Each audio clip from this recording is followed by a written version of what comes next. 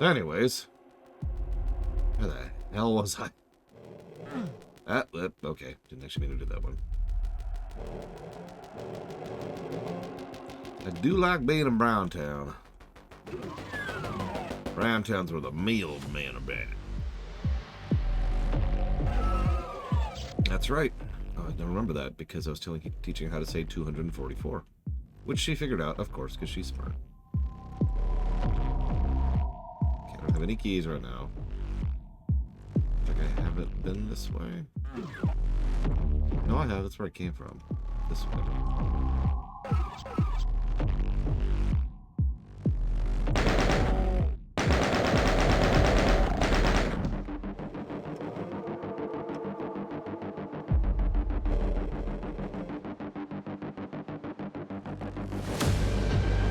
Yeah, some of you probably noticed that as soon as I heard her coming down the stairs, I adjusted the camera so that there were no, gory bodies on the ground.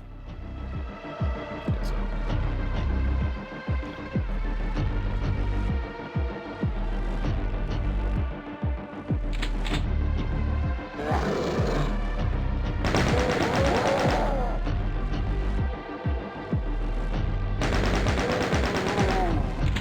I'm not as anti-violence as a lot of people are, but, like, I'm not sure my 5-year-old niece needs to be seeing demons getting shot up. Know what I mean? And yes, this is Oath. This is, in fact, the city. I forget which city. Have they even said which city this is? Like, we were joking about it being Detroit, but... Oh, it's the city of Earth. Oh, that makes so much sense.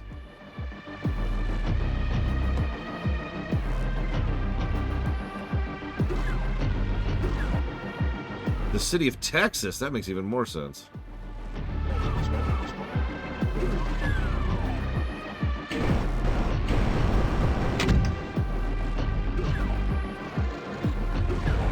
Can confirm Texas is a whole lot of brown.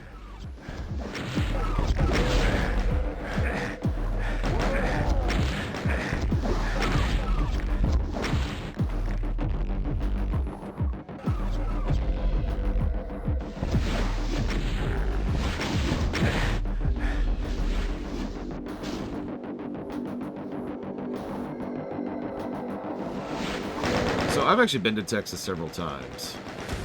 But so for those of you who know, Texas is quite large. So there's a couple of biomes in that area.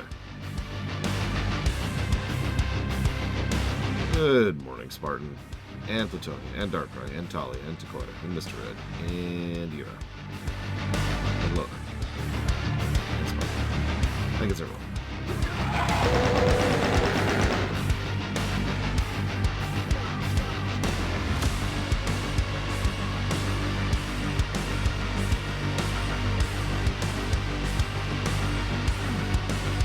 Okay, so I know my overall tolerance for bad levels has been going up as I go through this game because this game has crap level design. This has been one of the more solid stages we've seen so far. No joke. So let's run through this sequentially, shall we? So we started off over here. Bunch of dudes. Shoot, shoot, shoot, shoot, shoot. Nice little indoor area. Bunch of windows, which is useful for shooting people through, but also them shooting you. Plenty of good armor placement, plenty of good little navigation thing. It's big enough so you can see where you're going, and this is one of the things that the last level completely screwed up. The windows help you to see what the hell is going on in the buildings, other than just having buildings, whereas in the city map, it was just this giant building of who knows, right? When we get out here, we see a nice, big, obvious, hey, you need the red key. This is that all-important direction thing we were talking about. So now we have guidance and know what we want to do. We want to go get the red key. By sheer virtue of the fact that that's the red door means we go this way. We go through here, we fight some more guys. Make our way up here. Hop across this bridge, because it's essentially the only way to go, and up over here. Also notice it was visible right here, because we could see it from the bridge. Red key. So, we had some good peeking, too. Guiding us in what direction to go. Once we have the red key, we go back. Go through here. Quick and dirty shooting some guys in cages who can then shoot us back through it. Blue key. You cannot jump. No, heroics. You can glide?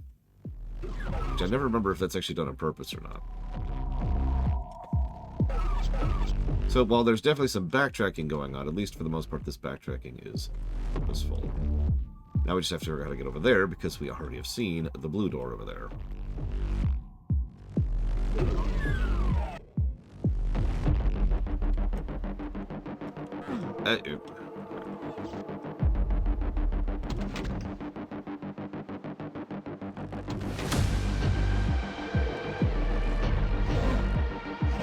And there's the blue door.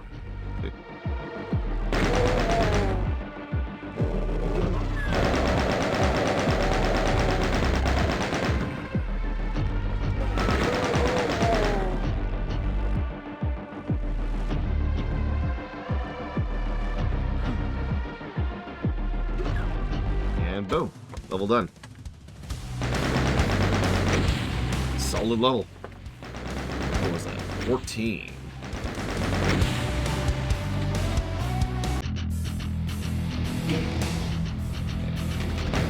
That was 14. The Inmost Dens.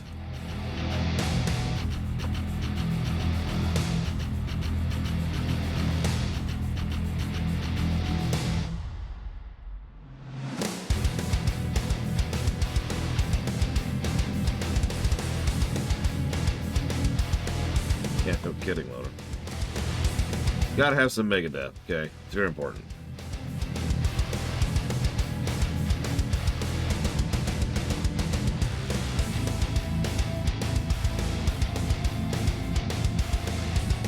Is this one by Romero? I thought he didn't make any of the ones for this.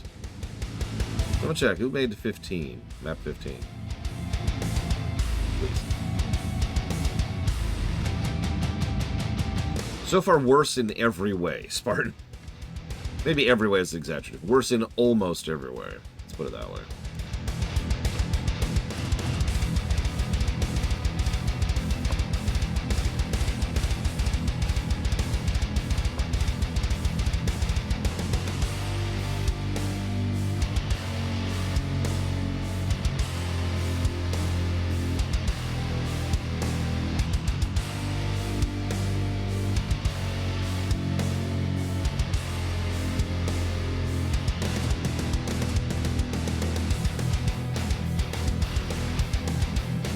Made 11, 15, 17, 20, 26, and 29.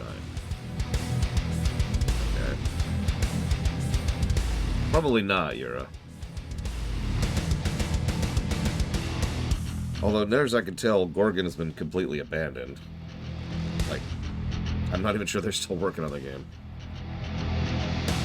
Although I didn't check the Steam page.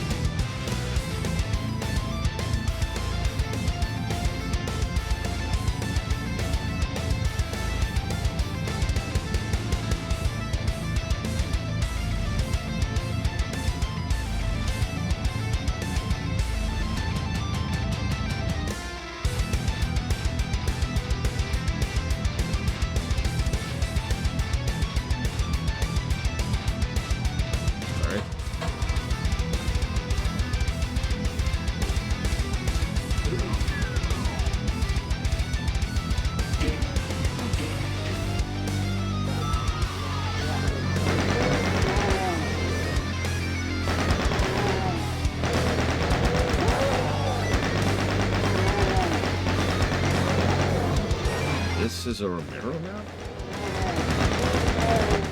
Okay.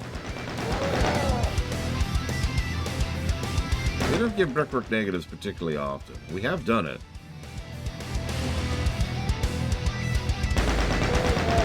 I stand by it, though. I know, it's just, you know, it's Doom, it's 1994, blah, blah, blah. Counter argument. Chrono Trigger.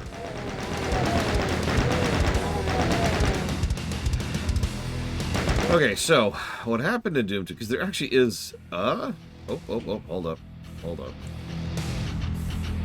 Story here.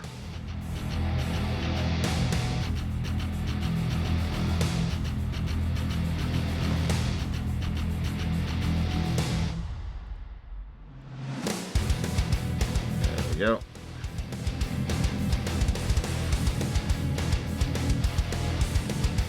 Sorry, I wanted to, I've been adding, oh god, I forget who suggested it. Someone suggested the idea of adding the phrases those bots use to the automatically blocked phrases thing, which is a feature in Twitch. So I went to add cheap viewers as well as best viewers to that. Do me a favor, don't type those things, because it might auto-ban you for doing so. Just as a heads up.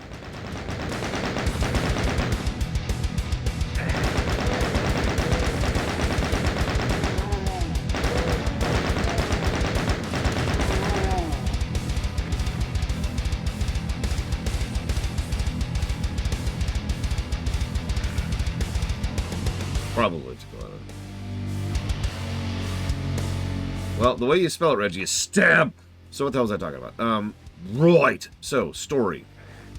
So, after the failed invasion of Phobos and Deimos, thanks to us, of course, we opened a portal back, or I guess the Spider Mastermind? I don't know. Someone opened a portal back to Earth. We took that portal back to Earth. The demons followed us back to Earth. Now we're on Earth. Cool. The demons followed us through. They start massacring everyone. So the humans all load up into a bunch of big old spaceships. And they're like, alright, we need to get out. But for whatever reason, there's some weird, gross computer corpse machine that they've got going on. And this weird, gross computer machine is preventing the ships from escaping. So our first mission was to get in and disable that machine, which we accomplished in mission like 7 or something like that. So, as we're like, alright, we're done. We're ready to lay down and die. Daisy has been avenged. Humanity's been saved. But, little did we know that there were more demons to kill. So they found out that there was a way to backtrack and find the source of the demons, and we could destroy hell once and for all. We were like, sweet, we love destroying hell. So now we're going to destroy hell. Also, Argent Energy and the creator of the universe, and let's not get into that right now.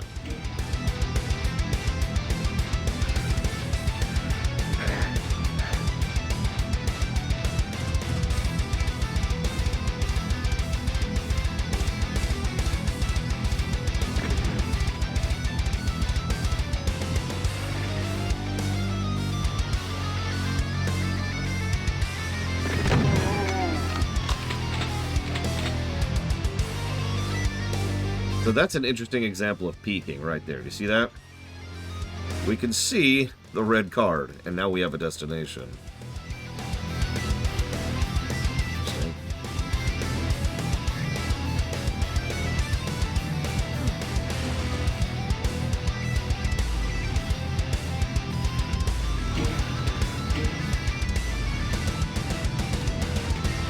Did I like Serious Sam 1? Man, Serious Sam 1 is the greatest game I've ever played in my life. Final Fantasy VI has got nothing on Serious Sam 1. I once wept real tears because Serious Sam 1 proved to me what true video game design actually was. I've also never played it, so I have no idea if it's any good or not.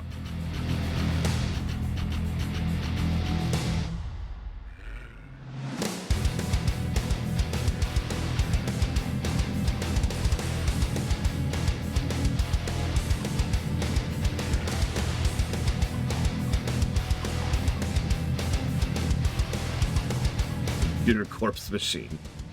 I mean, I'm not joking. If you saw the visuals, that's what it was. It was a computer corpse machine. It's really gross.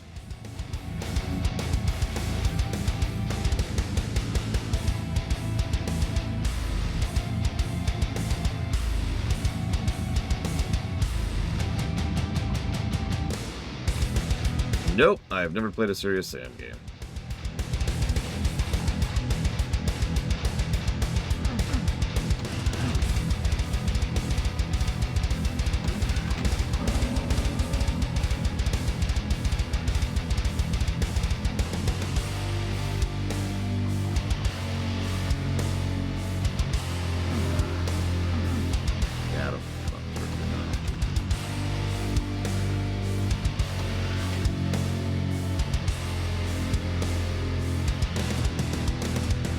So, of the Transformers movies I've seen, I would probably put Bumblebee at the top. I kind of keep wishing I could look up so I could kind of see if there's another way in there. So Bumblebee at the top. Then... Let me see. Oh, Bumblebee doesn't count then? In that case, I've only seen 1 through 4. Alright, I'm going to take your word on this, Talia. I give up. Okay, moving on to the next game. Doom Cubed.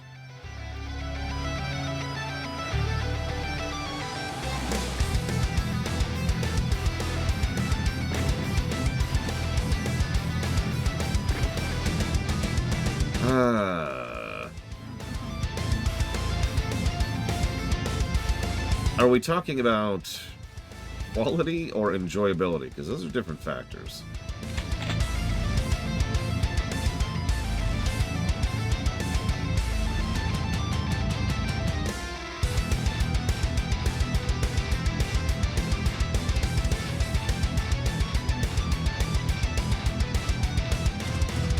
Enjoyability. Okay. So in that case, I would put Transformers 2 at the top. It had probably the best fights in the series, and the best choreography for said fights. Also the worst script, and the worst acting, with the worst plot, and the worst dialogue, and just terrible, terrible, terrible story axis. But that's not what you asked me.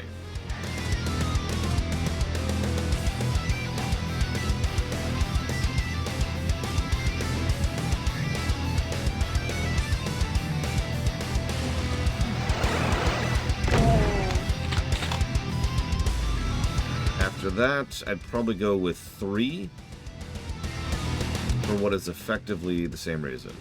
They all have that mechanism.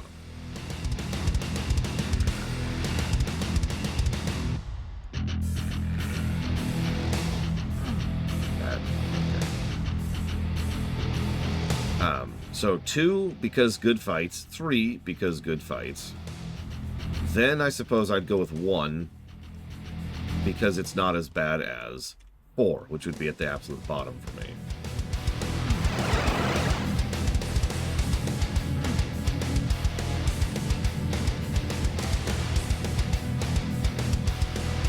Four didn't have good fights, and was still terrible in every other way, just like the other films were.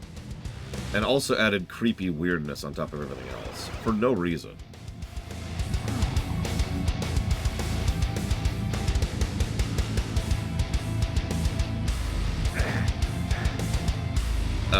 I don't know what they're called, Spartan. Hang on. Transformers 4. Age of Extinction is apparently what it's called.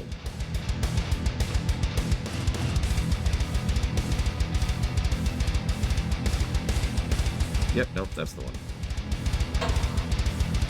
Is there a film I wouldn't rewatch even if I got paid $5,000? No. $5,000 is a lot of money.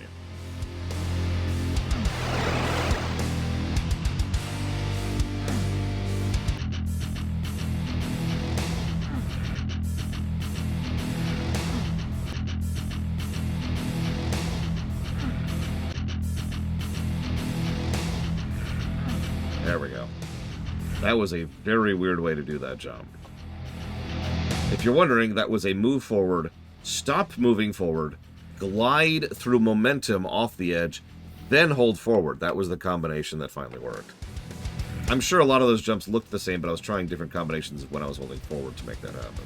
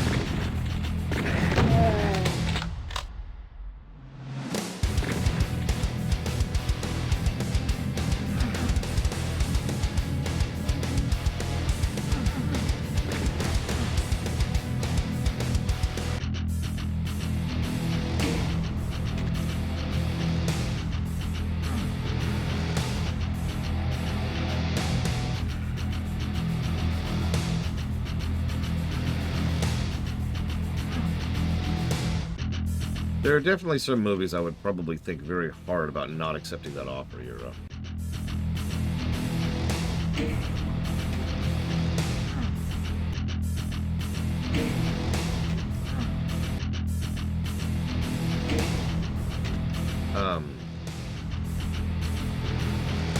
Oh god. What's that stupid horror film called? I know, that's not very distinct. It's about a spaceship which is creating a hole in space and it opens a hole to hell instead.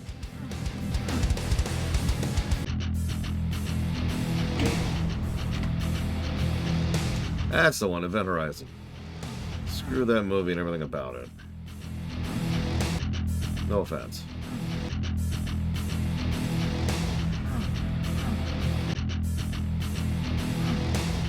I'm not sure you could pay me to watch that film again.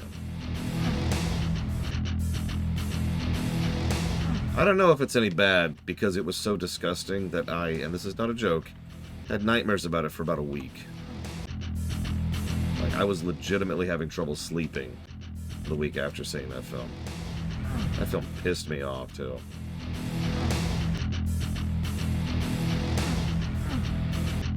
Because, Event Horizon.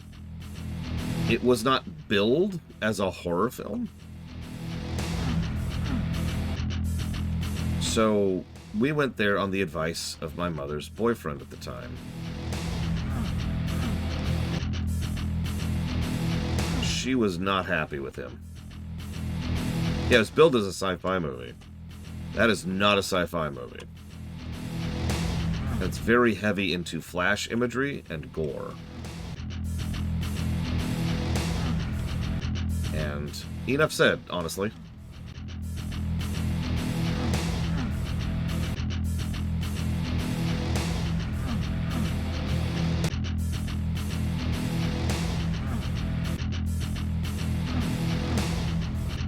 I know I moved faster with Jesus, finally. Diagonal. The problem, and I swear Romero did this on purpose, you see that frickin' ledge right there, the one that's jutting out from where I was? That was getting in the way of the direct shot. Like, it would have been relatively easy to just do a straight shot over, except that I kept bouncing against that ledge. So I kept trying to find an angle where I could diagonally move across this. Anyways, negative to freaking gameplay. Jesus Christ.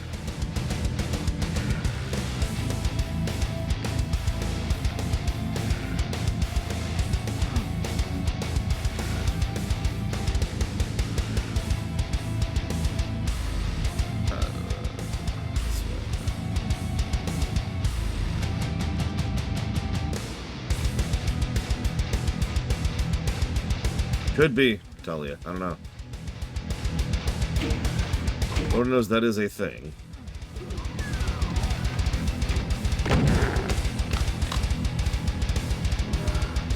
Minute and seemingly irrelevant changes to gameplay can have significant effects on specific missions or levels.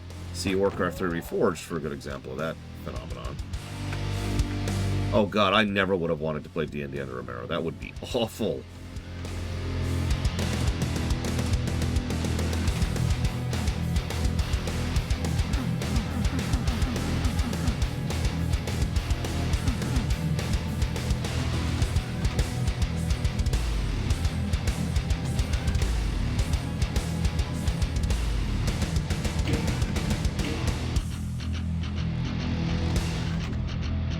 I actually don't know who the GM was of the campaign that inspired Doom 1.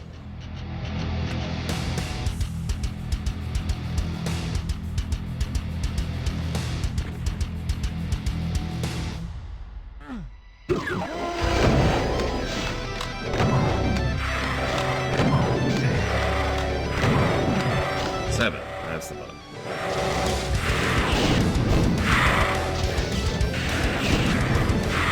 Oh yeah, by the way, y'all have been spying on me. And by you all, I mean YouTube has been spying on me. I was checking something this morning. And, managed to get a YouTube recommendation for a WOD called Nuts.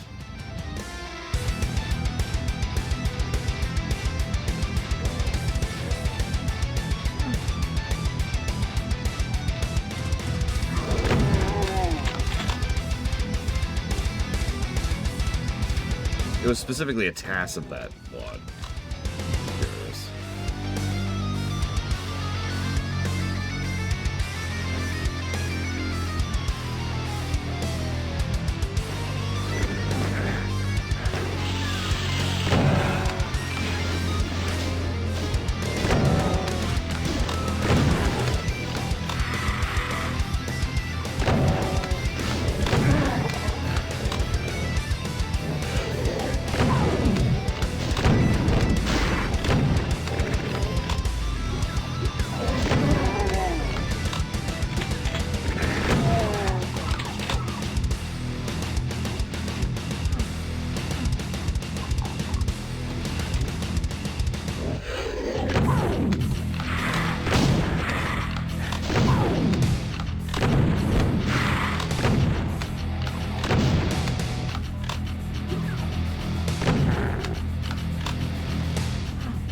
My God.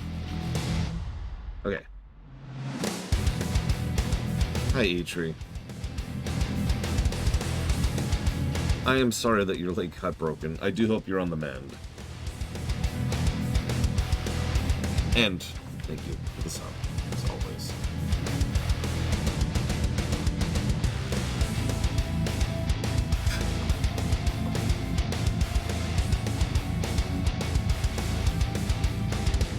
Jesus Christ, Bedonia.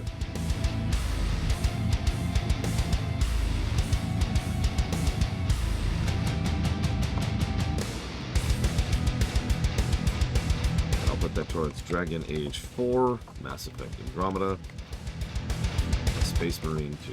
You got it. Here's hoping, E-Tree. I hope you're at least getting some physical therapy.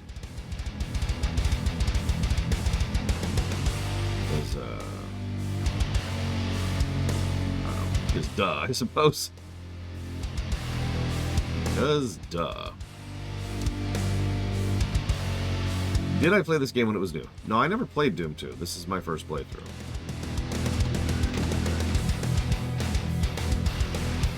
Did Doom's visuals impress me when it came out? No.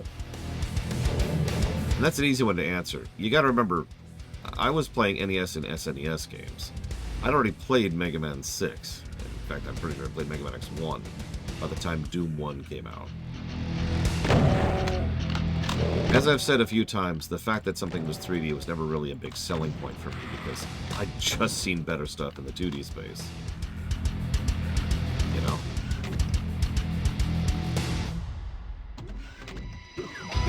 Now, I don't think that's an age thing. I think that's just an I'm weird thing. Because most people I know are like, oh my god, it's 3D.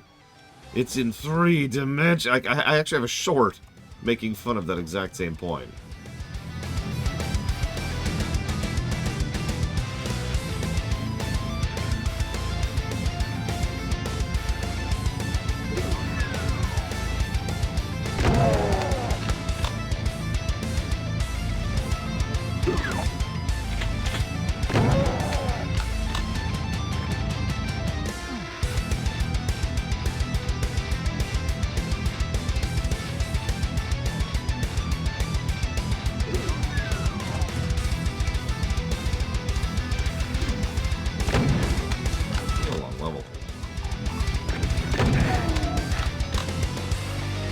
Exactly. It looks like crap, but we don't care. Because it's in 3D. I mean, some of you probably do remember this era. If nothing else, it's somewhat well known because of Soten. Soten was somewhat poorly received, not because it didn't look incredibly amazing and wasn't one of some of the best sprite work in the business, but because it wasn't in 3D. And at the time, there was just this overwhelming push from everyone to make everything 3D. And anything that wasn't 3D was just trash. It took several years for people to realize that that's a really stupid concept.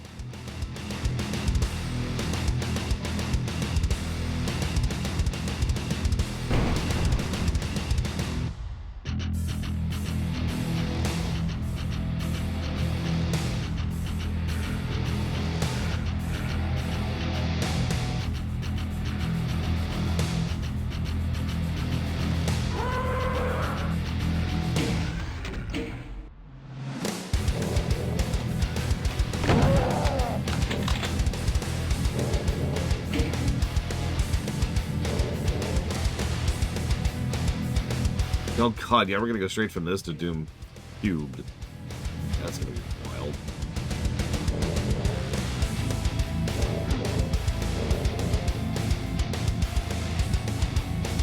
I don't know, like I said, I'm probably the weirdo here.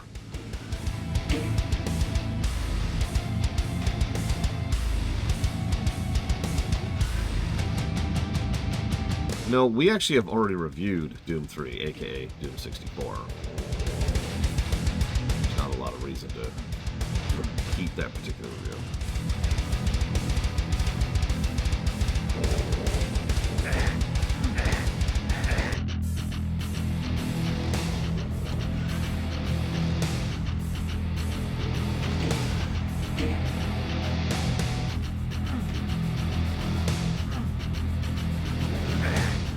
God damn.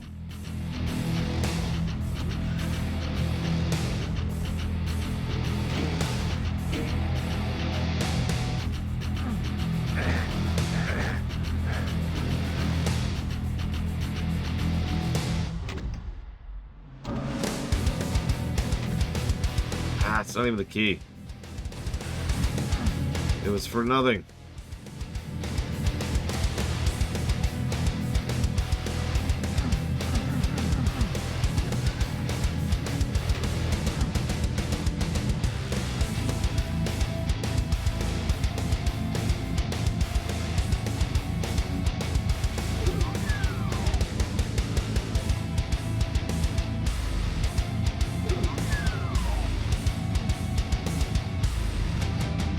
Is that the one where you have to, like, stand on the teleport? Well, no. You have to get an enemy on the teleporter first, and then you yourself can stand on the teleporter spot, and that gives you the secret unlock?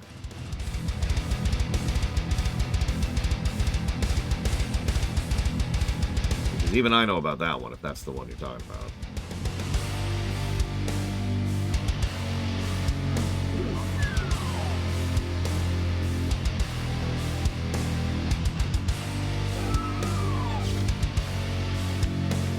Okay, Talia, just for you. Yeah, that's the one, Plutonia. If that's this level, then lol.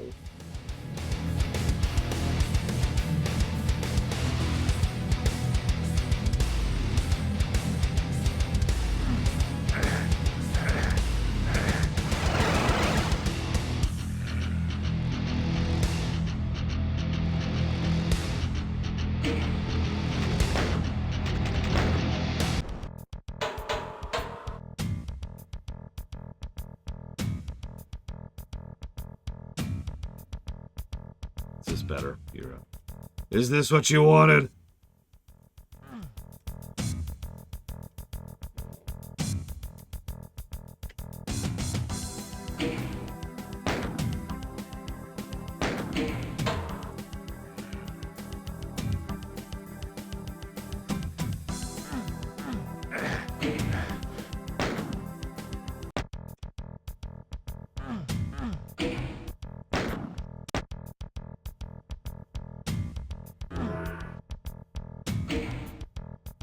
There, now what? I have accomplished your slavish whims, Talia.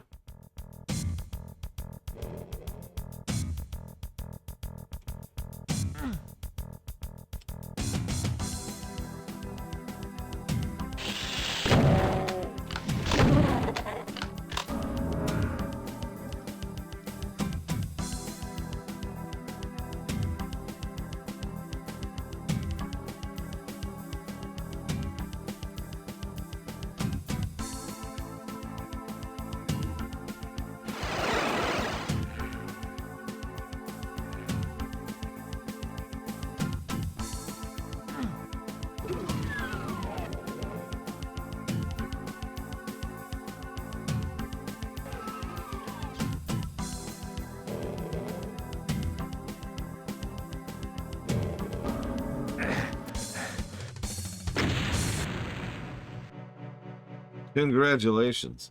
You found the secret level. Looks like it's been built by humans rather than demons. You wonder who the inmates of this corner of hell will be. Oh, for God's sakes. So speaking of terrible brickwork, and terrible level design.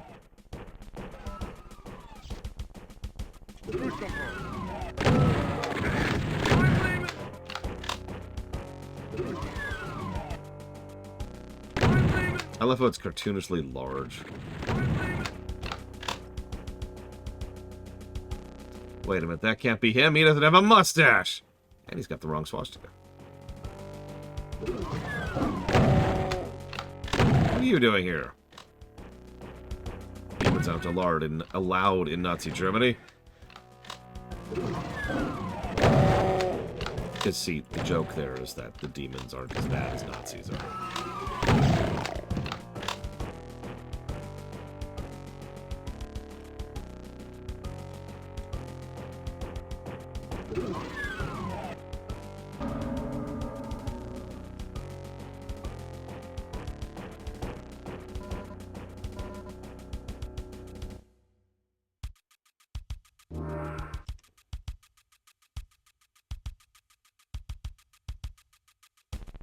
Honestly, yes, Yura.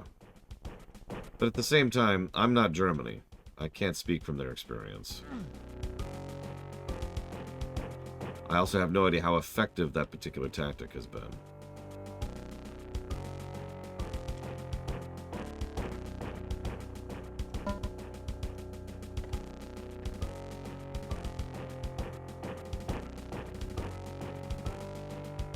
That I'm completely with Plutonium. We need to stop allowing the swastika to be associated with the Nazis.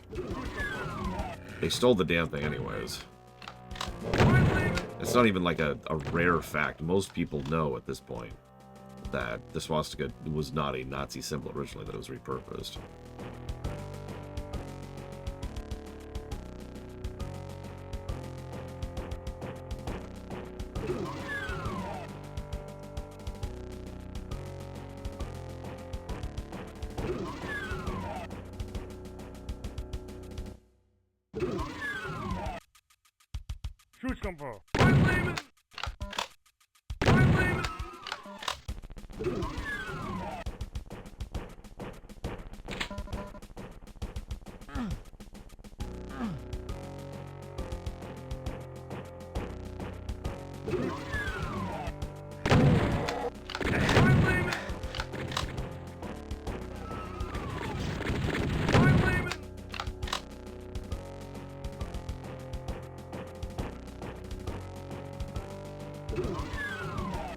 Ladies and gentlemen, I'm calling this the "This is why you're glad we're not reviewing Wolfenstein 3D" section of the video.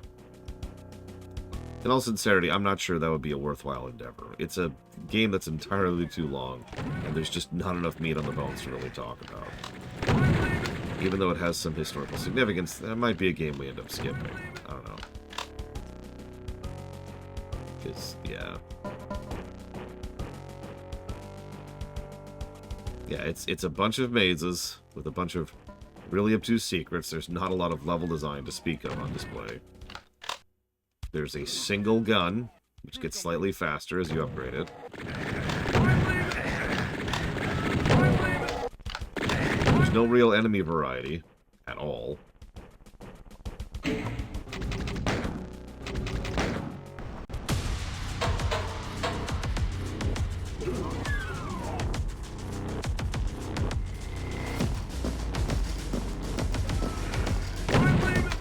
Which thing is not true? I just said like 5 things.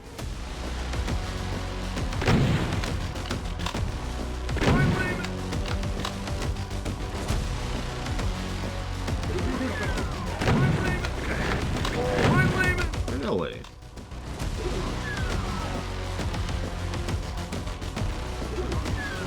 Would it score worse than Youngblood?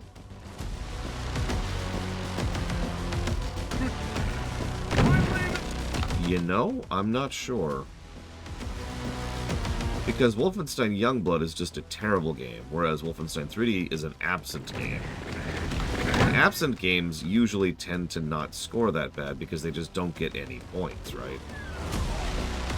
It's just, yeah. Here's another level with no positives or negatives, and here's another level with no positive or negatives, and here's another level with no positives or negatives. Yeah, what is this? Well, it's bread. What about this? Well, this is moldy bread. Well, which one's worse? Actually, you know what? That's a good example. If you're familiar with Wonder Bread, Wolfenstein 3D would be Wonder Bread, whereas, you know, Wolfenstein Youngblood would be moldy bread. I'm not a big fan of Wonder Bread. It's probably one of the worst of the bread brands out there. But it's still better than moldy bread, right?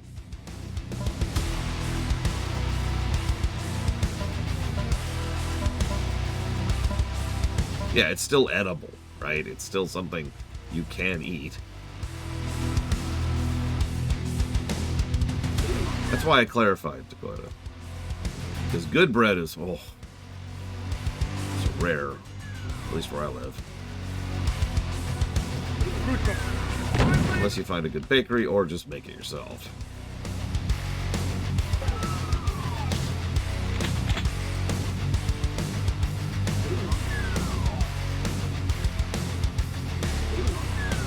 Oh god, the smell of good bread is amazing. Nothing quite like it.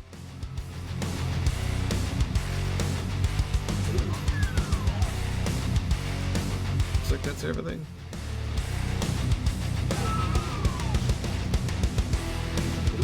Although I'm missing an enemy, but whatever, it's fine. 3 secrets. But this is Wolfenstein, so that's not a surprise.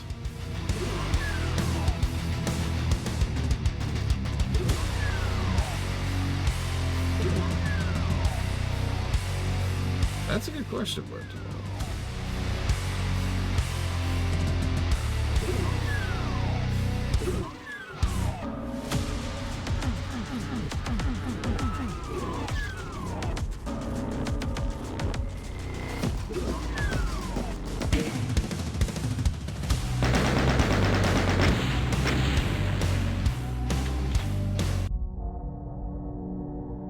Congratulations, you found the super secret level.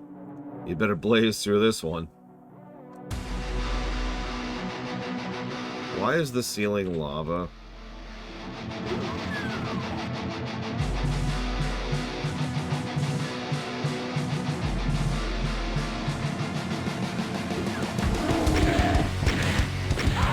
Hammered it.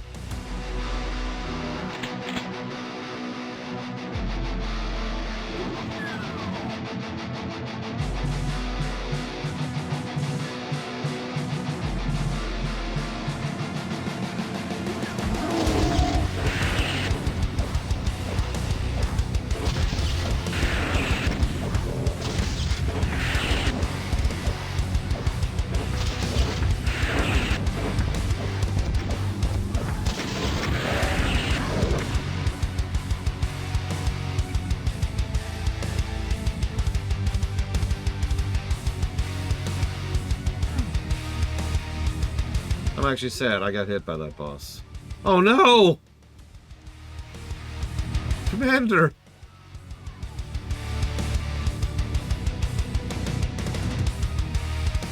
Now did he do it to himself?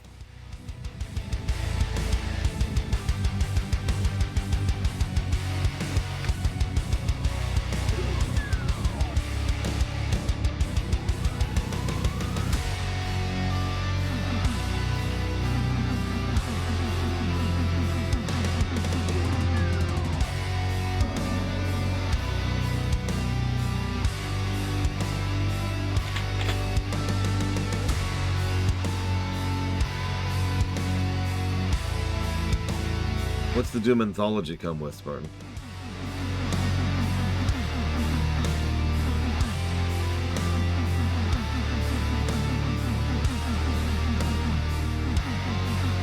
Ah, bricks, my beloveds.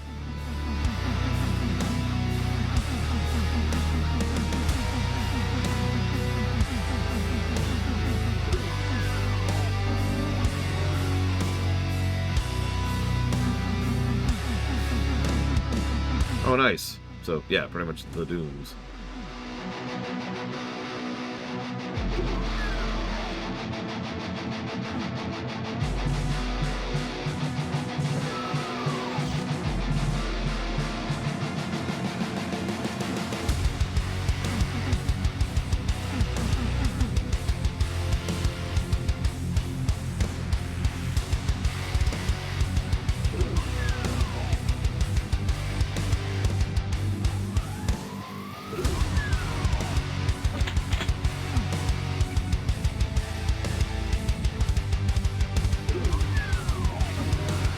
Returnal has a few issues we'll cover when we get there.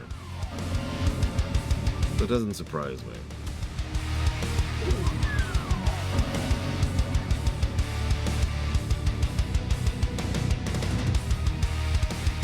Wait, this says there's 4 enemies I haven't killed. No! You can't!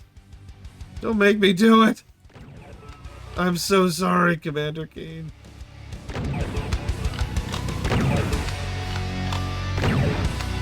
Oh shoot! Let's try to make it quick.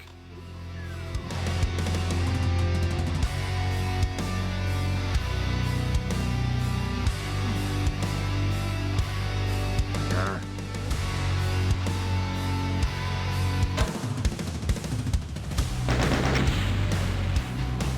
30-second par. Jesus.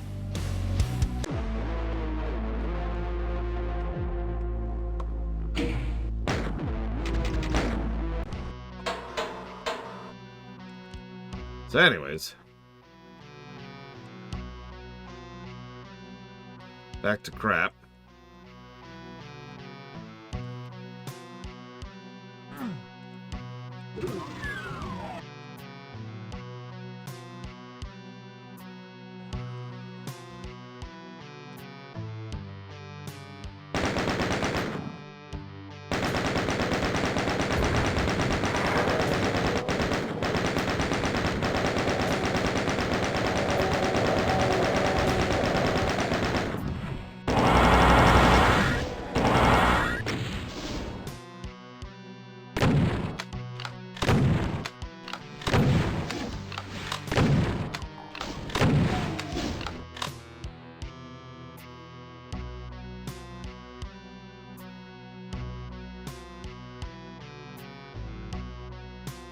You know, I'm not sure I own 5's expansion yet. I'm gonna have to rectify that.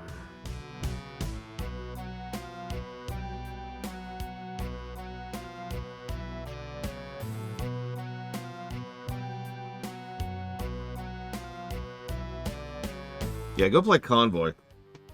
That's a decent game. I actually streamed like an hour of that.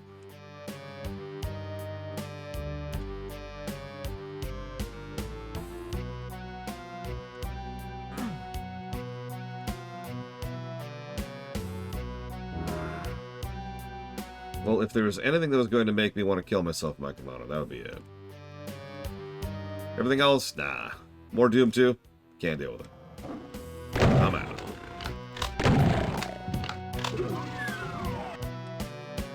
Behold!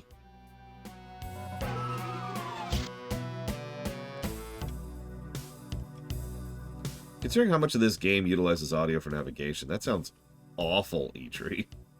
Here, let me simulate what that would be like for you.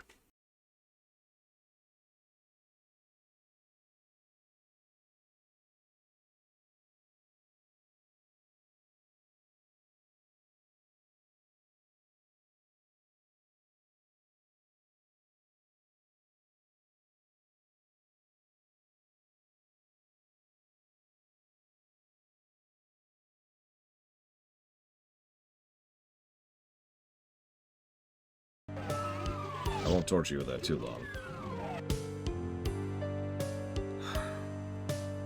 I can't remember which game it was, but I had a similar experience with another game, and I'm trying to remember what it was. Because I just couldn't... excuse me.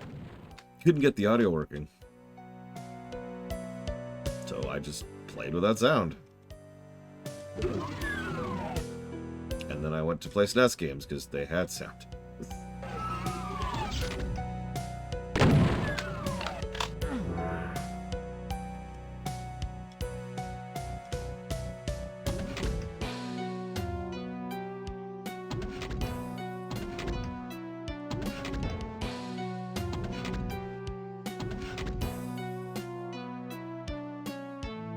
Oh, like the...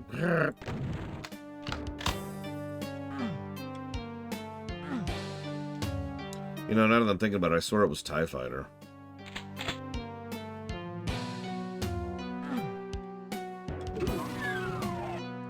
Like, that sounds right. Oh, God. Yeah, the screen just suddenly flashes red. What? What?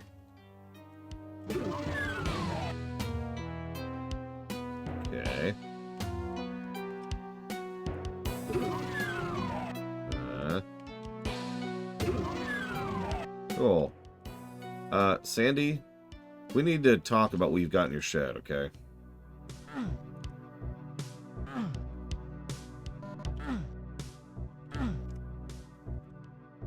There are quite a few FPSs on this NES. Most of them are just ports, though.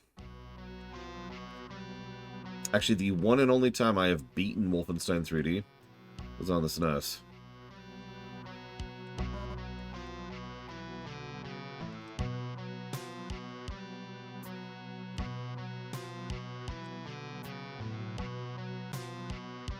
There was also a terrible Jurassic Park game on the SNES. That was like a really weird combination of a dungeon crawler and an FPS.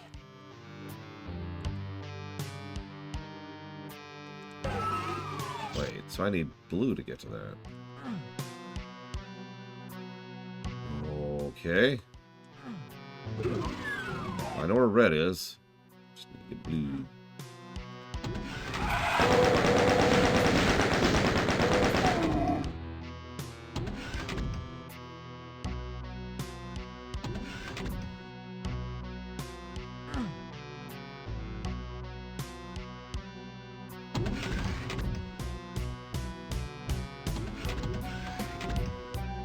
You know, I don't know if there is a Super Noah's Ark, but if there is, I would totally play that.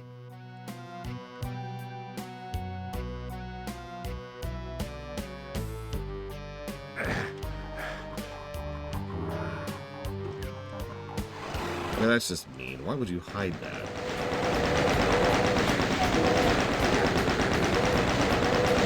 So the reason I kept ignoring that pillar in the middle...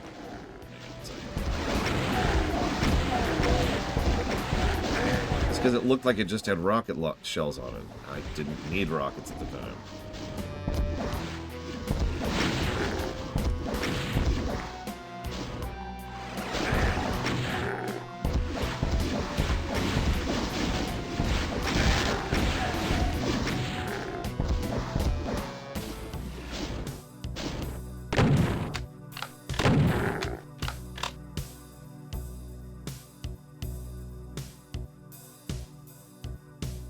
Hold on. That's a real game?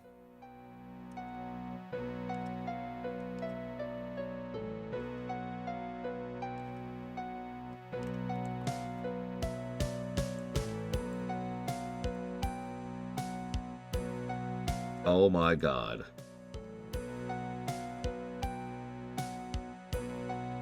It is. It's Wolfenstein 3D. I can tell immediately, just from looking at it.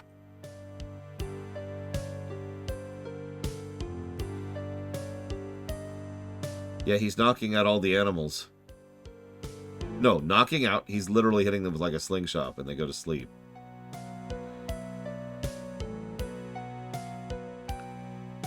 The keys are puzzles. Like they're quizzes. You have to actually answer a quiz to go through a key door.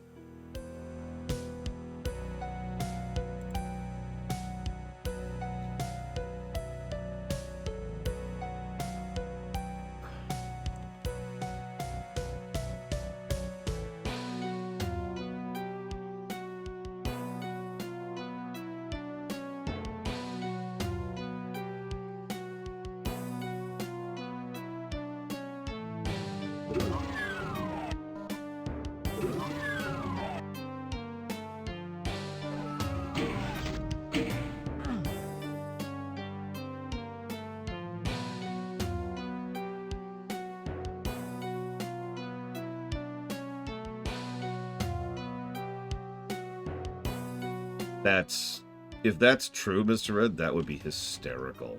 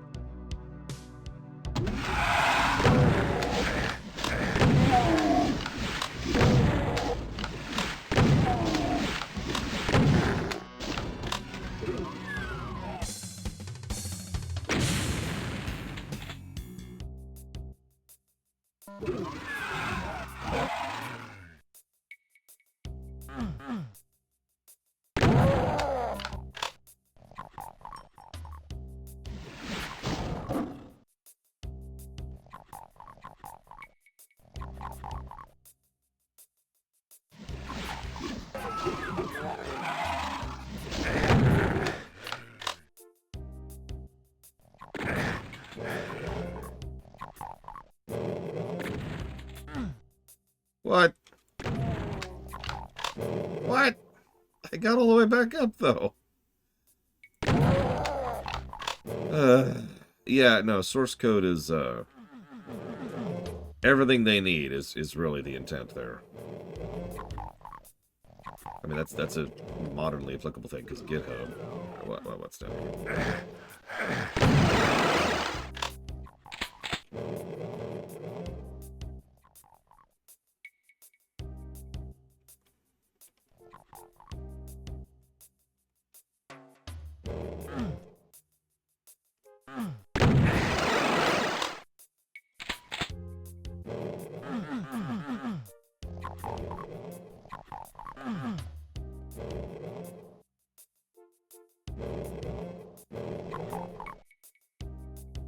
Okay.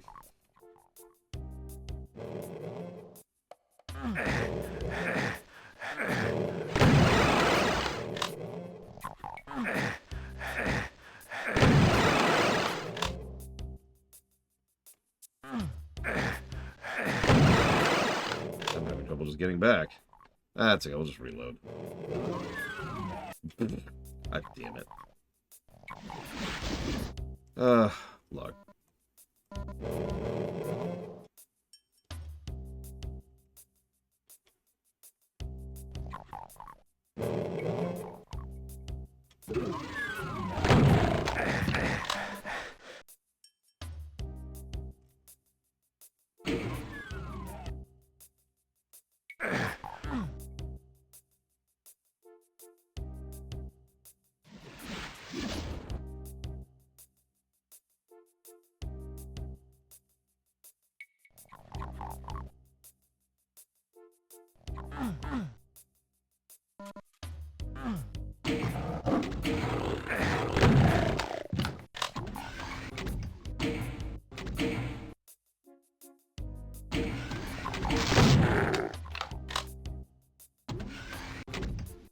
I think so, Reggie. I mean, I don't know. I don't know anything at this point.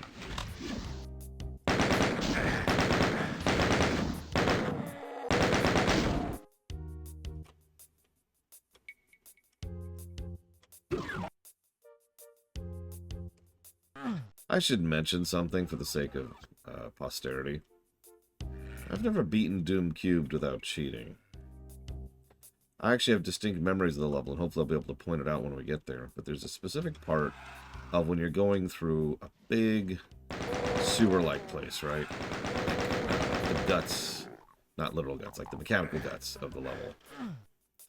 And I could not figure out where to go.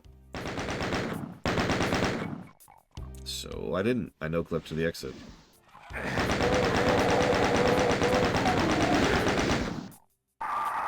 I just was not invested enough in that game to keep bothering at a certain point.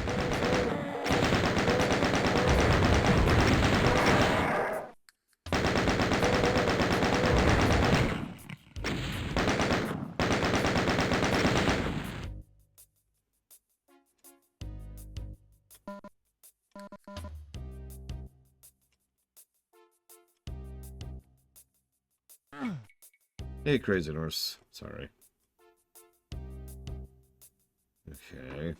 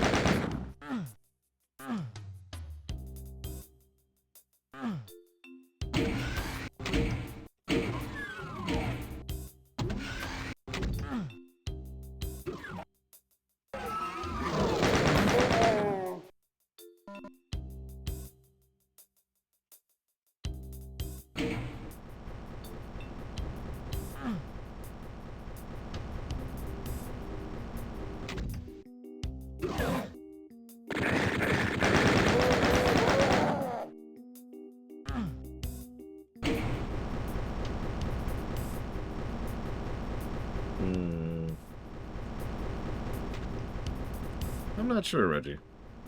Fun fact, I did a poll, which I might start doing more regularly, for the Doom 2 post. And it said, which one do you think will score better? Doom 1 or Doom 2? Guess which one was winning last I checked.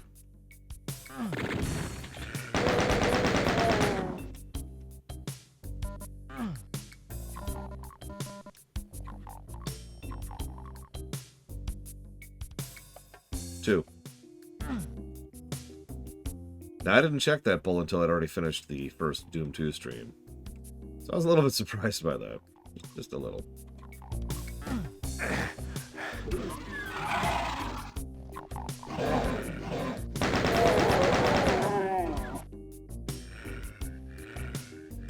A lot of people said the same general idea, though. That Doom 2 is better because it has this.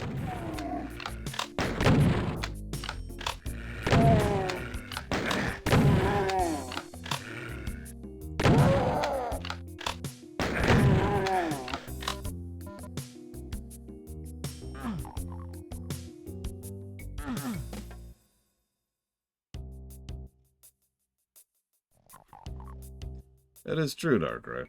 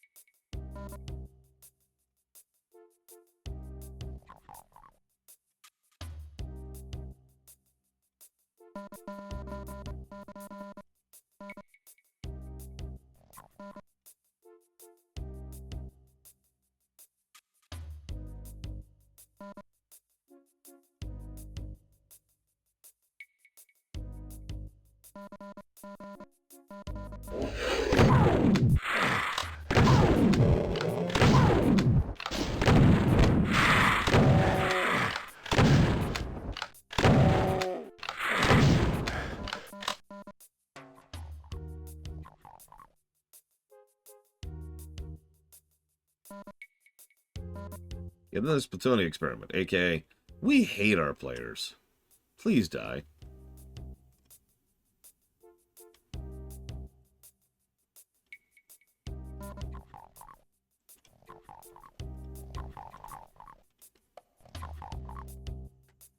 Probably terrible, Euro. When I was looking up interviews for Doom 1, I saw several people complain about the GBA port specifically.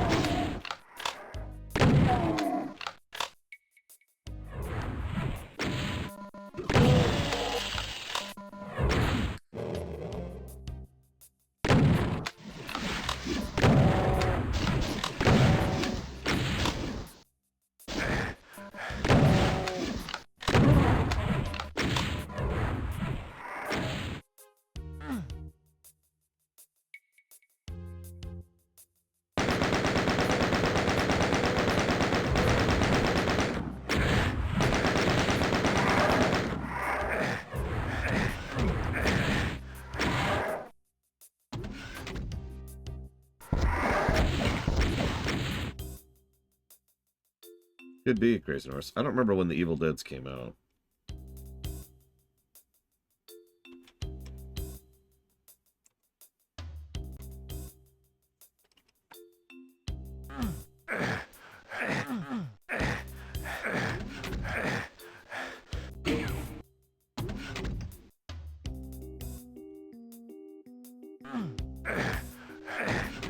'83. So they predate him by a decade.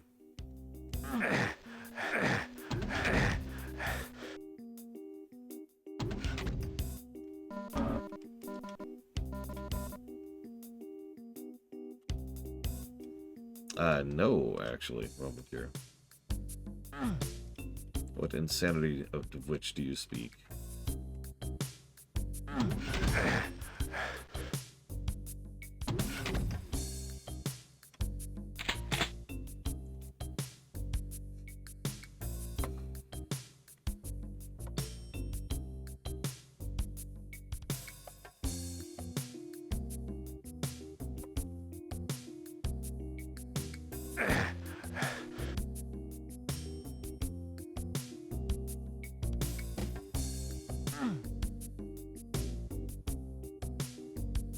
Of spite. Good God.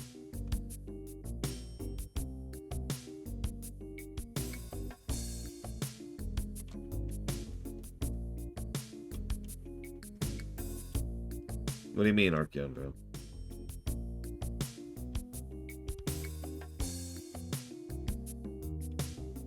Why does the barbarian carry around a skillet? Oh, he uses it for his spellcasting focus. He only has one spell, though. Cast Iron.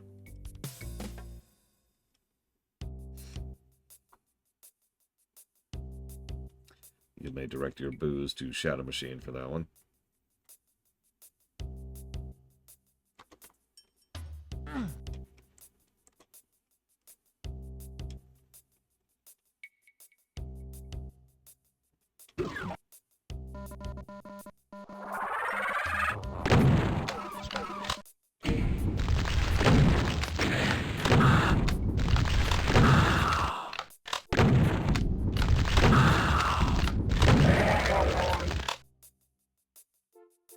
Damn.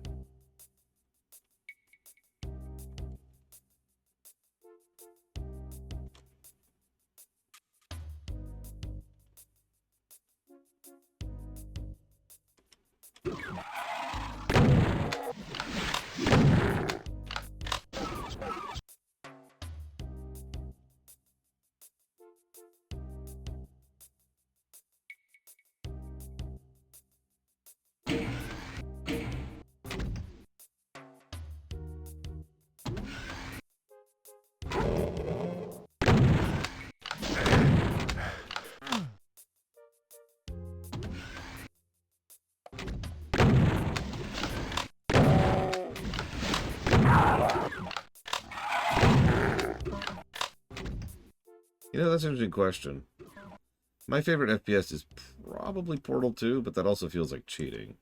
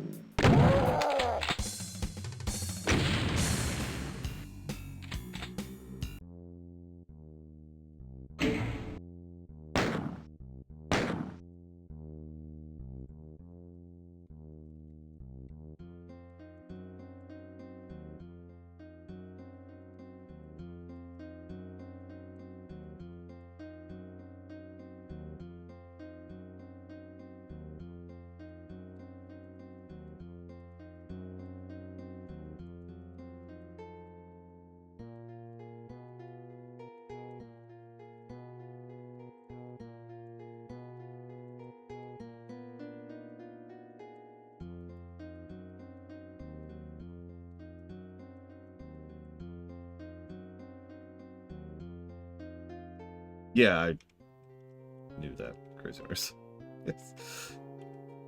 Well, here's the exit. We need a blue key. Yeah.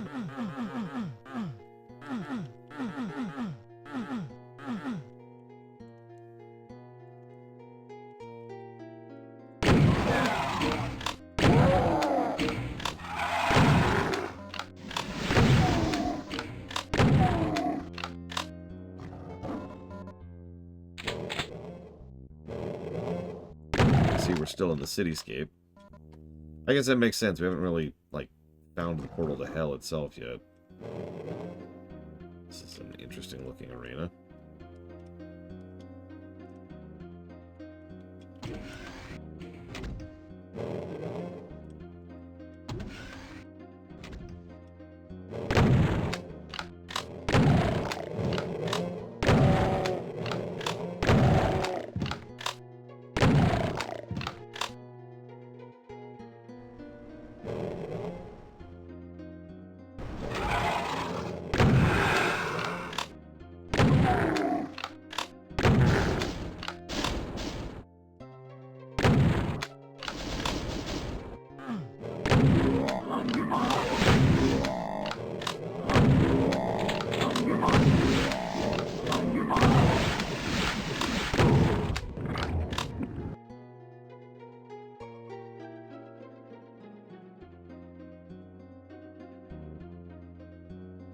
Yeah, now that you say that, Dakota, I remember a lot of switches were shoot switches in Quake.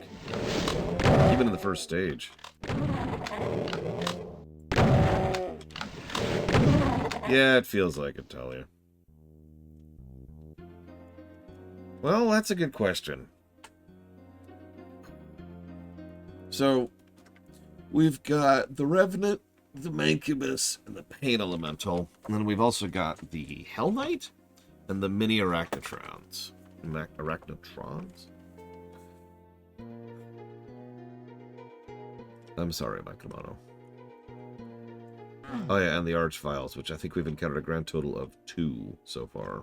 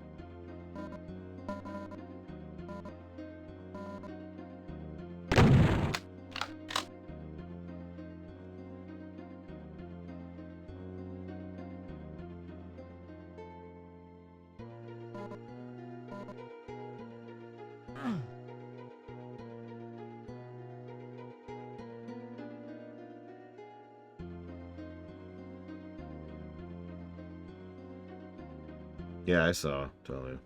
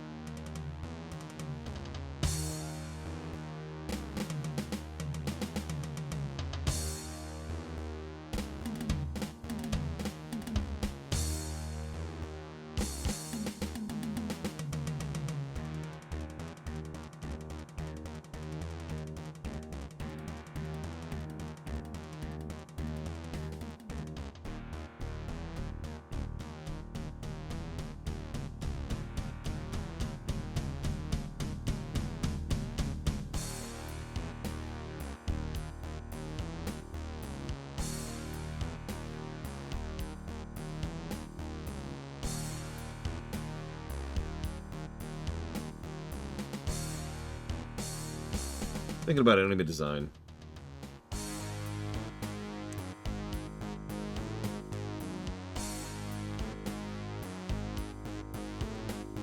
Most of the new enemy types feel like a refinement of existing enemies rather than actually new enemies, but that's not necessarily a bad thing. And as was pointed out earlier, generally speaking, there is a smarter usage of encounter design, even more so than Doom 2. Like, there's a lot more enemies, but also in ways that make more sense, if that makes any sense. I do think there's some enemy spam, especially early on. I stand by the negative we gave for, like, what was it, level 2 or whatever. Archviles could probably qualify as a new enemy, but I know nothing about them other than the fact that we fought 2 of them so far.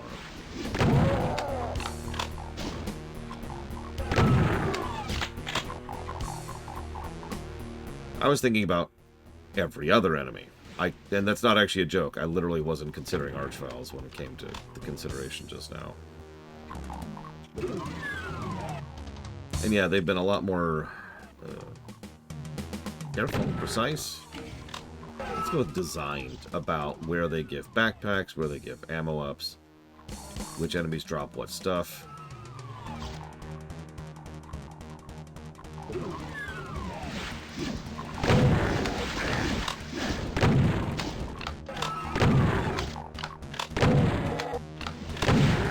I wouldn't say improved itemization. It's more like it's as good of itemization.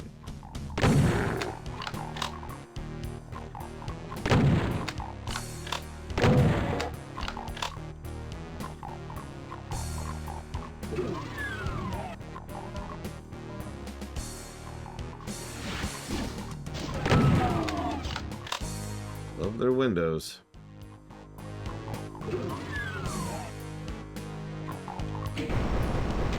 I already hate this stage. Like, already. Look at this. Samey corridors. Lots of gray. Lots of switches, too. And small corridors. So small, samey, switchy corridors.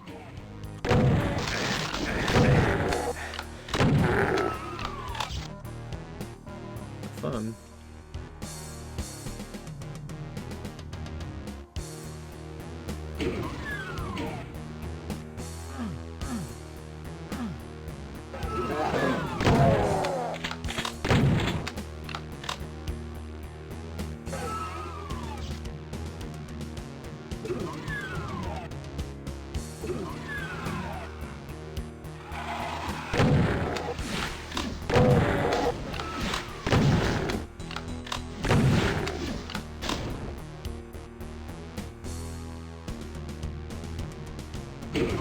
I mean, and I don't really mean this as an insult. In my experience, though, when you ask someone their favorite, or which one do you think is best, they're not really thinking about that question.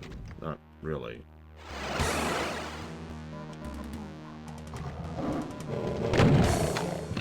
They tend to go with the immediate gut reaction. Or maybe they go with, like, whatever emotional beat they could have there. Or maybe they're only remembering the first part of the game, or maybe they're only remembering the mod scene of the game. Stuff like that.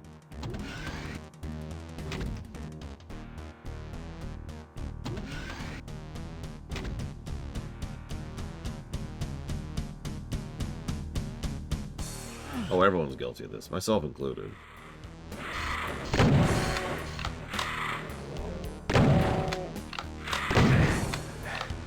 One of the reasons why I try not to give my opinion about games I haven't actually reviewed. And related news, Galactic Battlegrounds is total garbage! Okay, okay.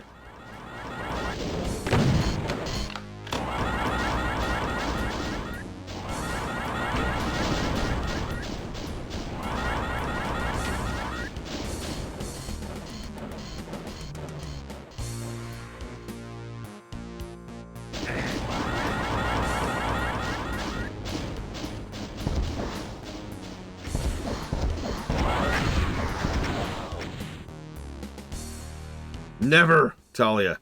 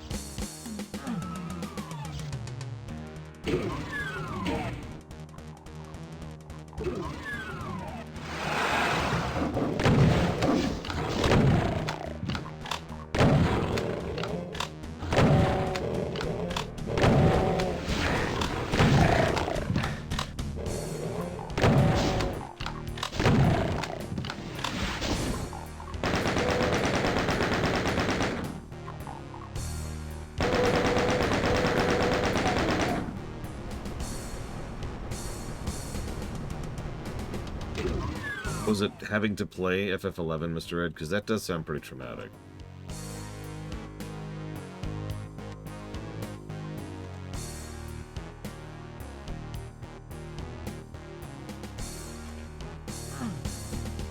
I'm kidding. FF11 is another game that I don't really want to give a real opinion on, because all I remember is playing it when it came out. Let me tell you, that was terrible.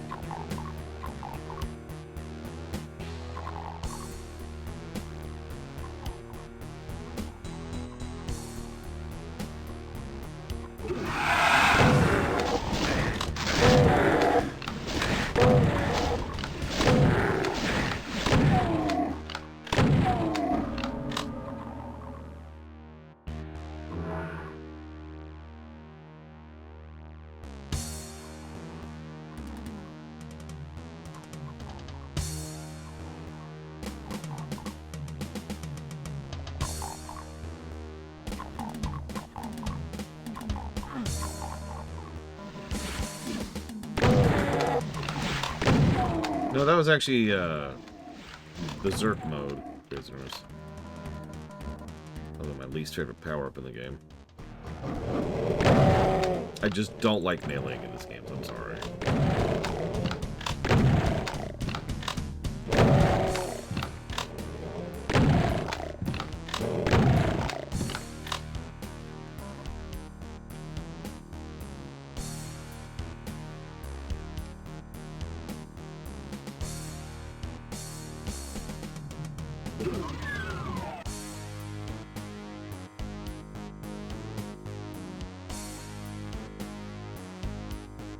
Yeah, if you notice, every time I pick up Berserk, it automatically defaults to the punch, and then I immediately go back to whatever actual gun I was using.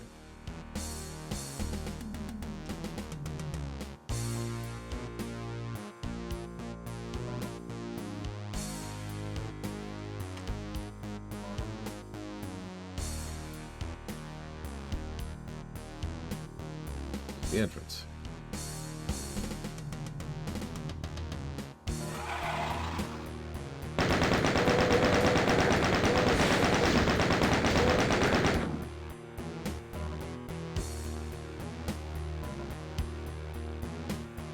Considering how much shared DNA Half-Life and Doom has, that's not really surprising, Roman Kira.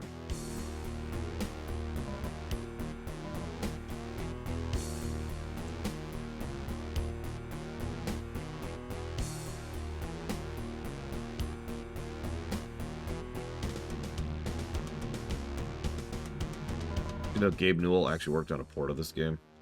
Or, sorry, the previous game.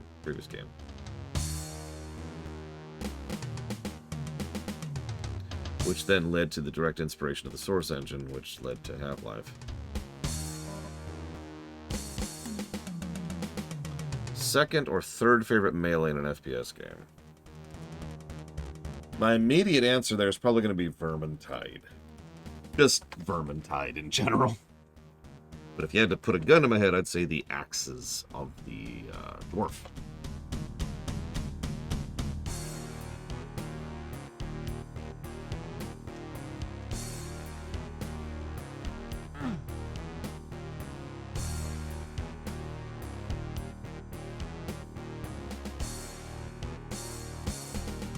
You know, I'm not sure, Crazy Norse. He might just sit in his giant pile of money counting it all day.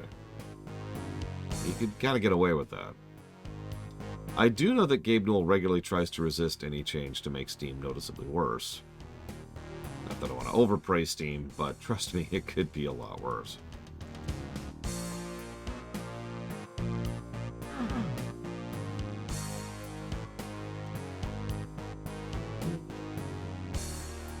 That's an interesting statement, Mr. Red. Should, however, I'm going to say automatically no. However, anybody with an interest in FPSs, or just like the modding scene or whatever, yeah, Doom 1 still holds up reasonably well. It has for a long time.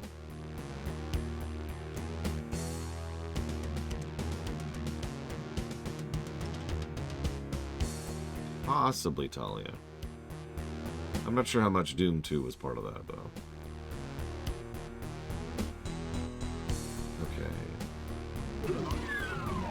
So this way, this way, this button, and then go this way, and then go in here, and then go to this portal. Okay, now we're up here. This way.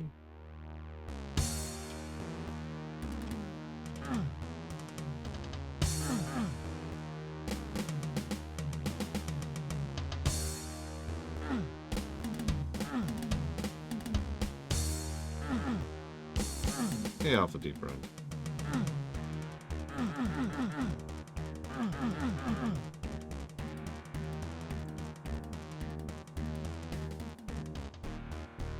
Okay.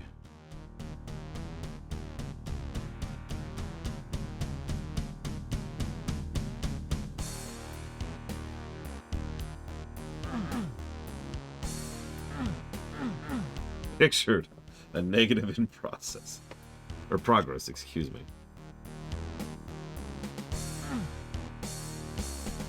Just leave that there. This is extraordinarily not where I want to be.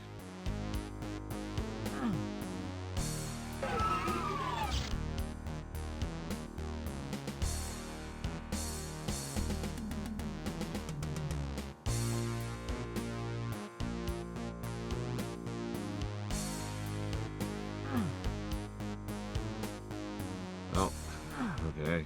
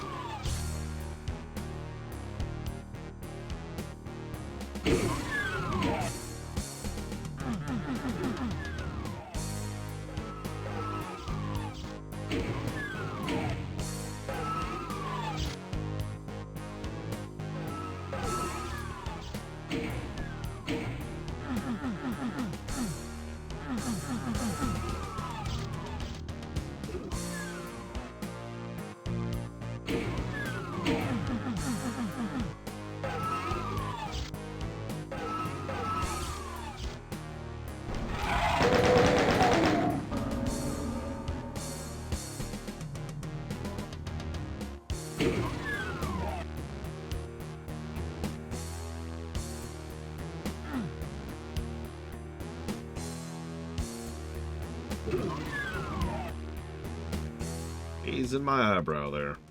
Not even saying anything.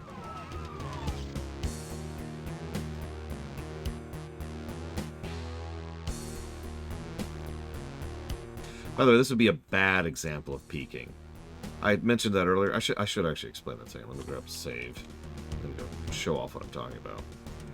So, to briefly rehash this on the off chance that you've never heard of me use that phrase, because it doesn't actually come up on game design all that often, Peeking is a form of allowing the player to see where they want to go so they can figure out how to get there. Again, Dark Souls. Dark Souls lives and breathes peeking. And yes, this is map 19. This is peeking, right there. There's the blue key. That's where we want to go, right? But the thing is, there is good peeking, and there is bad peeking. Bad peeking is, that's where we want to go, and then spending the last 20 minutes trying to get there and failing, and eventually getting the other key and giving up entirely. Because it's pretty clear that I'm supposed to get up there, but that route wasn't working, and that route wasn't working, and I never got up there, and there's probably a teleporter somewhere, and moving on. There needs to be some kind of way for the player... No, actually, Metroidvanias use peeking as well. There needs to be some kind of way to either naturally or via deduction figure out, okay, I'm going this way, right? As opposed to, like, if I can explain very, very briefly, I'll use a specific example. If I'm here and I see I want to go up here, and then I have to do this to get up here, that's bad peeking. Because that's completely just ruining the idea of what the whole point of it is. The whole point is, we want to go up here, so we're going to navigate in this direction until, boop, there we go, we find it, right? That's the kind of thing that has been... Now, this very game has used peeking quite well. In fact, I've already given a positive for that before. And it's also used it in the manner that you just saw. And yeah, secret keys for exits? What? Who made this level? Who made 19? Exactly, Plutonia. If you're going to do peeking, if the teleporter leads to your destination, you need to peek to the teleporter, not the destination. Because the whole point is it's supposed to assist in navigation and giving the player an idea of what it is they want to accomplish.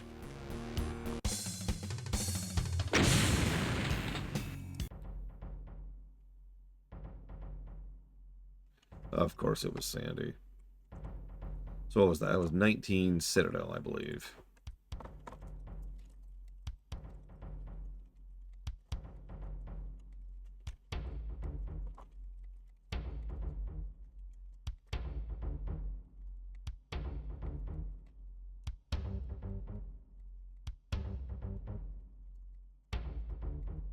No, but Sandy is a bad designer. Level designer, anyways. Like, I'm not sure I've liked a single one of Sandy's levels so far. I don't know. I'd have to figure that out.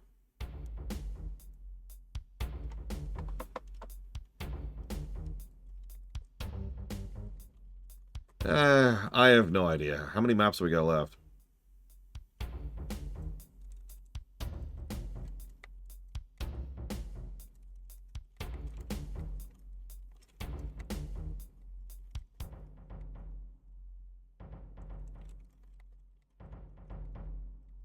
No, Crazy Norse. Unlike some people, I can differentiate between bad designer and bad person. Yeah, we already did the 2 secrets.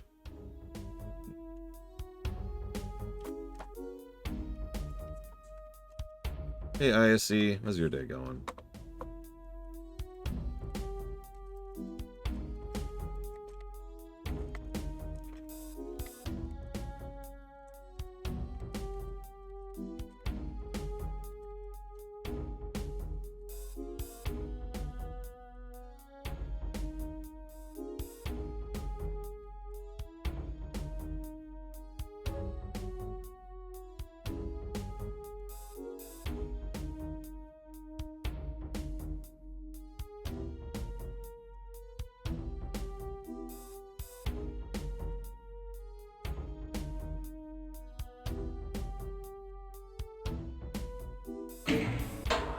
Okay.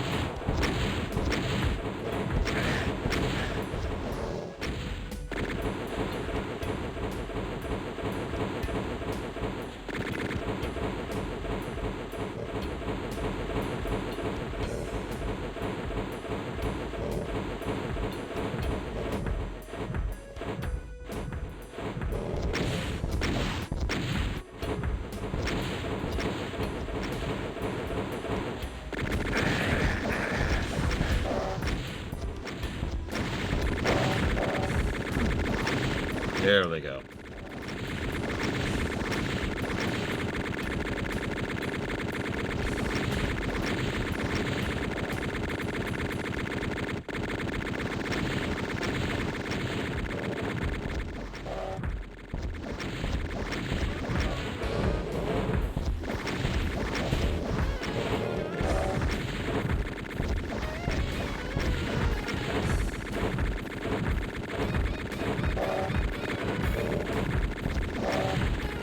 So who's your money on? Because my money's on the Cyber Demon.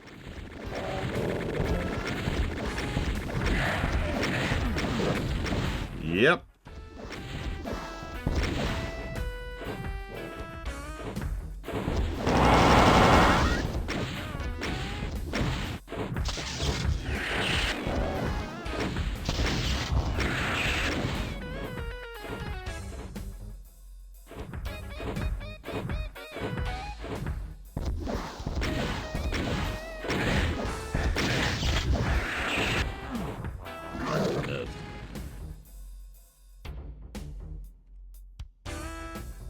Oh, never mind.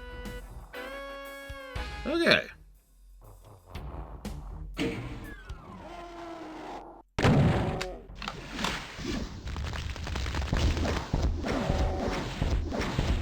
Can he resurrect the boss mobs?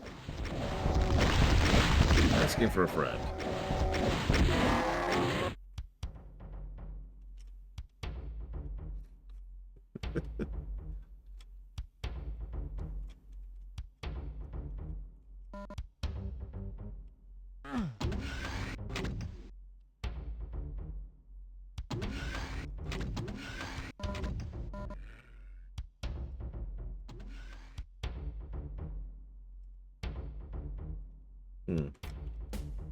Actually, that makes sense that his object would need to intersect with the corpse object to resurrect them.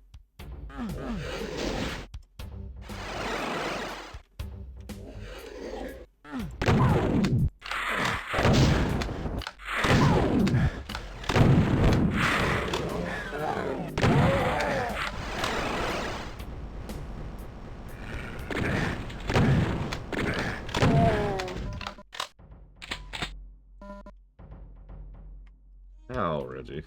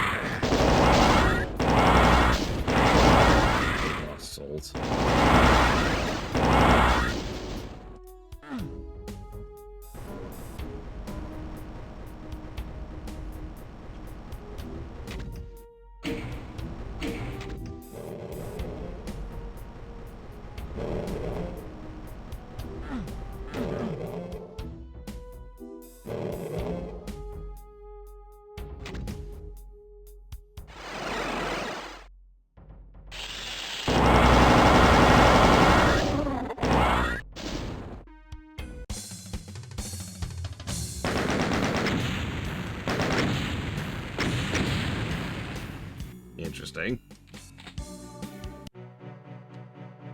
Oh, you are at the corrupt heart of the city, surrounded by the corpses of your enemies. You see no way to destroy the creature's entryway on this side, so you clench your teeth and plunge through it. There must be a way to close it on the other side. What do you care if you've got to go through hell to do it? So now we're in hell, I guess. Cool.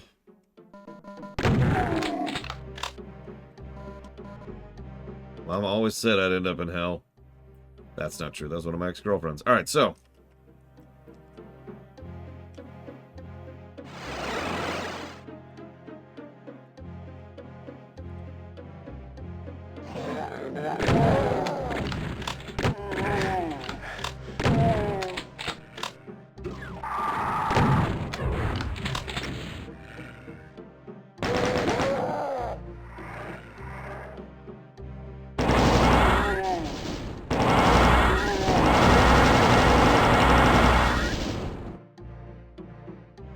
Listen, games get better the further on they get. We all know this. That's why outros almost always get positives.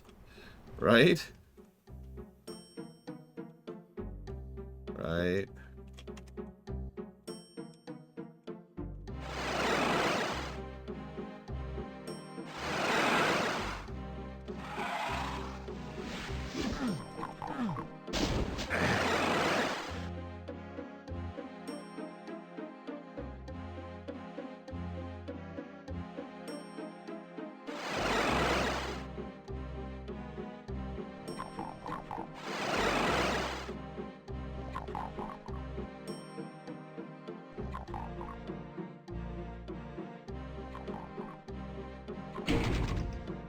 Look, there's nothing, and I mean nothing I love more than teleporter mazes.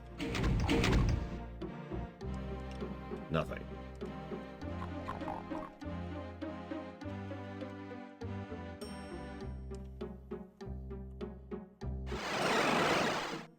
Hey, offshore Twitch account.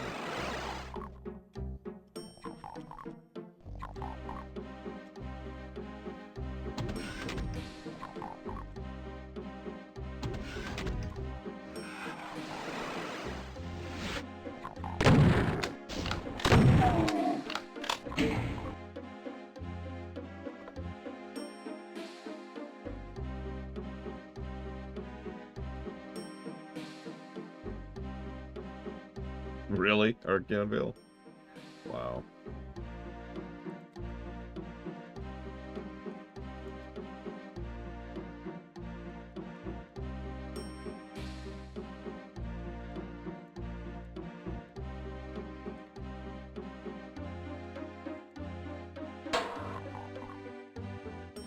It really is a teleporter maze.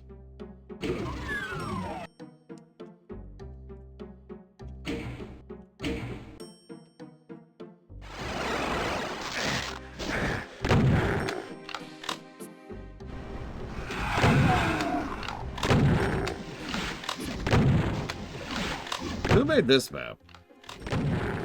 Out of idle curiosity.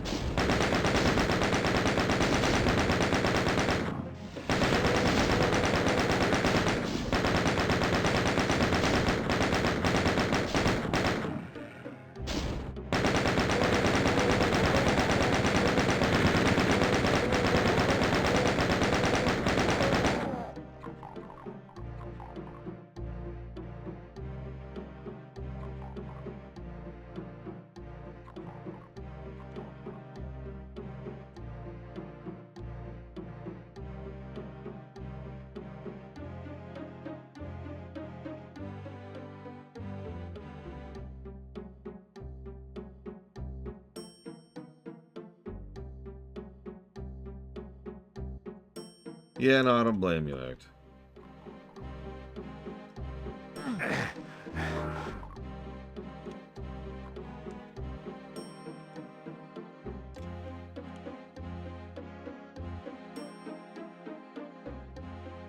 I wonder if there is any truth to that story about him being the level designer because everyone else is busy not doing their jobs.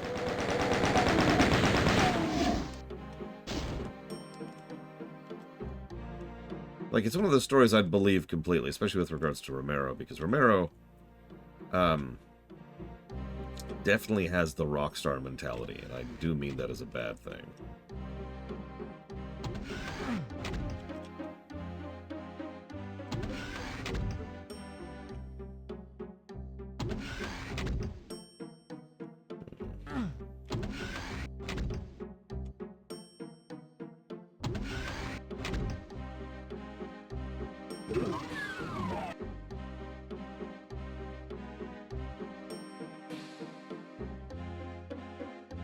Not yet, Crazy Norse. Well, oop, red. Ah! Ah! Oh, god dang it. Alright, hang on. It's not obvious I haven't played this game yet. So I'm a reviewer. Lore stands for the story axis. Runner stands for the gameplay axis. Two axes of gameplay. Story and gameplay. Or it's two axes of a game, excuse me. Story and gameplay. That's the general idea. So we sit, we discuss, we talk about behind the scenes, we talk about concepts, we try to have some fun, and we review the games as we go. So, this is the Doom block, but it's kind of the incomplete Doom block. This is originally supposed to be just Doom 1. Then people added Doom 2 to it, and then people added Doom 4 and 5 to it. And then several people, for reasons that are completely alien to me, argued that we should add Doom Cubed as well.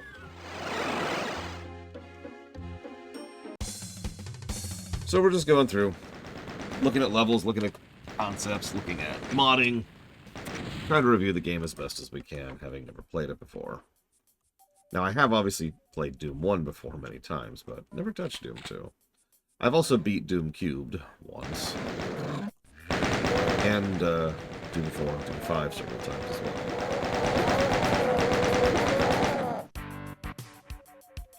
Yeah, no, look it up.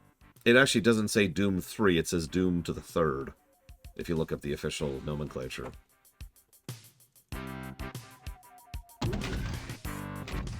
No, someone added Doom Cubed, although, hell if I can remember who, to be honest with you.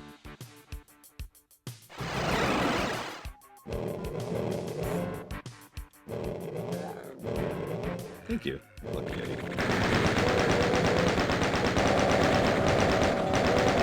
I will admit, originally I started dressing up for, branding purposes. But if I'm being completely honest, I feel better when I'm in a suit at work, if that makes any kind of sense. It's a different mentality, you know? Well, Bregman and Mike Romano both suggested the name Doom Cube to make it more clear and differentiate from Doom 64, also known as the third Doom game. But, speaking of which, I should answer, the reason we aren't covering Doom 64 here is because we already have. We did that last year, I want to say. Yeah, I was wondering about this arrow. Like, what's with the arrow pointing north? Like, yeah, that's north. Like...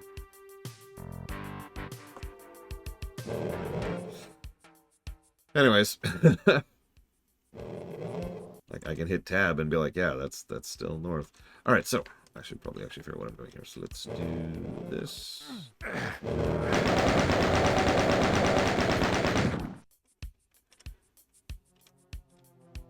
Didn't think it would be the obvious answer. See you around, Archeon Vale. Have a good day.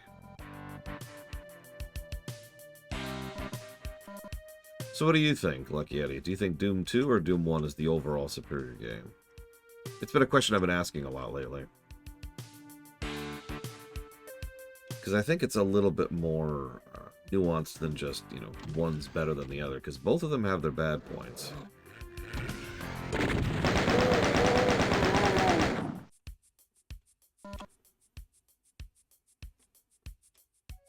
Like, Doom 1... certainly has the first episode, which is awesome, and a lot of really good stuff about it. But it also has episode 3.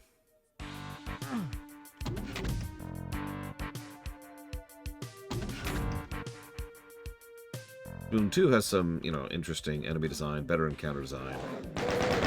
Still good itemization. Very slightly better weapons.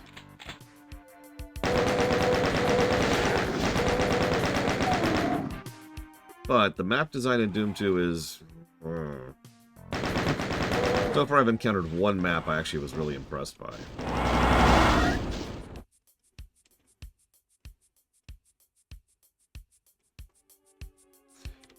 Yeah, unfortunately, if you're wondering why it's the Lore Runner instead of Lore Runner, it's because an asshole stole the name. Yeah, she did literally steal the name. That's not actually a joke.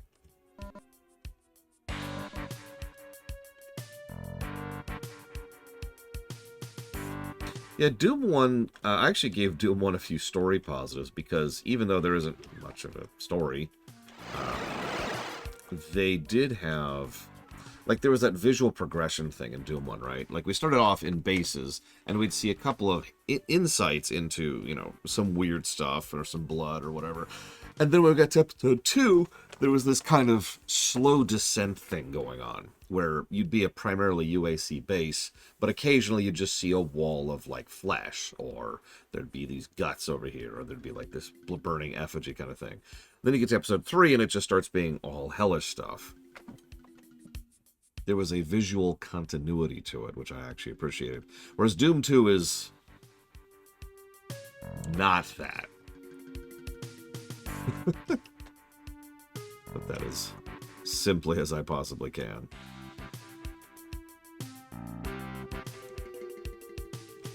Yes, sewer levels, city levels, and then whatever this is.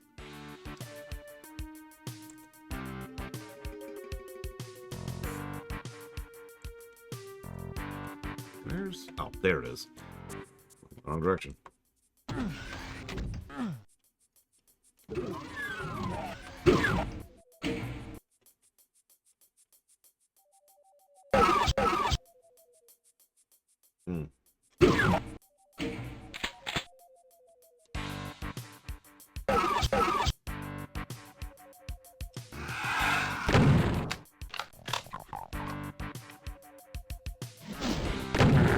I mean, Abstract Hell is kind of what Quake was all about.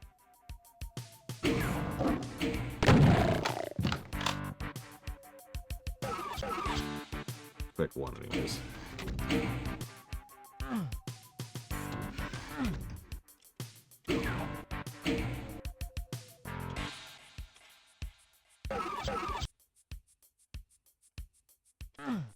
Okay.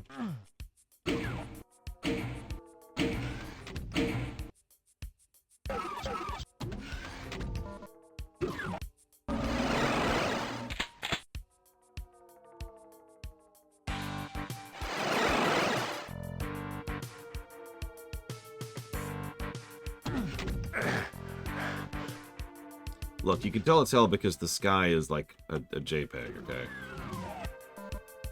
A really gross JPEG. Yeah, that one. Except red.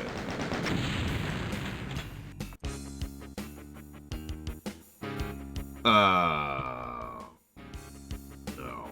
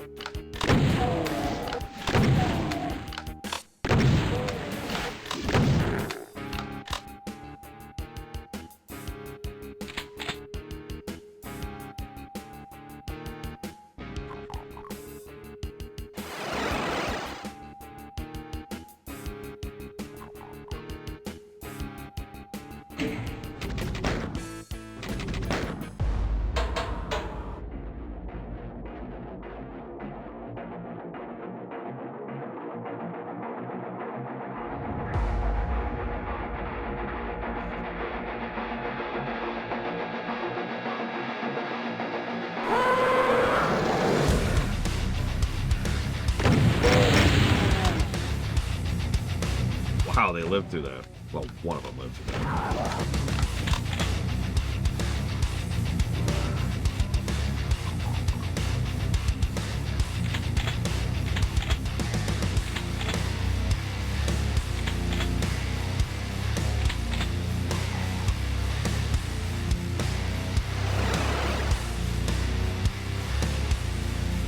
Trying to get the theme here.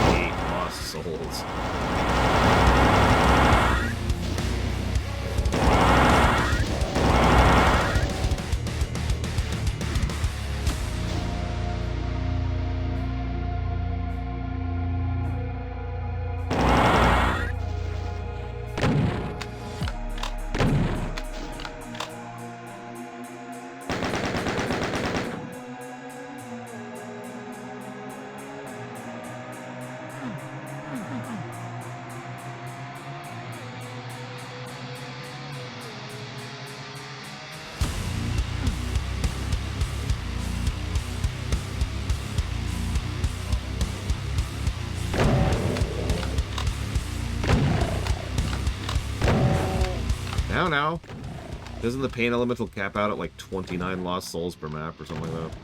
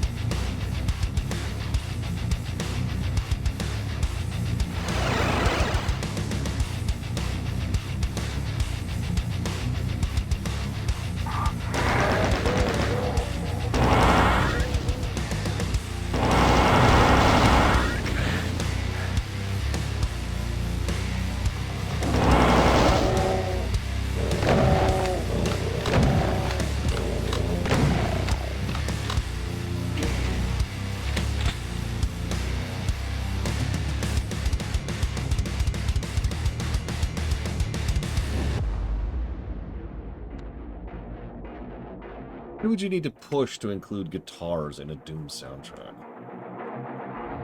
Why is that a thing? Who was pushing back against that? That's my real question. Like, someone somewhere was like, you know what? Doom doesn't need guitars.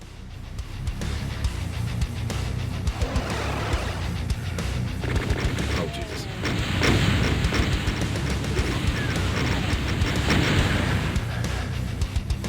You lived. Is it worth it, buddy?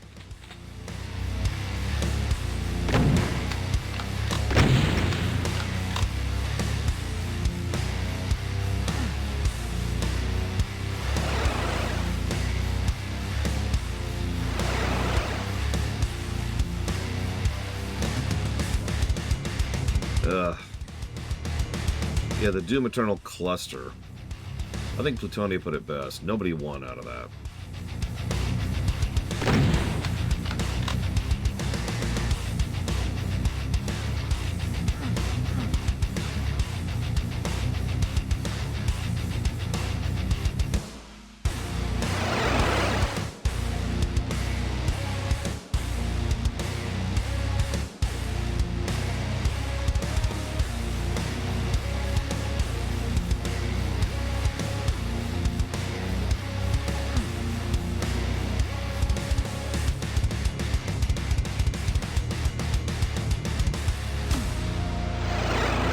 What? That's not what I was expecting to happen.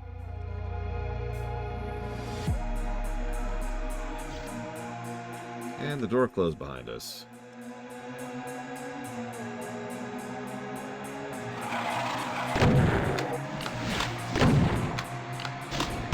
Hey, Andrew. We're in hell. How's your day going? That is a lot of rockets. That's probably a hint. Yeah, hello.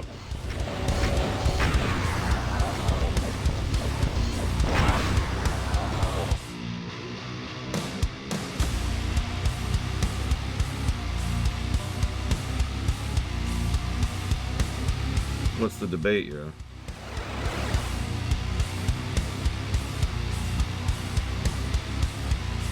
Oh, the debate is whether or not Twitch will allow me to talk about the debate, apparently. Jesus, Twitch. All I did was mention the word debate. Whoops.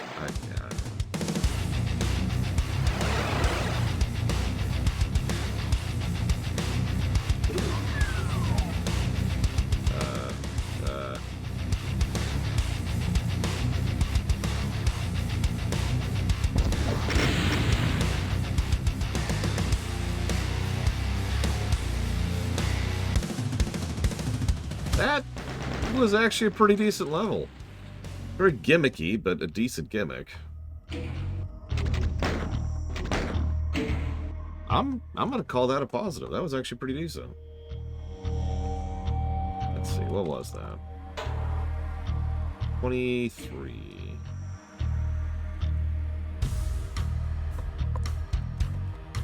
Oh, great. Let me guess. This is a Sanderson level. Yeah, no, it was a gimmick that actually uses the game's mechanics well.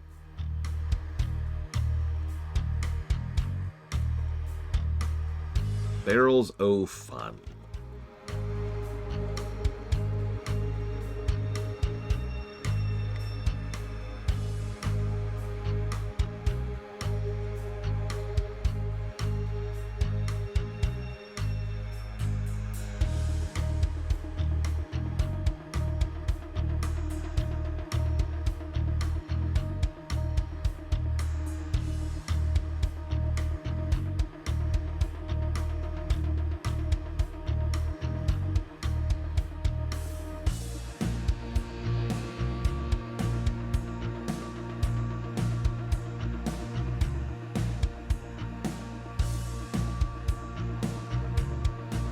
It's a rumor, Crazy North. Don't listen to fake news. Wait, this looks familiar. And I know I've never played this game, so this has got to be from watching a speedrunner do this.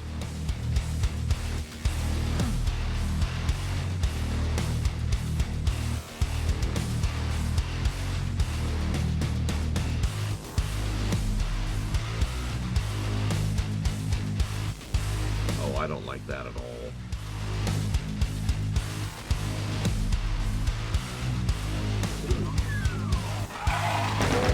No, last one was Barrels of Fun, Loner. And now my Twitch encoding goes straight to hell. Behold!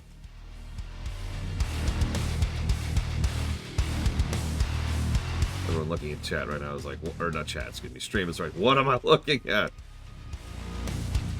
This is what it looks like when you're actually in hell. It's just this terrifying transcoded, I don't even know what to call it. Blurry mess. We'll just call it a blurry mess. Wait, really? It's actually fine? Oh, that's hilarious.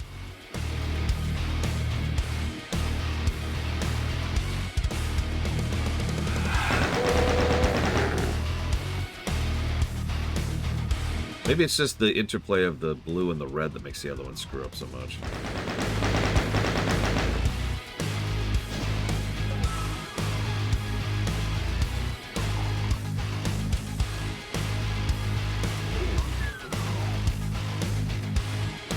What? Hi, Giga.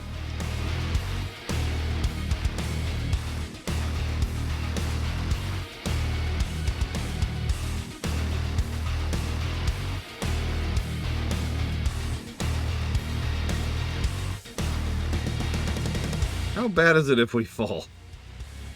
You know what? Let's just... Ah, no, I accidentally fall. Okay, so this is damage. There's some suits nearby. How do we get back up? Okay, teleporter here. Let me guess, we're at the beginning. No, we're not even at the beginning. Where are we?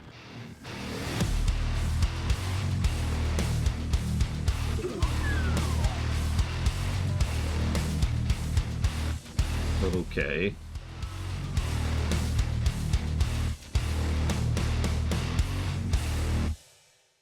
What, you mean brown, dark brown, light brown, gray brown, brown brown? And my personal favorite, puke. Either way, no, I actually haven't seen the proper palette for this yet. So that actually... Okay, so if we fall, that's a trip to get back. Oh, that's awful. I'm going to pop the save here.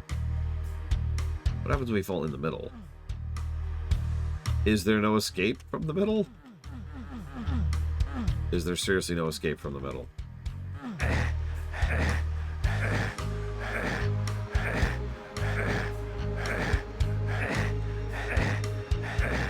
You're kidding.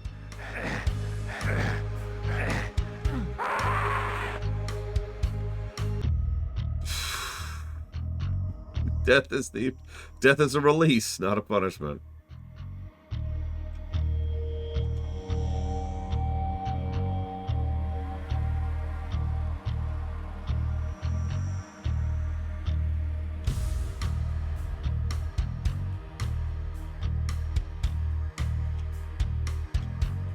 I'd love to see this level tasked.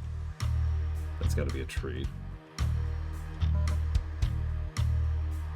Good morning, Dark Day.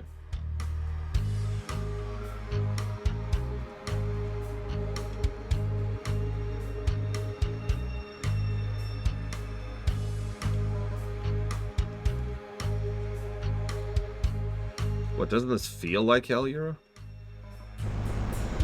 Doesn't this invoke the visual aesthetics of hell?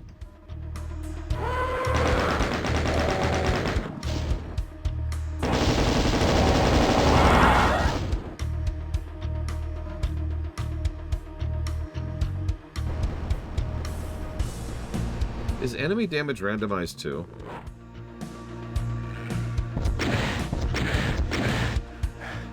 Really? Game.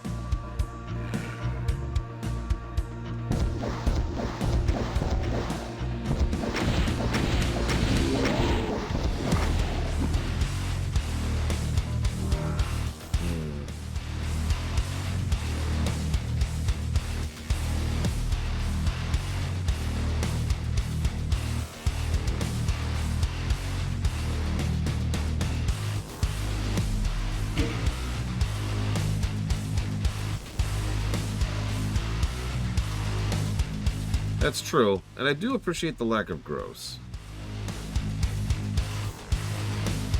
I'll always take a lack of gross.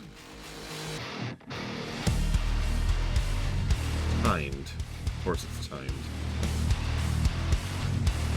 That's okay. I know where I'm going now.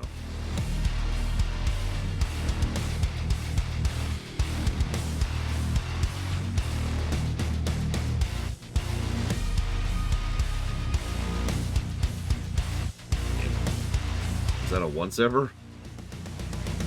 Oh, never mind. It was a once ever. Ignore me.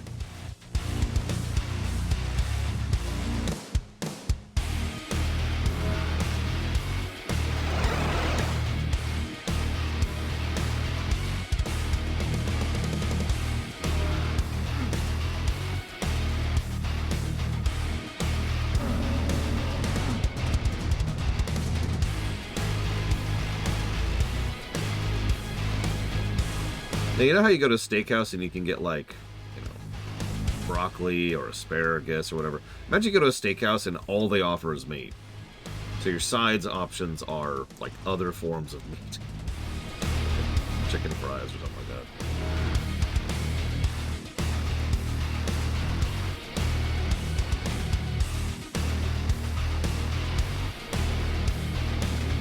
that. Even the drink has meat in it, somehow.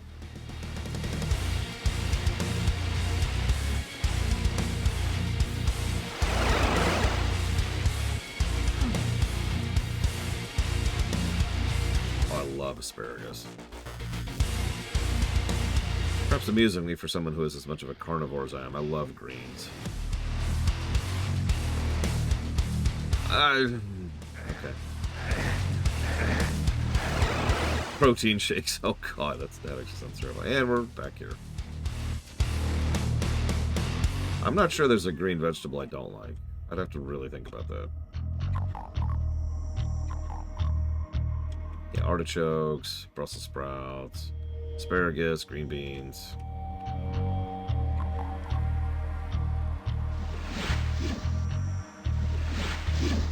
Oh, I love broccoli if it's cooked. Grilled, boiled, steamed, or I guess steamed. Oh yeah, cabbage too, although again, cooked.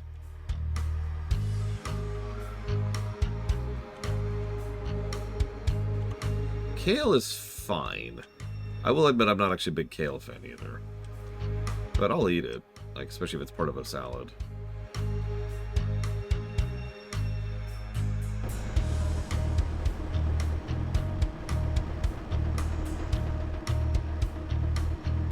Oh, cucumbers are amazing. And pickles, for that matter. 32 seconds! What? Okay. I just realized I don't really have a destination in mind.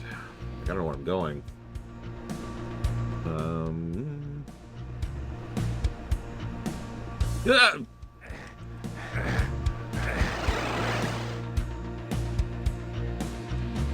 I've never had a lemon cucumber, no.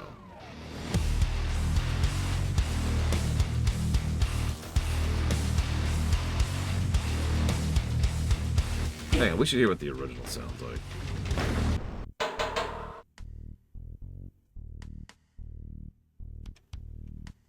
I swear I didn't mute it.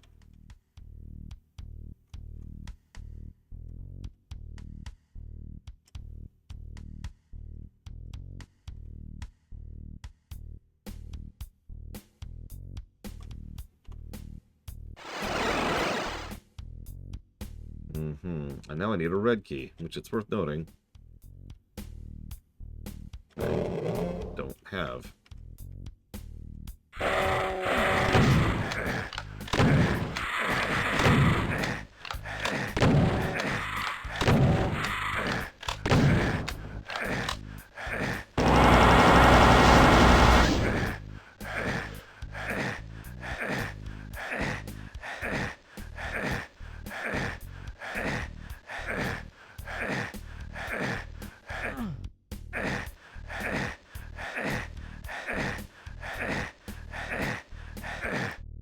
Anyways, that's an unescapable pit of doom.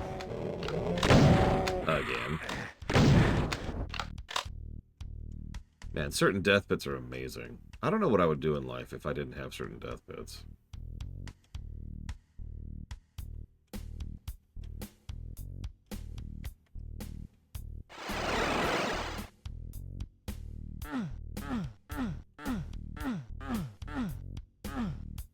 Perfect.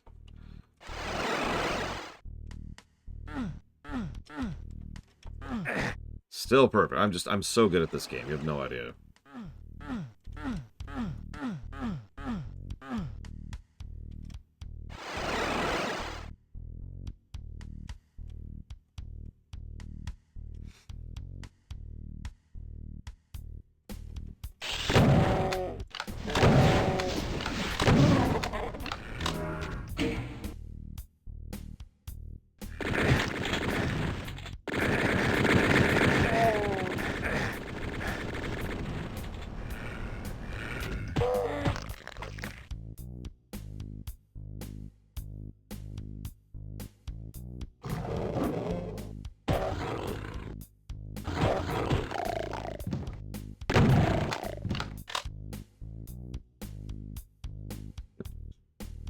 Work.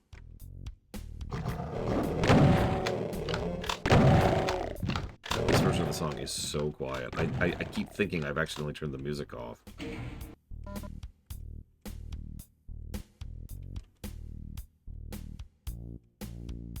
I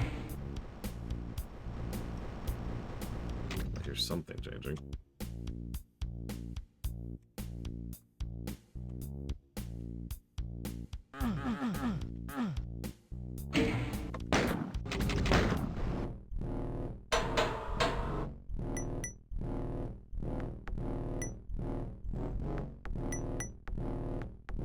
Almost all the original tracks are pretty quiet.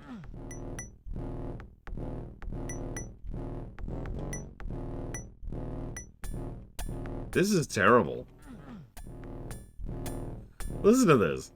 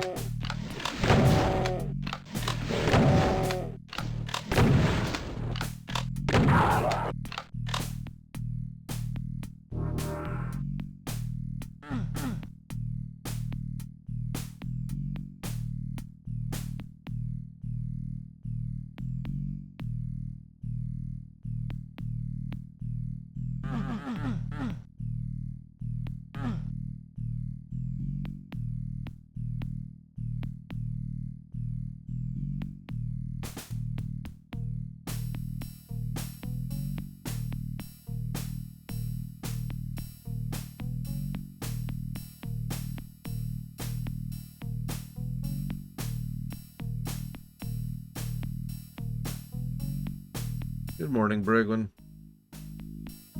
Is this the one you referenced the other day?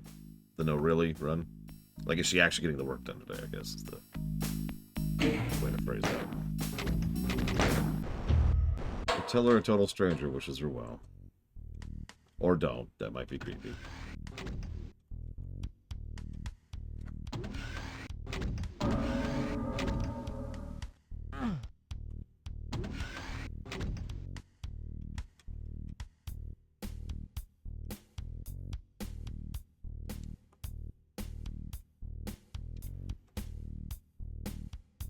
I've had the great fortune of meeting a couple of good dentists in my life, but literally only two.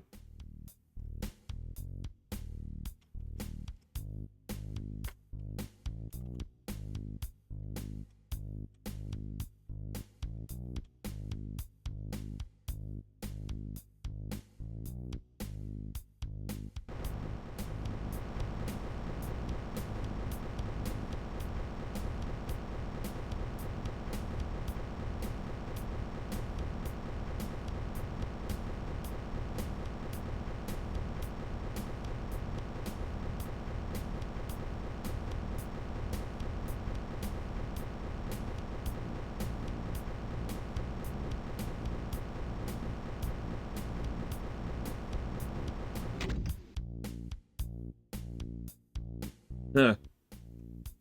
Go figure, Plutonia. I remember when getting a hold of Sound Blaster was a thing. Yeah,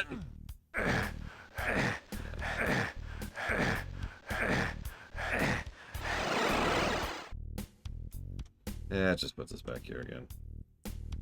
God, I don't know, Dark Day. We'll get a timer at the end of it. Part of the problem is I literally don't have a destination in mind. Again. Like, I have no goal I'm reaching towards. I'm just roaming until I find a key or a door. Like, we unlocked this. So, hang on. We unlocked the blue, which unlocked that area, which we navigated until we got to access to those red staircases. Going through there opened up this area. But this area is a dead end. There's nothing here. Like, this didn't lead to anything.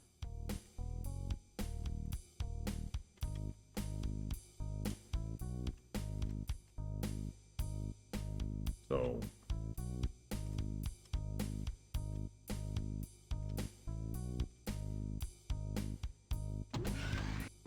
yeah, it's just that again. So, yeah. Let's go back here. We haven't been back to the slime maze lately. Oh, never mind. Looks like we already have done this area.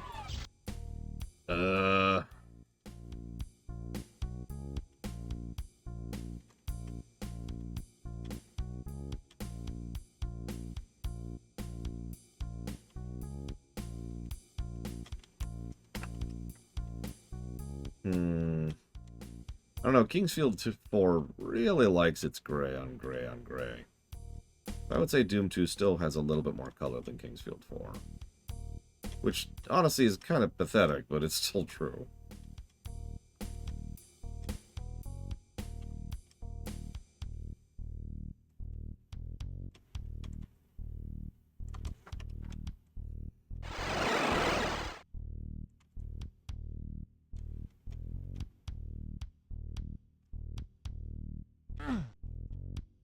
Unfortunately, I'm almost positive it's a teleport to get to wherever we need to go.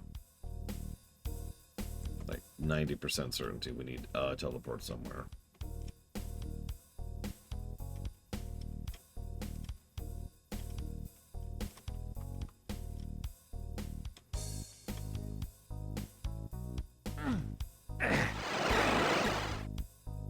Okay, that just goes up here. This just goes up here.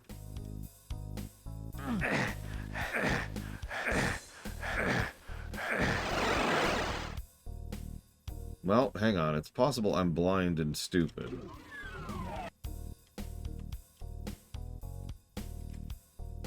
Let's go back to the tech room. Start right walling this.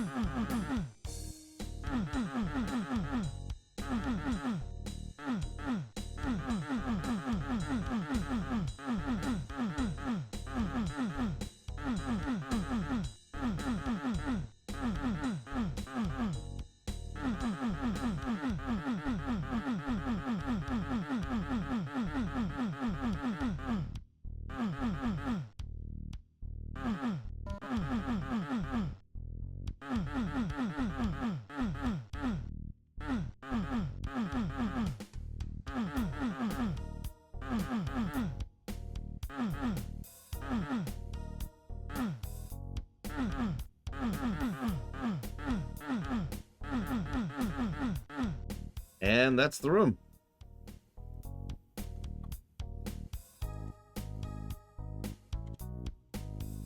God. I figure out how to even reach that spot. I think that's this way.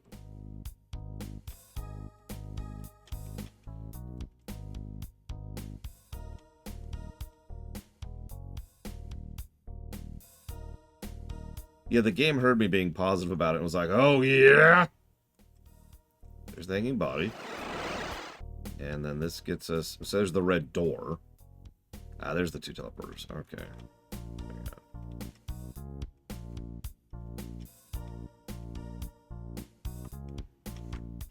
It's the white teleportal. Ha! Apparently we hadn't taken the white teleportal. Now we're in Seizure Land.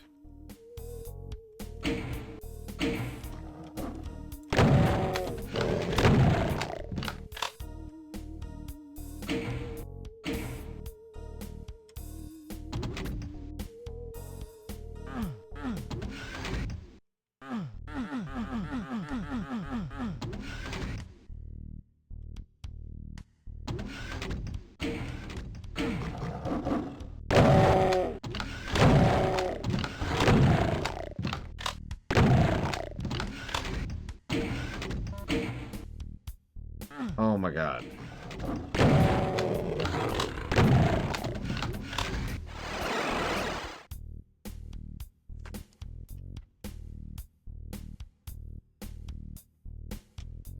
So, I'm thinking a minimum of 2 negatives for this level.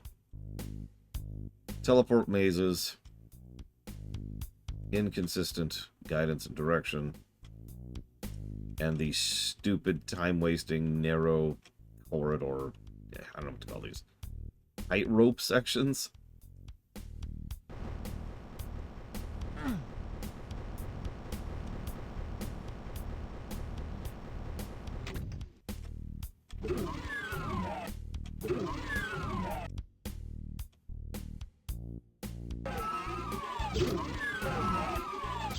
Honestly, I could be talked up to 3. That was pretty bad. So Spartan asked how long we spent on that map. 23 minutes.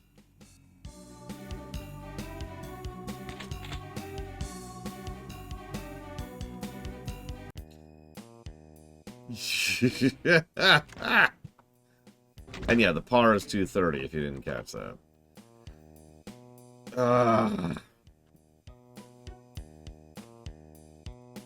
Good lord.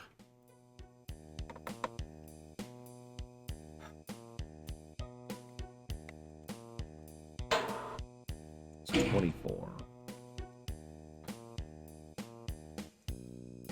The chasm.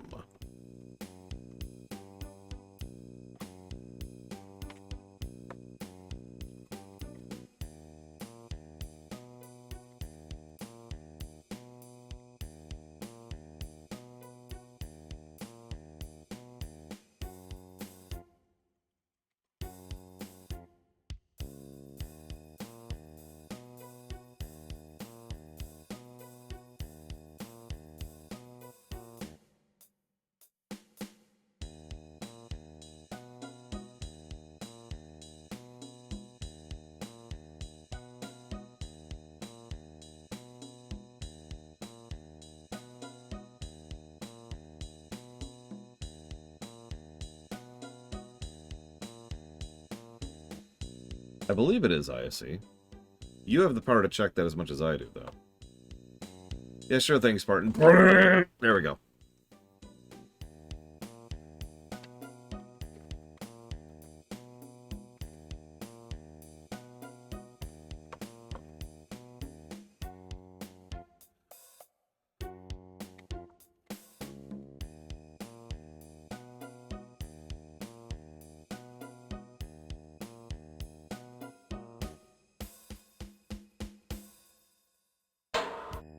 Okay. Blood Falls.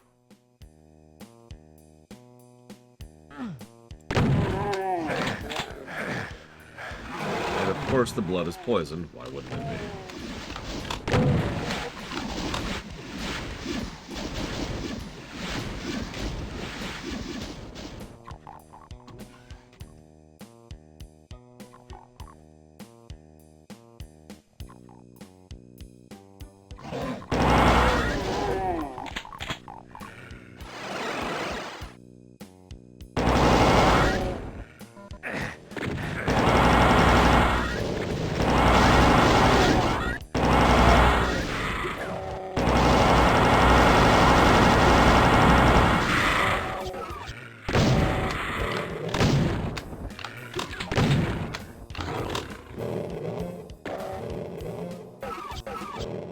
Still in Texas.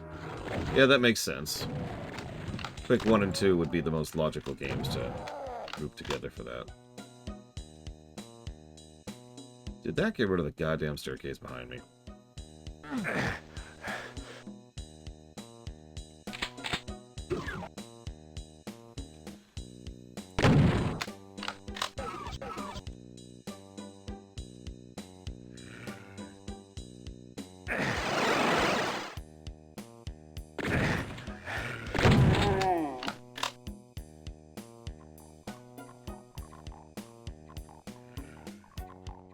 Added a new genre tag. Actually, yeah.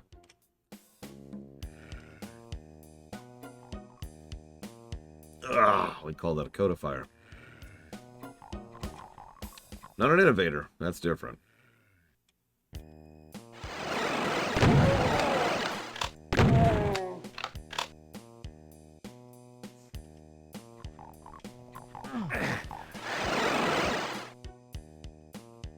As much flack as I like to give Texas, the places I've been to have actually been just fine whenever I visited. And I know plenty of cool people out there.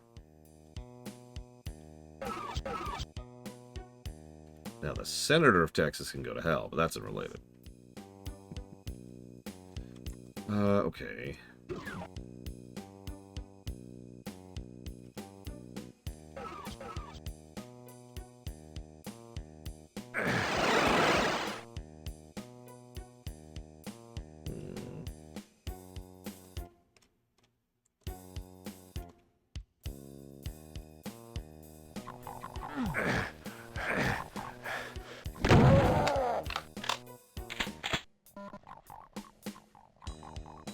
No, Frostpunk 1 isn't really an innovator or a codifier. It's a good game, but it's way too down the list for that.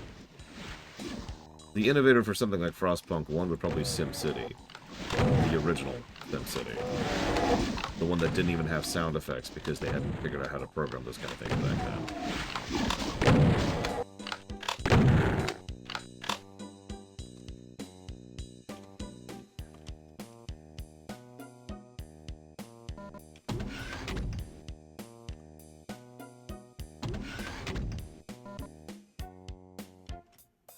Speaking as someone who knows several right-leaning people, yeah, Dark Day. Something I feel the need to remind myself of periodically is that it's a gradient.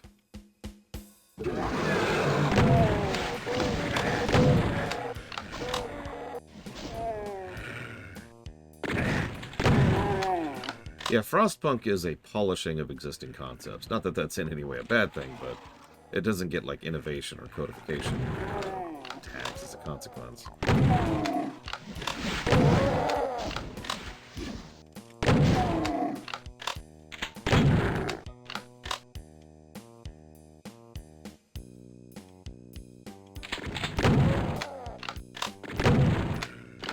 Now, Frostpunk 2, we'll see when we get there. Frostpunk 2, I think, is already out? Question mark. Pretty sure.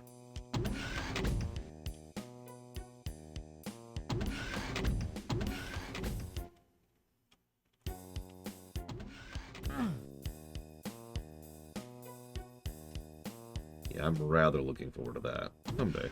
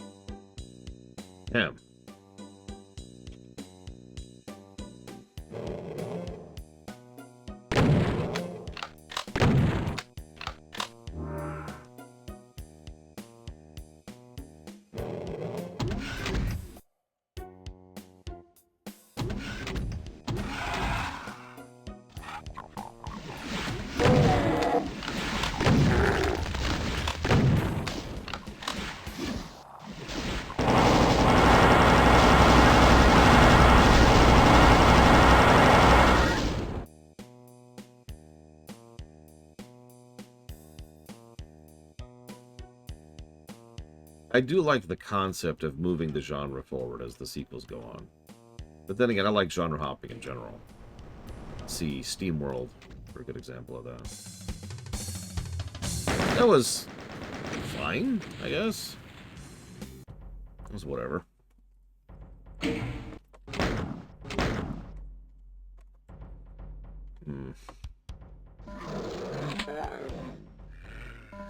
It was better, certainly. I can see why you call it kind of a meh map. That's probably a wash map, but, you know.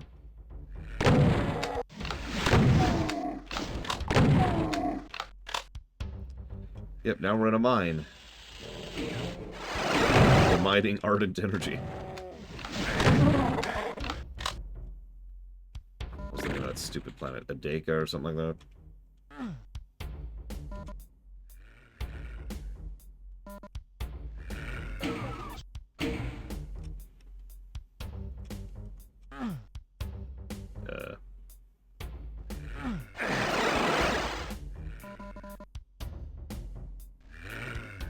Well, plus, technically, I just lied. They're not actually mining ardent energy, because ardent energy wasn't invented yet. Ardent energy was a development of hell energy. Well, we'll get to that later.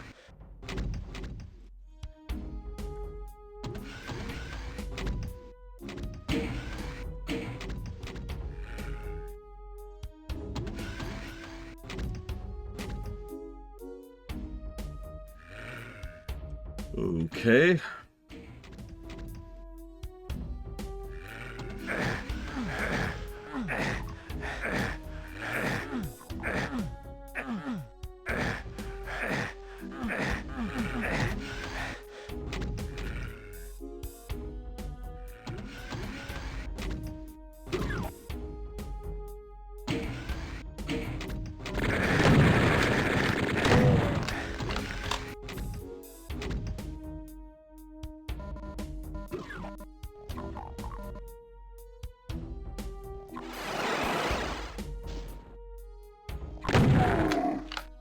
I recommend people not look up for the duration of this section. Okay, you're safe. Sorry, I wasn't sure how long that was going to last. Hello, Czar.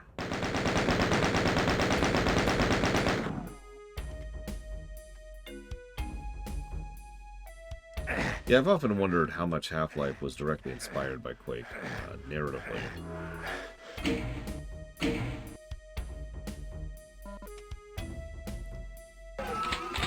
Like, obviously, you know, there's some technology and gameplay inspiration there.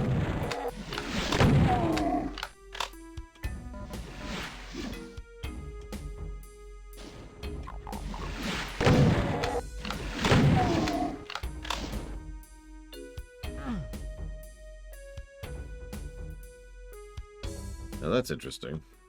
It's rare that I hear about a Stephen King novel I've never heard of.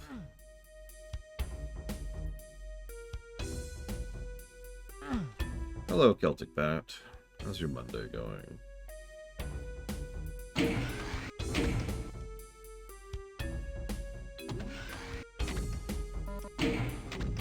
don't know if I'd say the shotgun's the best gun, so much as the bestest gun.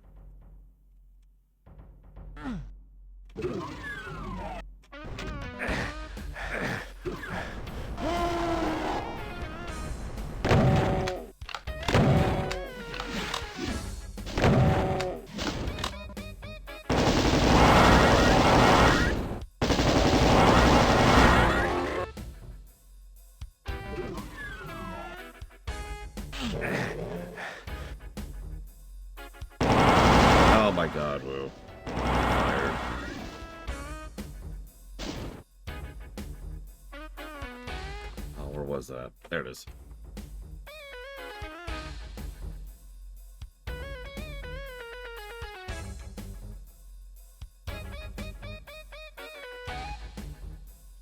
I mean, we all know Twitch sucks. But, like, tell me something new, Colgrim.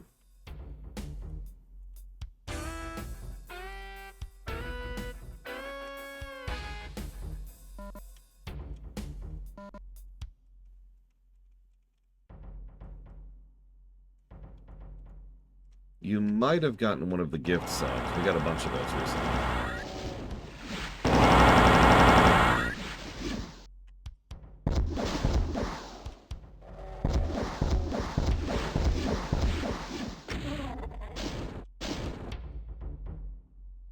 Next billing, September 28th.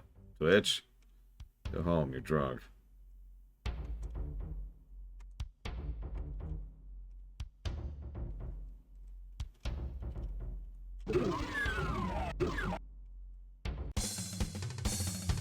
Well, that was fine. Again. We almost hit par even. Holy crap.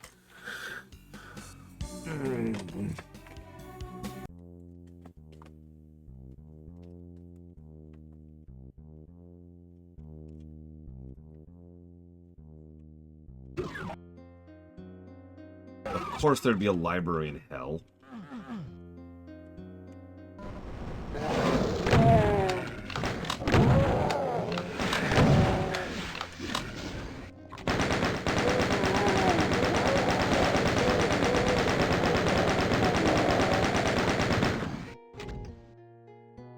It kind of is Dark Day, but not really. It's what, like every 7 or so levels is kind of an episode? Like, anytime you see one of the dialogue narrative things pop up, that's effectively the end of an episode.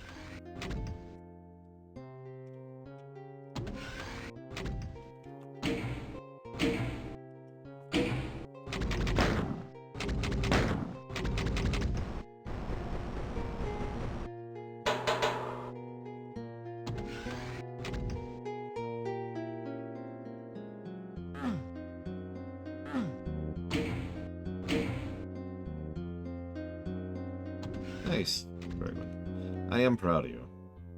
For whatever that's worth. And I'm definitely happy for you.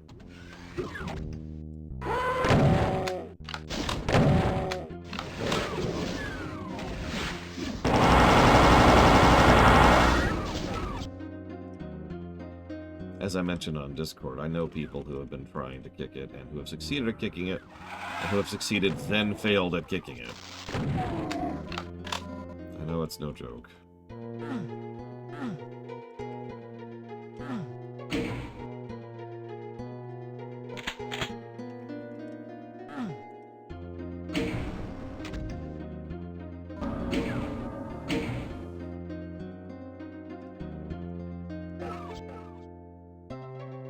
Yeah, SIGs are expensive. And you know what, I don't want to go down that rabbit hole. Let's just say that that's a mess and is being terribly mishandled, and has been for, yeah, a few decades. Like 8, 9 decades, something like that.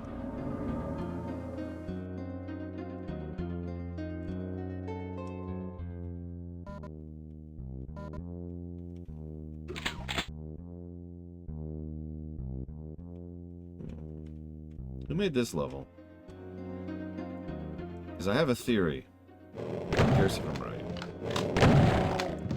This is 27, for perspective.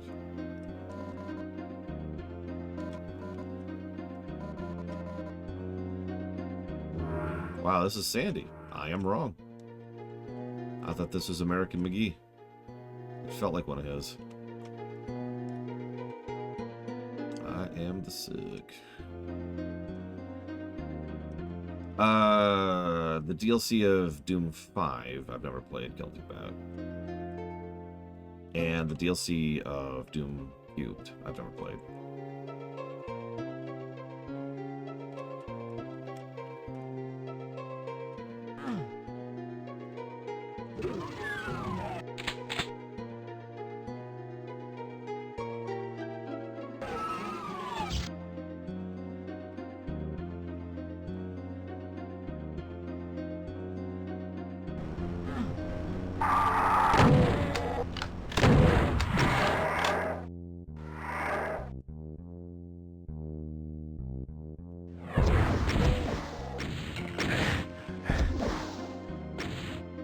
Yeah, everyone loves the super shoddy.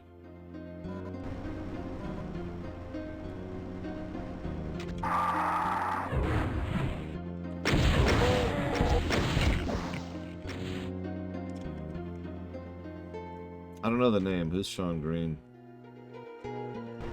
I think that's bad. Someone made a Mega Man game in the Doom engine. Never got a chance to try it, so I don't know how good it is.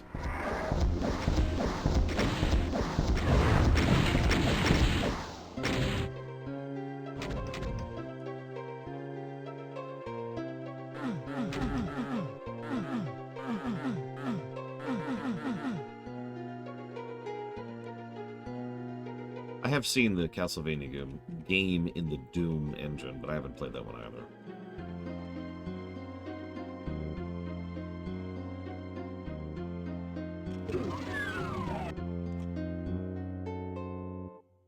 Gross.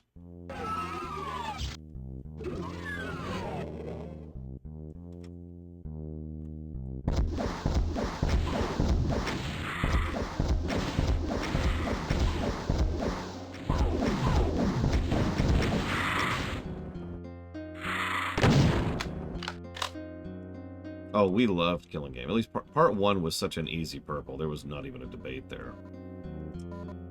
Part 2 was a red. Just doesn't nail it, and it wraps up way too fast. I don't know if you remember, but like when they finally finish everything up and the holograms all go away, there's this moment where Chakotay just says, "All right, let's go," and they just walk off, and that's effectively the end of the episode. And it's like,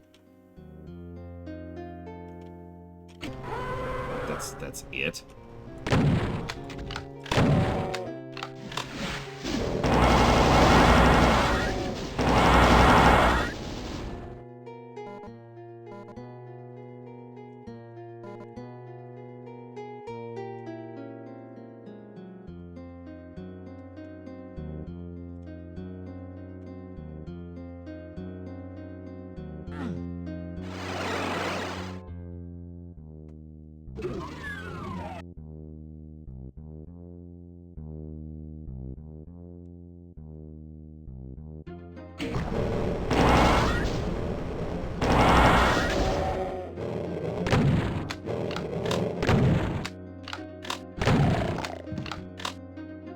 Did you know that he actually had trouble with his speech?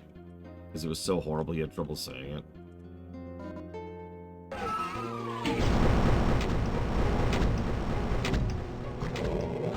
The second speech, to be clear. It's actually obvious if you go rewatch it, because there's a lot of cuts in that. As you can tell, he had to do multiple takes.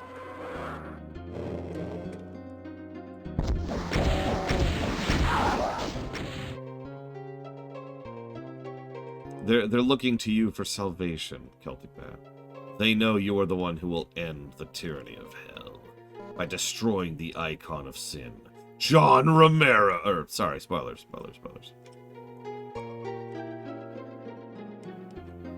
Not to the same extent, but yes, tell you. A couple of lines had to be moved around too.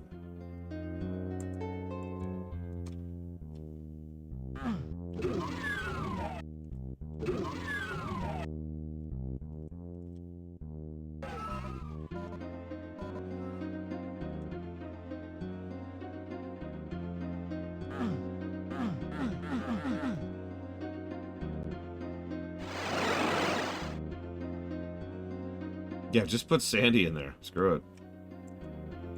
You made the game, buddy. Own it.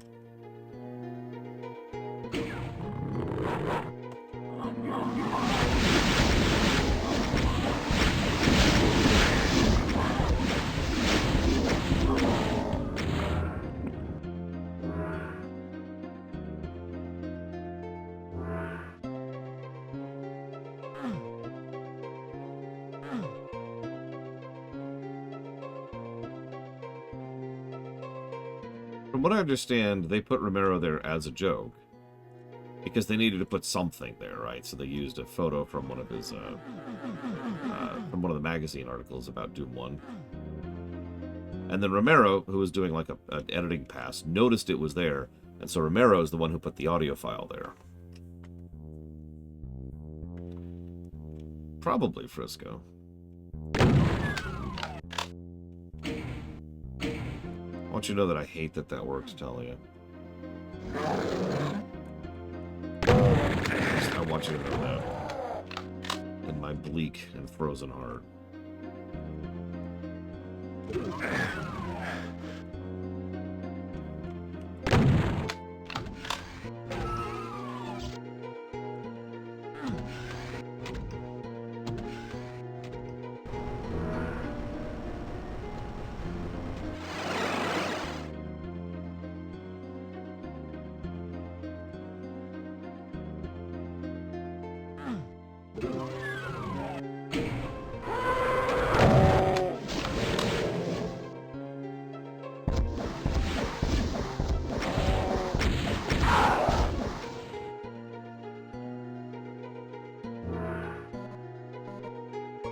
I don't mind the help. It speeds this up.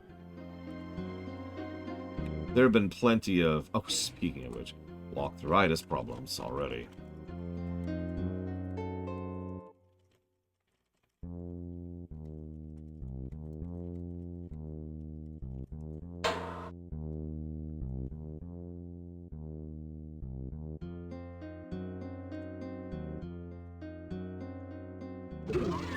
So how's a Doom roguelike work?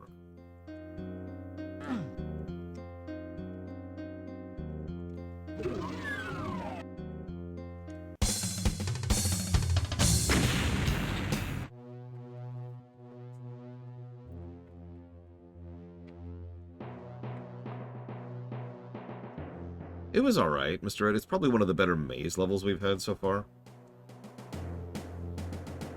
Honestly, I only really got lost once, and that was shooting the wall.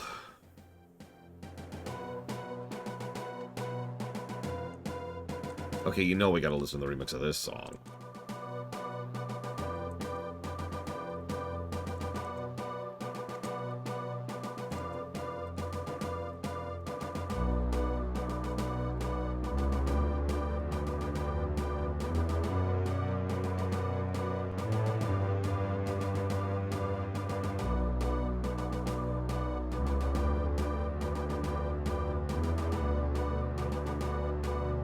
I remember to go ahead.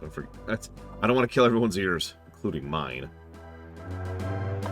But thank you for reminding me.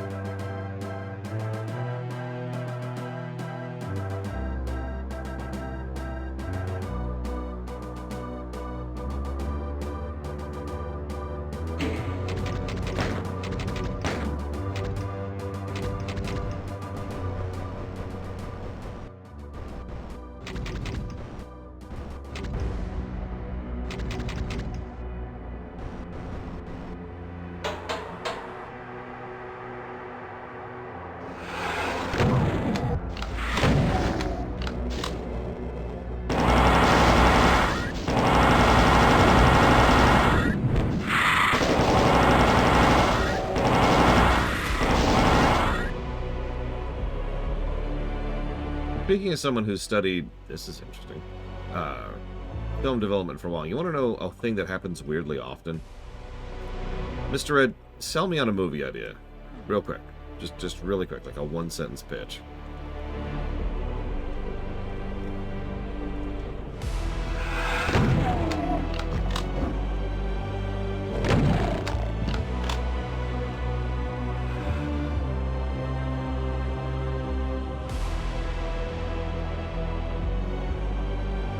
You're already thinking too hard about this, Mr.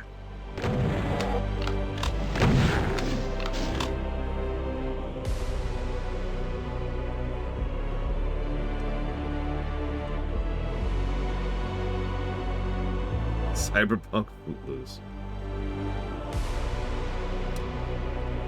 So, okay. Oh, Jesus.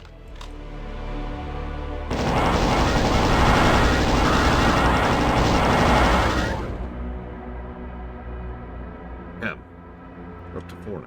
Okay, so there's 6 magical girls who work for an idol agency. Nope, stop. That's the end of it, okay? So, let's say we take your idea, we like it, we pay you for the script and for the concept, and we're going to give you writer's credit eventually because that's, you know, how the system works. But we don't actually make that movie for whatever reason. And there's dozens of different reasons why we don't make that movie. So eventually, months or years pass, and someone shows up and says, hey, we need to do a Doom film. And we're like, well, we've already got this script on hand, so why don't we just adapt that script to the Doom movie? Okay, so they bring in an editor, and they turn your Six Magical Girls Idol Agency film into the next Doom film.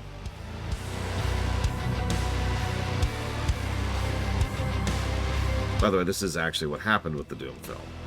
It's extremely common, in fact. And in this case, for anybody who hasn't seen the film, if you're wondering how the hell that even works, the easiest way to explain it is it's not a Doom film, it's a Resident Evil film.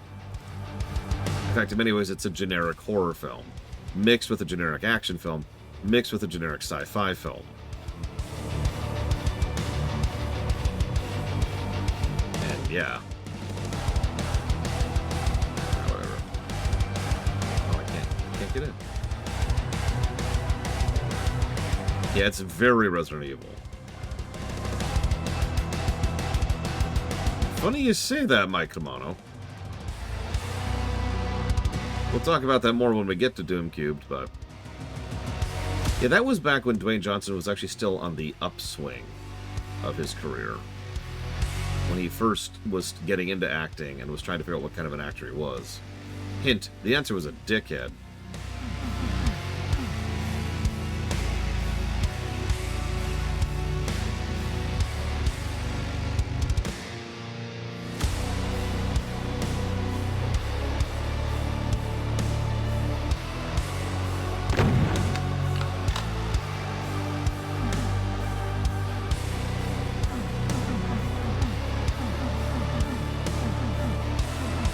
Dwayne Johnson, by all accounts, has entirely too much of an ego.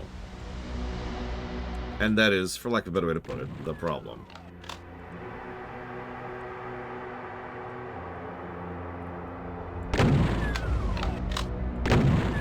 He's actually not a terrible actor, as weird as that sounds.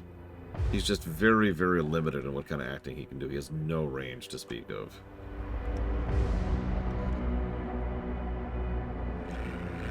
He's not as bad as Hulk Hogan, for example. Like, Hulk Hogan is just a terrible human being. But, yeah. Dwayne Johnson definitely has a lot of ego tripping. Yeah, you notice John Cena is trying very hard to mimic Dwayne Johnson's overall arc.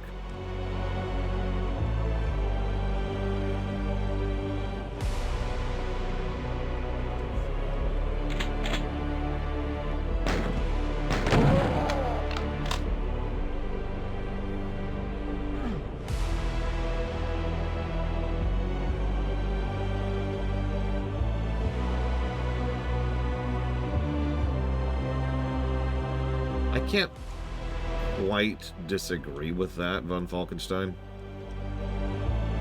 But I have to admit, people with giant egos who are dicks to other people just rub me the wrong way. I don't know, I can't quite put my finger on why.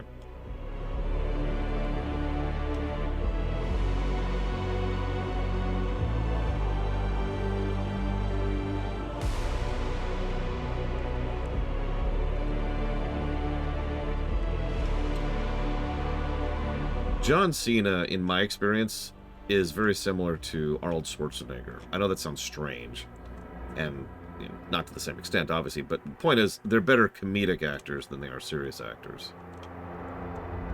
Cena, when he's given a role where he can goof around, tends to be a lot better than when he's trying to be super deathly, dark, edgy, stalwart. No, I mean, did you see the musical, for God's sakes?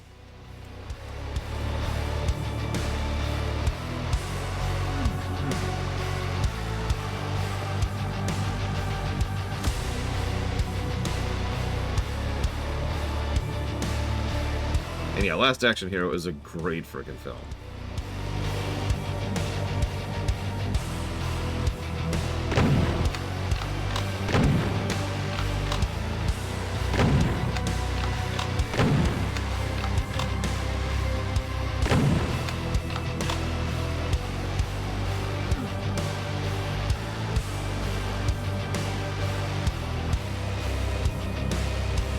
Yeah, a lot of people forget that Arnold was playing primarily comedically in Terminator 2. It was the straight man. It was the, God, what's his name? There's actually a specific term for that type of acting. Leslie Nielsen. He was doing the Leslie Nielsen form of comedy, but he was still doing it.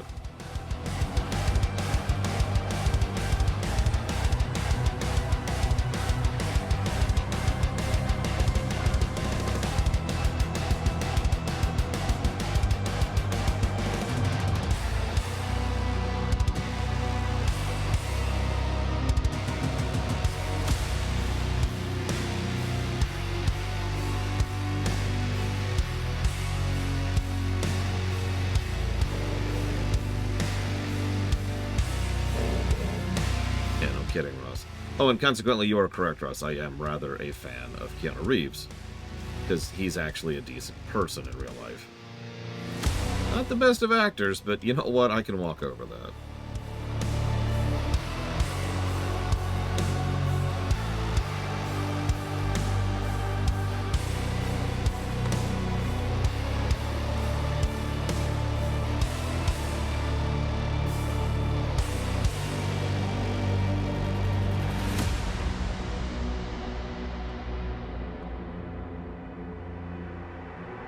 Yeah, no, it wants me to go exactly where I've tried to go like 5 times now.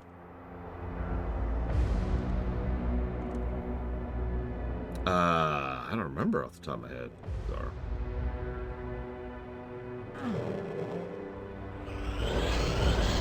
Okay.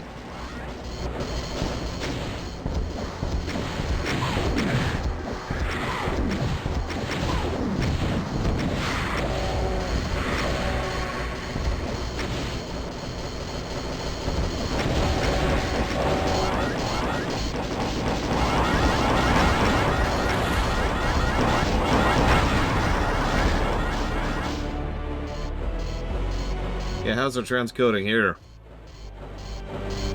How's that bitrate looking?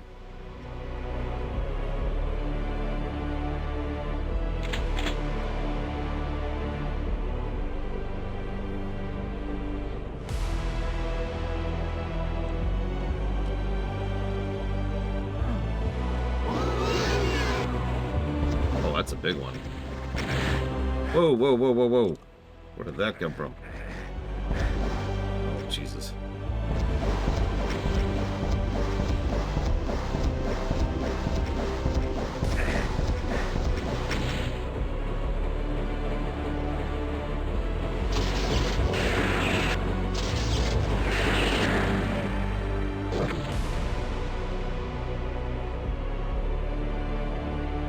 Adam Sandler's a weird example, because he's actually a good actor, and you'd never know it.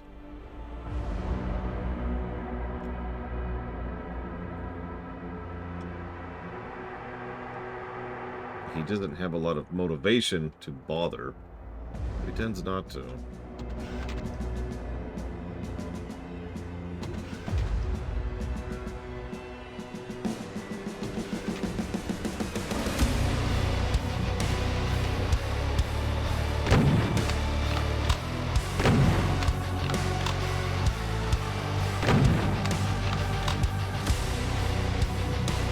Yeah, no, exactly. Most of Sandler's stuff is honestly pretty bad. Yeah, it makes sense why.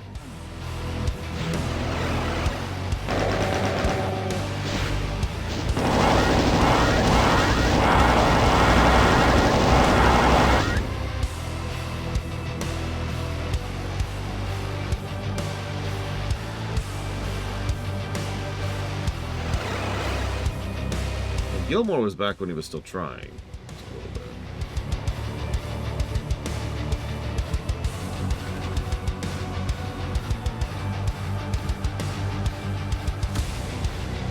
Yep, this is hell. Organs, bones, sinew. People set you on fire with their minds. You know, the usual. I still don't have the red key. They're like Jim Carrey. So Jim Carrey's a very strange one for me, because I do actually think he's a good comedic actor. But the thing is, he got pigeonholed really hard into a specific type of physical comedy, and honestly, that didn't really work out well for him, I think.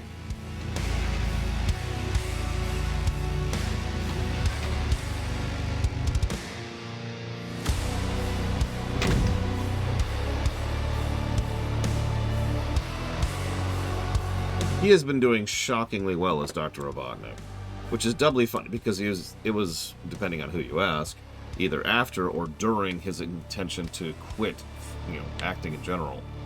And he kind of agreed to keep going. At least in part because he was so well received.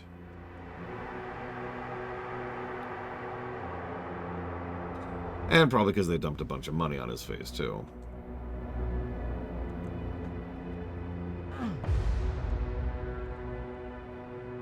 See you around, Celtic Pat. Have a good one. I mean, the usual answer for why an actor will take a role is because someone dropped a bunch of money on their face. It's like the usual approach there.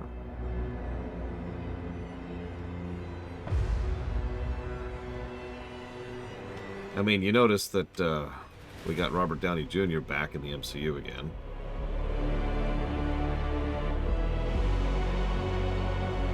This is why I am invincible, Mike Romano.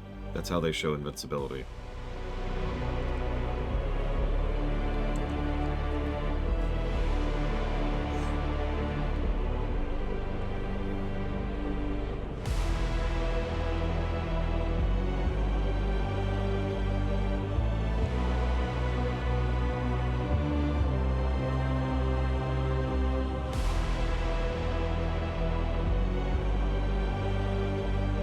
Eternal Sunshine, that is a depressing film, at least to me.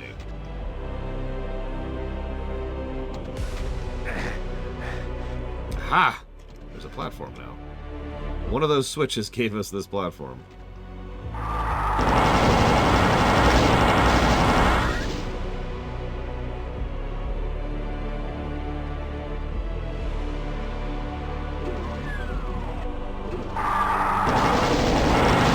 Cute game.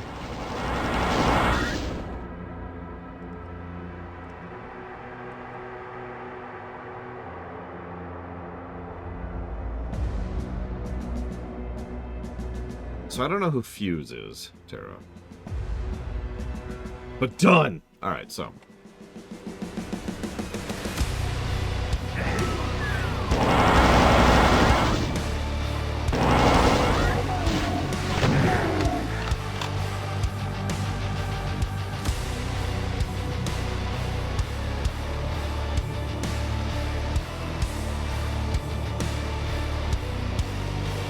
You know, we've been glutted for a minute. Not a complaint, just commentary.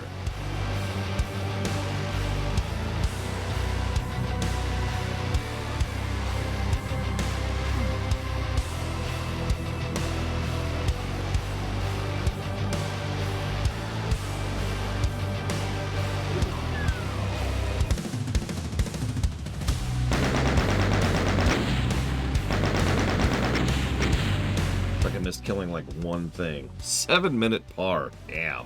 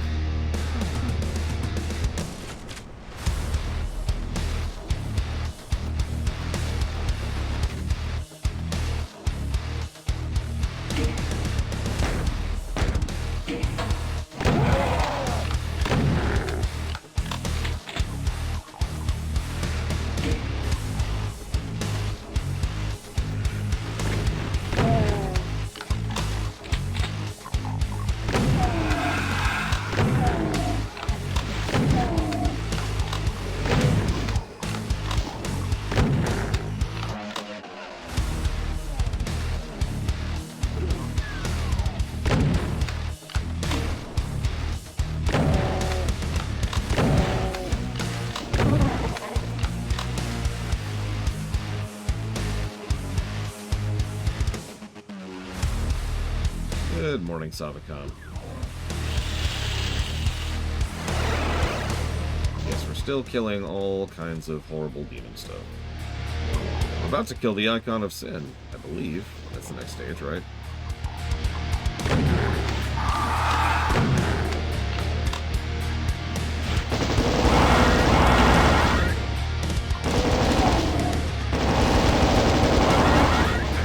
The last stage is probably the grossest stage we've had so far.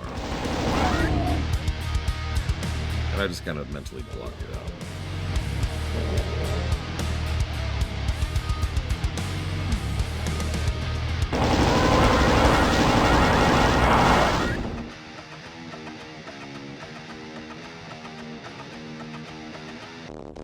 Oh, battle passes are terrible. A trained psychologist could probably tell you how in more detail, but even I can tell you, battle passes suck.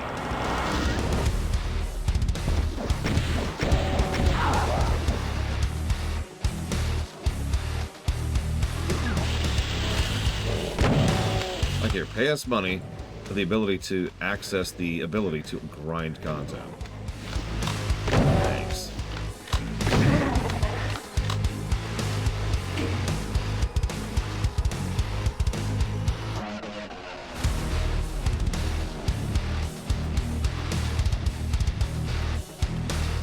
Yeah, I don't know what that unlocks. Wait, Law and Order told you that? There was a Law and Order episode about Doom? Oh yeah, it's also time limited. Oh, there it is. Jesus, that's slow.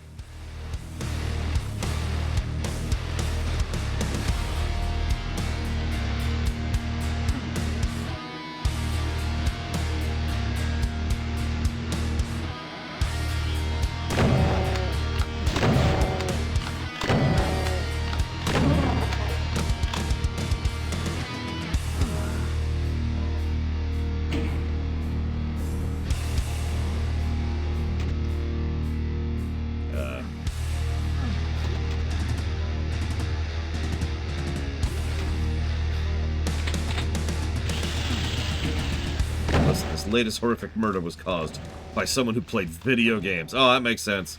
Guilty. No questions, Your Honor.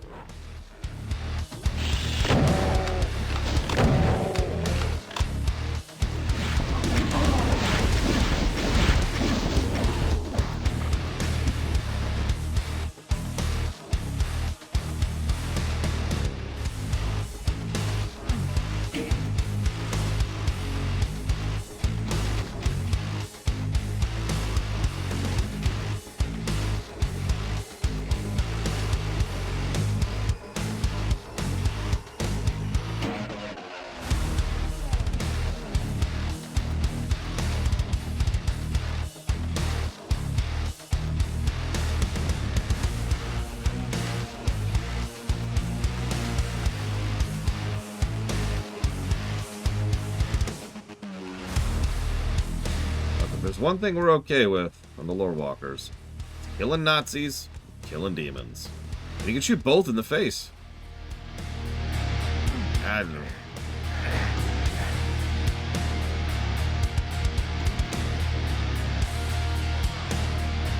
No, although I don't really need an excuse to make fun of Scientology.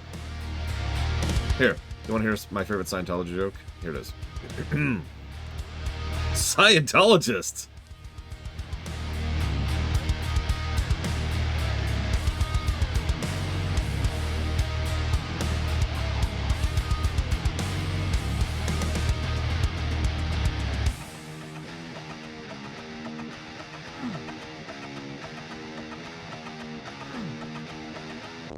Which reel was that, Mr. Ed? Oh, Mr. Ed's probably gone at this point.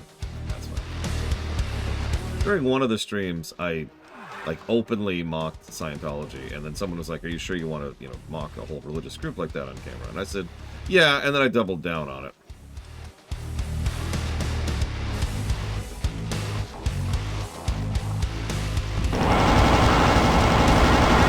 Stop setting me on fire.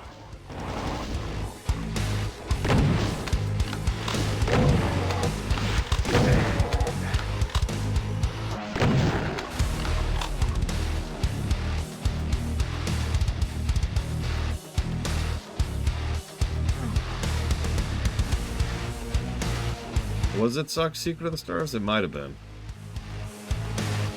That wouldn't surprise me if it was.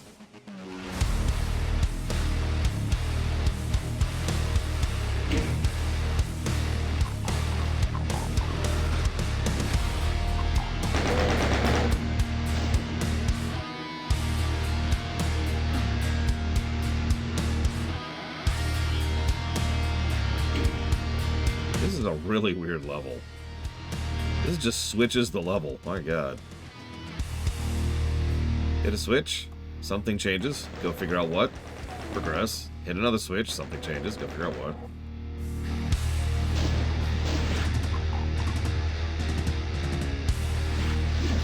Cashel donates. It's a Torzies Lacrimosa.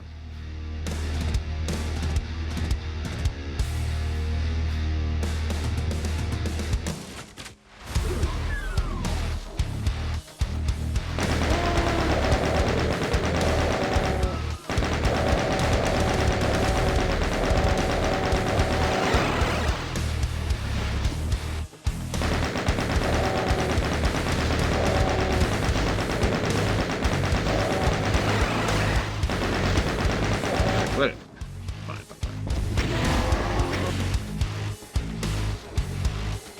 Thank you, Cashel, as always.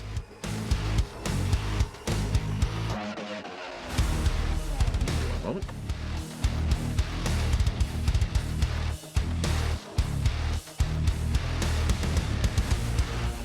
Victor's Rock of the Righteous, Guild Wars 1, Ease 8. 82 months. Those are getting up there. We're going to see triple-digit months soon.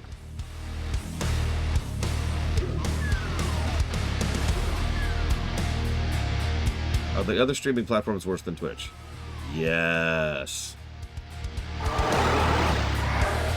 Even YouTube is, like, objectively a worse streaming platform. At least for me. I know it doesn't really matter to most other people. But I actually like interacting with my chat and moderating said chat, and actually having tools and access to be able to do things. I know, I'm the weirdo there.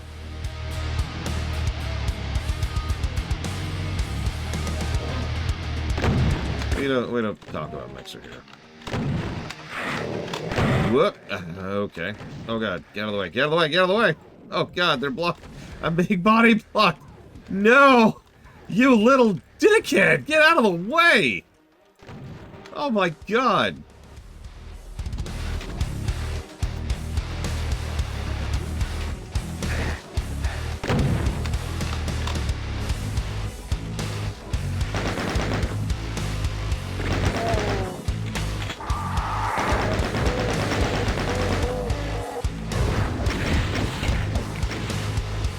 Okay, we are suddenly rather injured after that nonsense.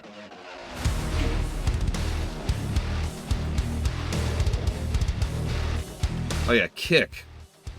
Isn't that the one that's literally a scam? Or am I thinking of another one? I gotta be honest, they blur after a bit.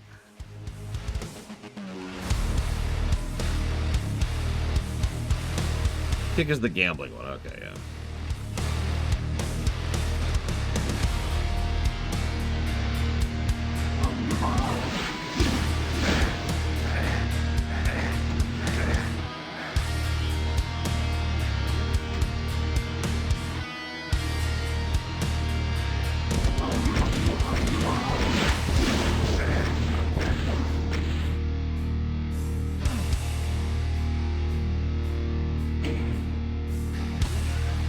Imagine an entire streaming platform designed around gambling and crypto. Good news, you don't have to imagine it. It exists!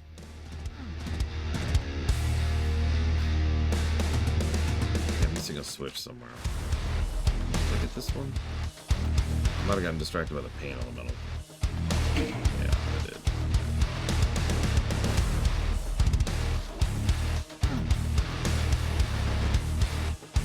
There we go.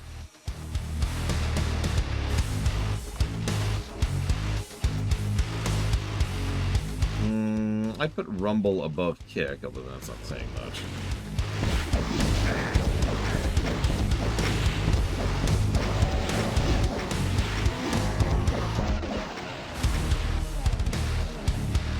probably put Rumble below YouTube, though.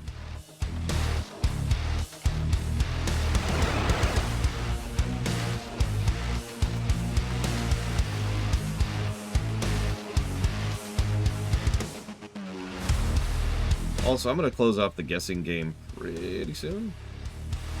If you haven't gotten your guesses in, this is a very good time to do that.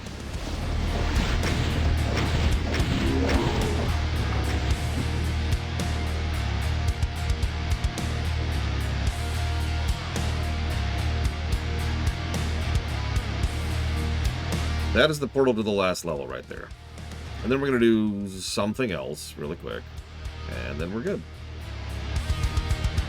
So get your guesses in. Ugh.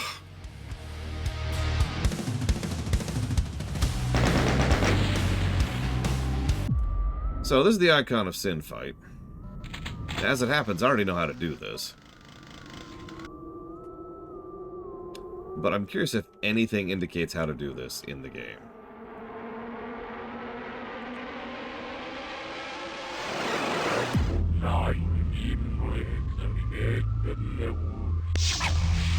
Time to kill John Romero.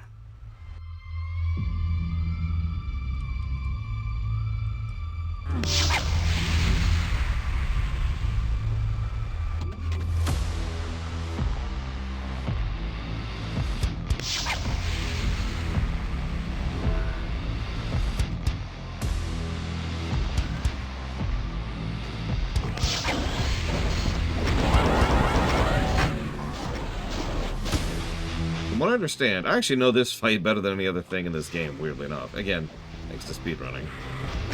From what I understand, the monsters he drops out are randomized, which means this can go good, bad, or in between, depending a lot on RNG. The monsters themselves are technically optional, but, I mean, they're kind of in the way.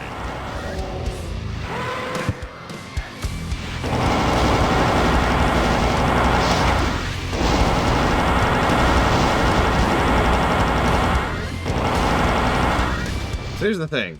How do you think we kill this guy? Go away. It's like a dog.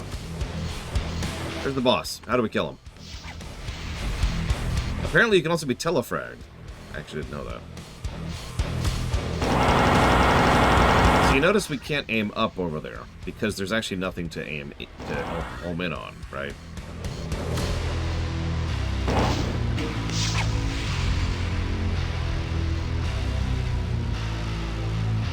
So you see that elevator in the middle we just pulled up? That gets the correct vertical height to actually shoot at him. You notice it also goes above the vertical height to shoot at him. So there's a window of being able to shoot at him.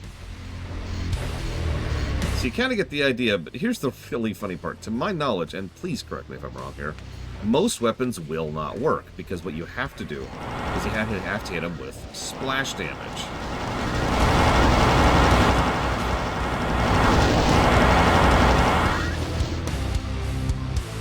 So we need rockets.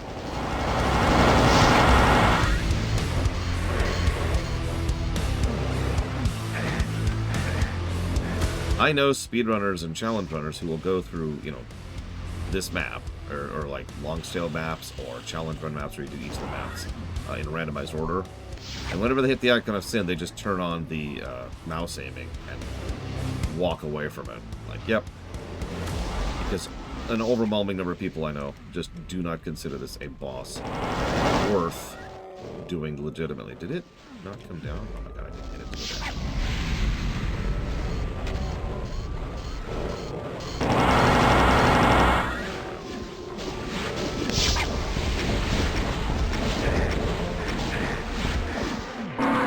There we go.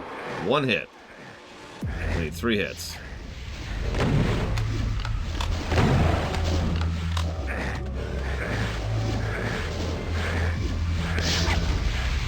Yeah, there's a reason they gave us, like, what is this? 4 invuln things down here?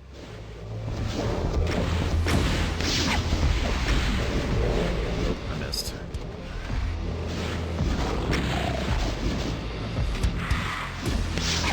Yeah, no, this is not a great outro, and this is not a good boss.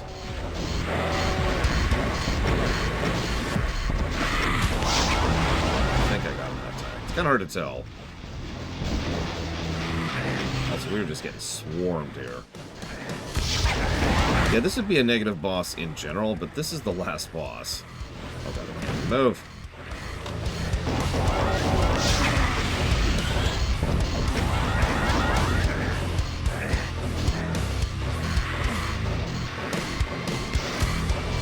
Again, to my knowledge, the only thing that works is rockets.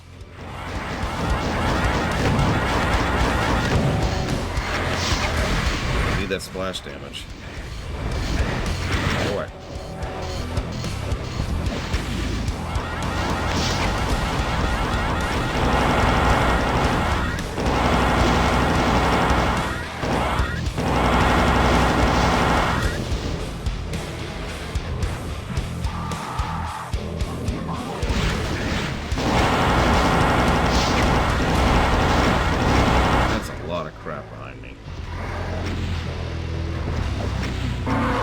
There we go. That's 2 hits.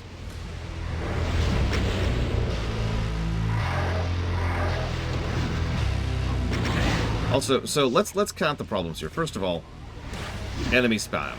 Just random enemy spam. Second of all, telefragging. Third of all, nothing indicates how to do this fight at all. Fourth of all, even when you actually know exactly what you're doing, you still have issues actually accomplishing it due to the nature of how this elevator is set up.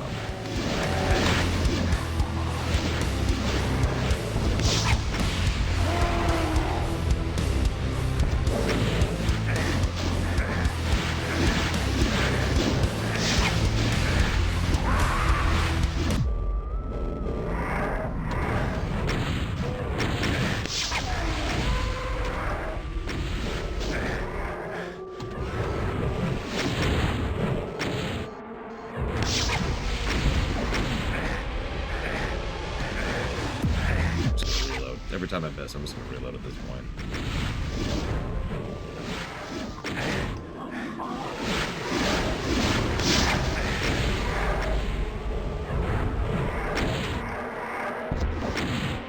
But the problem is there's a delay on shooting and the missile launching.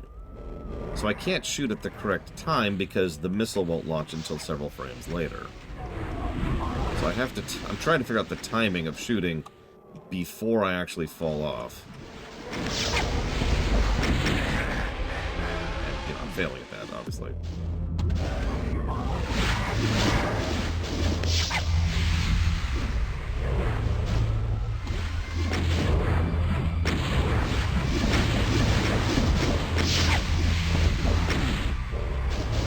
But I've hit him twice already. You only need to hit him 3 times. Oh my, listen to me.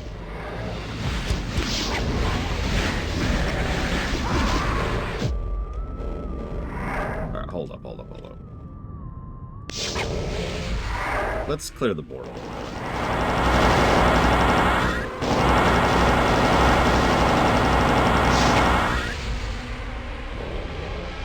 It's another thing. Obviously this fight sucks, but like think about it from an in-lore perspective. The big bad of hell is defeated by 3 rockets.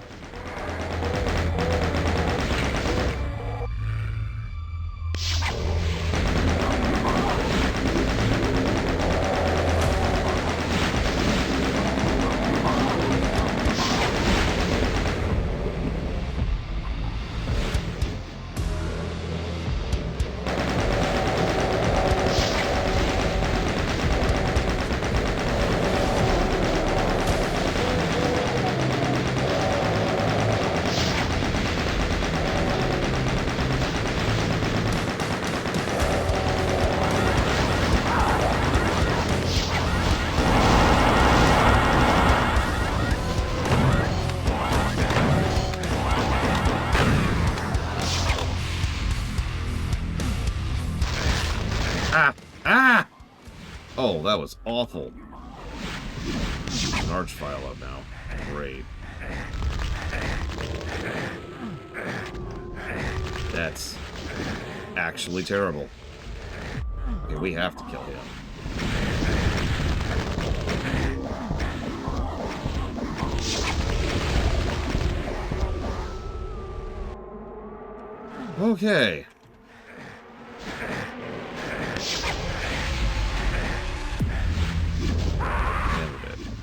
I might accept a death and start over. Let's just refill a little bit here.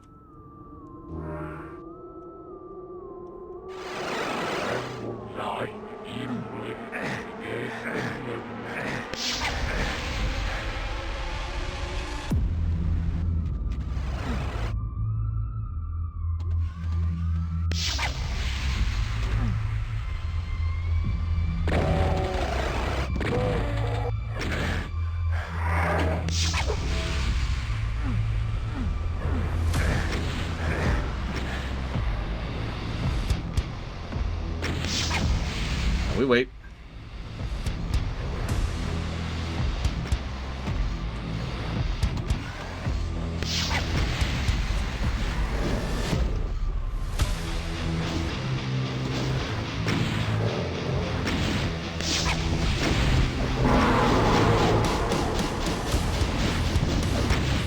I think we actually hit him. It's sort of hard to tell.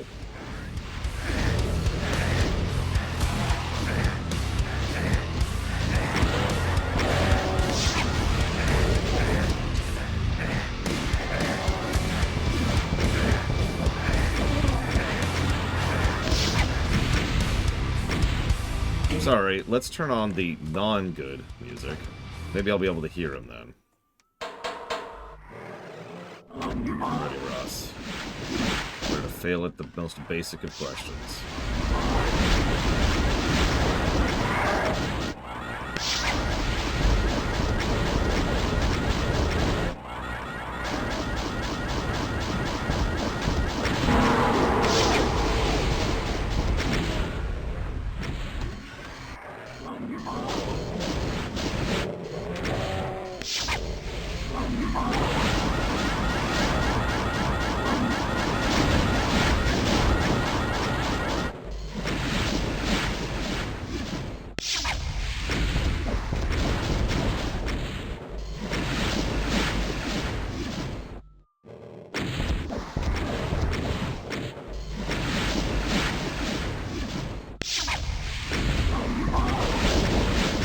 Unfortunately, I'm going to agree with the common consensus, Ross. I think it's creep. Developer creep. I think you're right. I think I got thrown. Oh, there we go. That should be 3. That should be it. Right? I swear that's 3.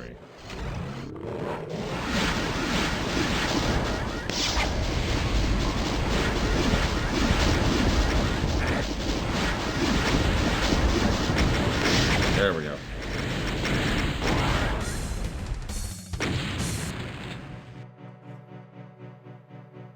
Negative to gameplay. God!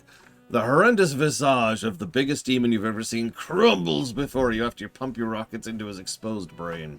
The monster shrivels up and dies, its thrashing limbs devastating untold miles of Hell's surface. You've done it. The invasion's over. Earth is saved. Hell has a wreck. You wonder where the bad folks go when they die now.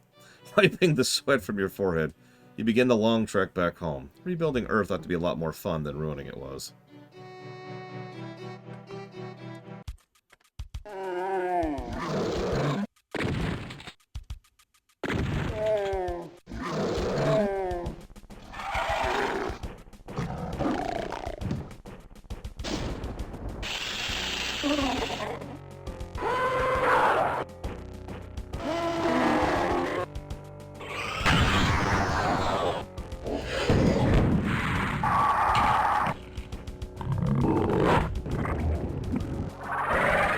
I have to hit space each time here, by the way, if you're wondering.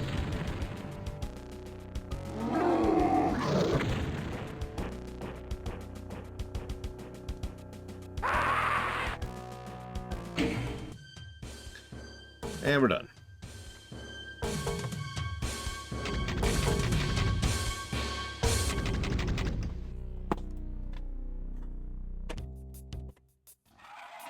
Time to mod. No, thank you, Diabetes, for the sub.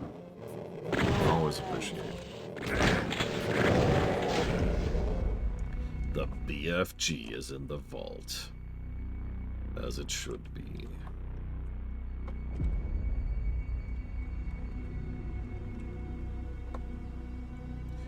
I think that the biggest problem the Silksong developers have is something I see a lot, whether it comes to television or movies or games or even books.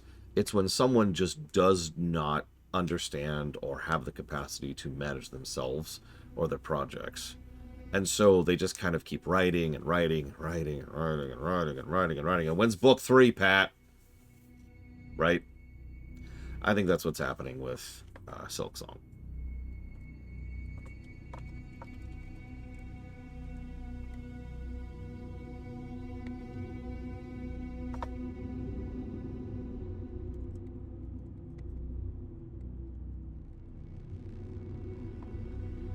It's actually funny because there is an old saying, and it boils down to sometimes you just need to ship it.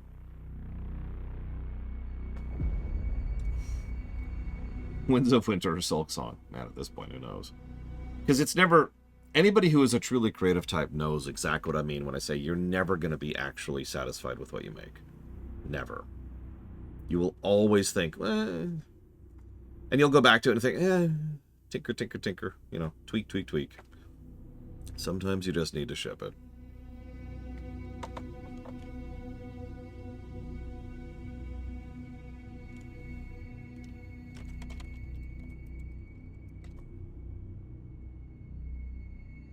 Okay.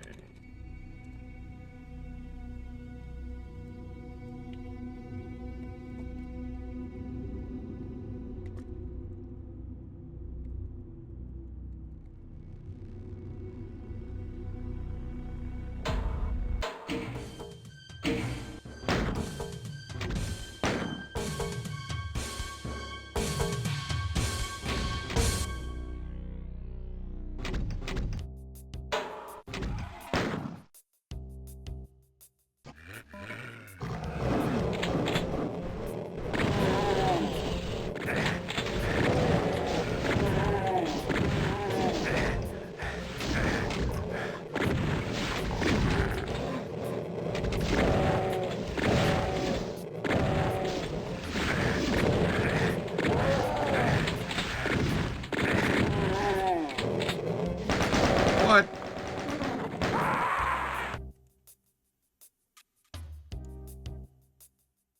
Yeah, exactly, Savacom. Like it or not, no one to hold it, no one to fold it, no one to walk, and no one to run is weirdly applicable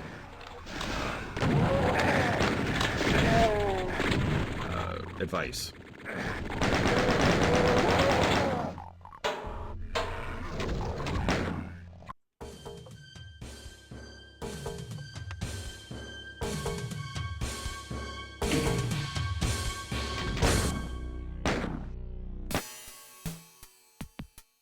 So, there's a couple enemies here.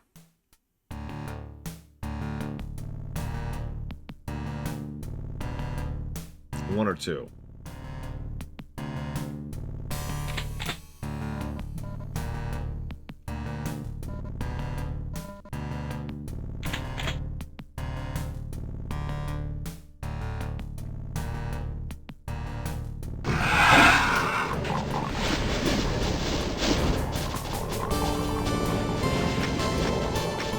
Oh, Jesus.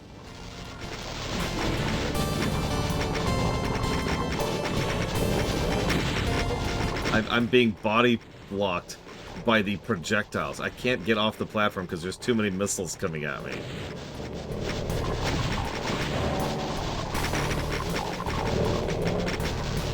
I think they're still killing each other, at least a little bit.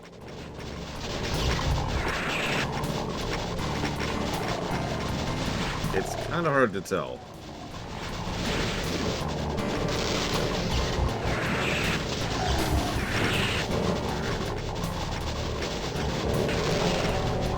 There's a lot of dead out there. About half of them, it looks like.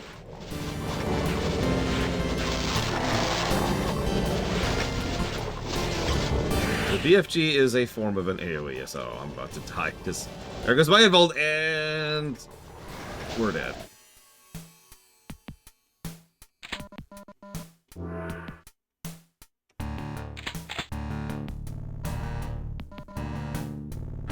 Let's actually get down here this time.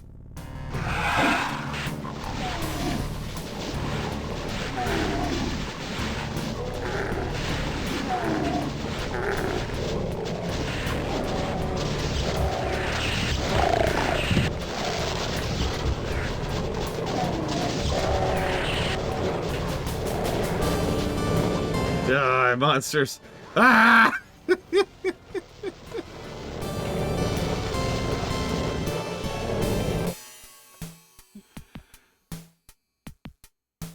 I was hoping to get them to kill each other. You know, provoke infighting, but there's just too many melees up front.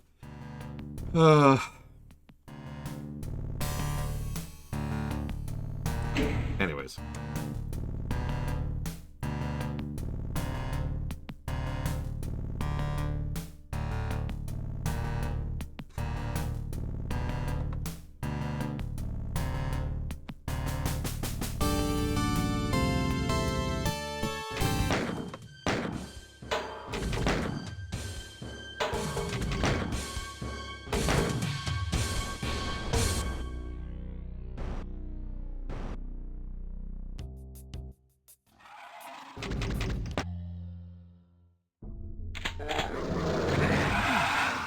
I sure hope not, but you never know.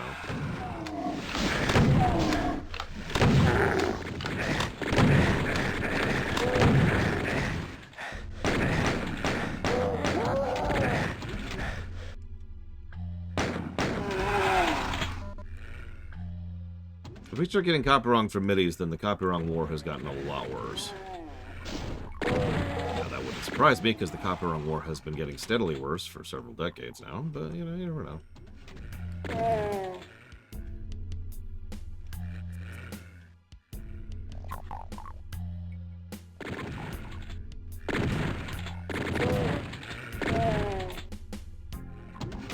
You know, I don't remember what MIDI stands for. Okay, this is this level. I remember this level.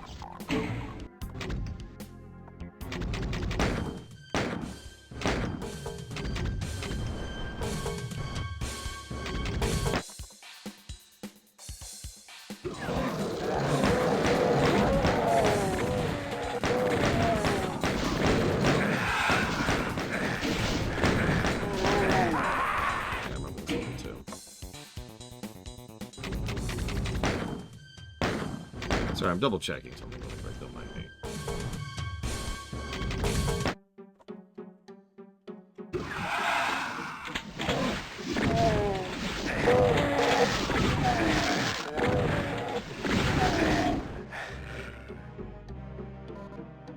Due diligence, my kimono.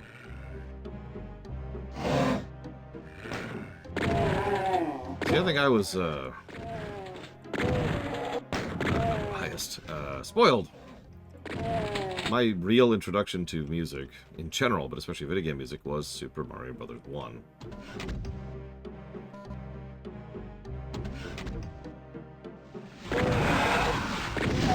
Yep, okay. I think I've seen enough. There were 2 secret levels. We got both of them.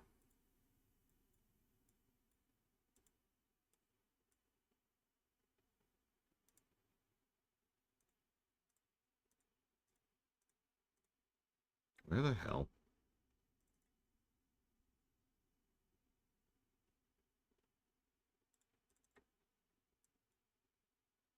Could someone give me a guess thing really quick, please? Exclamation mark guess. Super quick.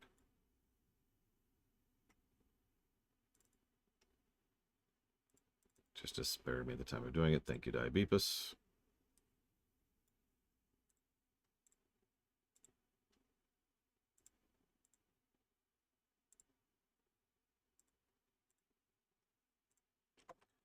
We are done with 2.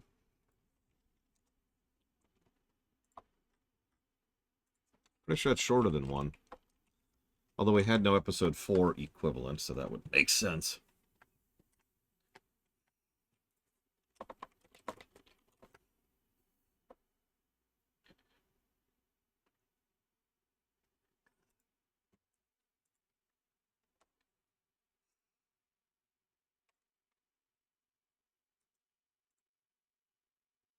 Yeah, next up we're playing a game that isn't really a Doom game. But first, this is a task by Almost Maddie and Zero Master.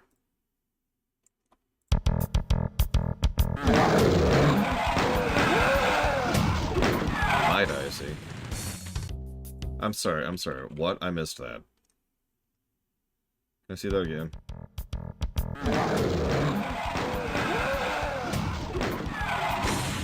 Okay, just making sure.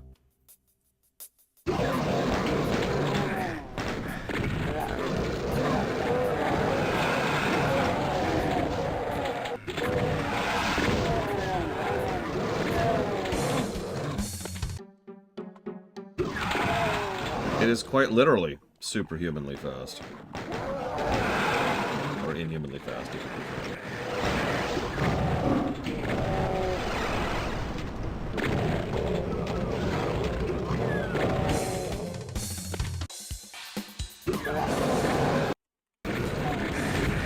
I just realized this is going to be our last September review. Not that that like, matters, but it's amusing to me anyways. Squeeze this one in there. Yeah, imagine if this was the review. Alright guys, today we're playing Doom 2. As you can see, it's very Doom, but more.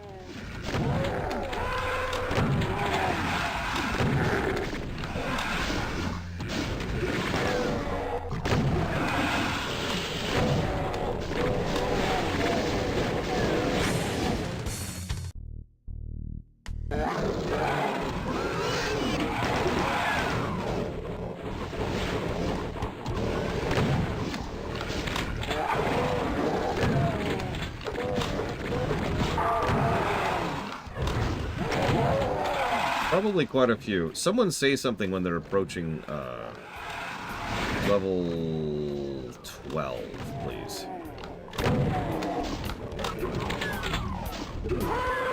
Someone keep track of it for me, because it's going by very fast, and I'm trying to, you know, do the audit here. The boring audit. And I've already lost track of where they're at.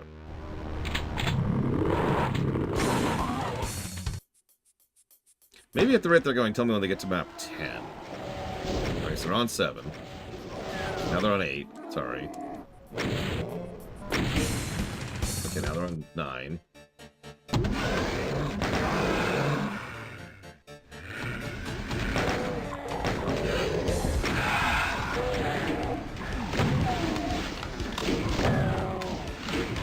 I remember this stage.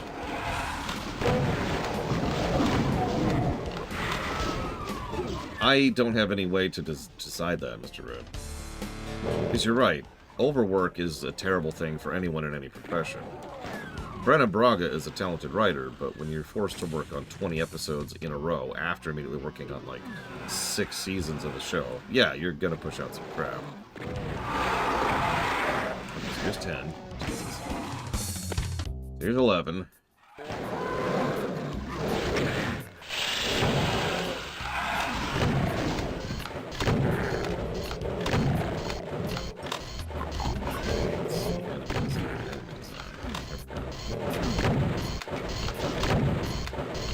Yeah, I wanted you to tell me early so I'd have a chance to tab before it got there. The rate is going.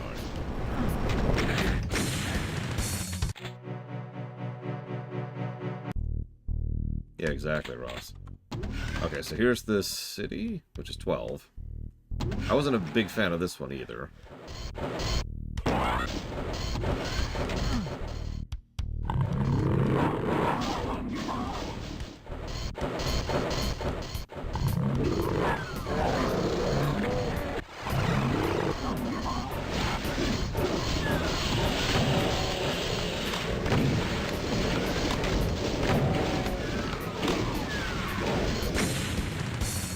Okay, so let's see how 13 goes. This is the one I really want to see.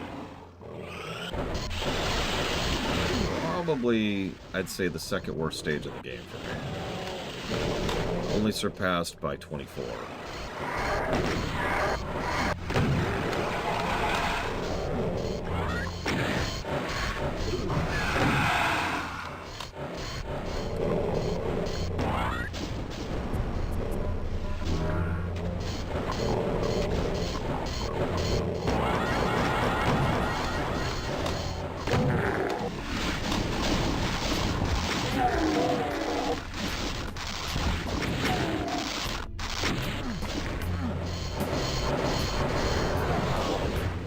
It's really telling that even the task of that level is that long. Hang on, how long was that? 4 minutes on a task? That can't be right. No, 2 minutes. No? Okay, 47 seconds. Okay, sorry. It's 47 seconds. That's still really long for a task.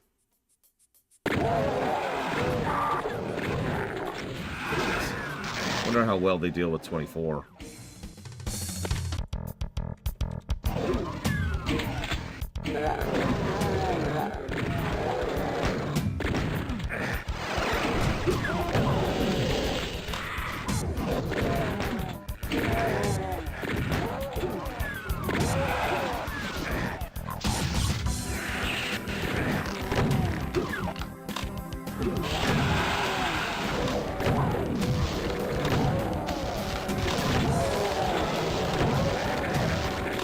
Yes, yeah.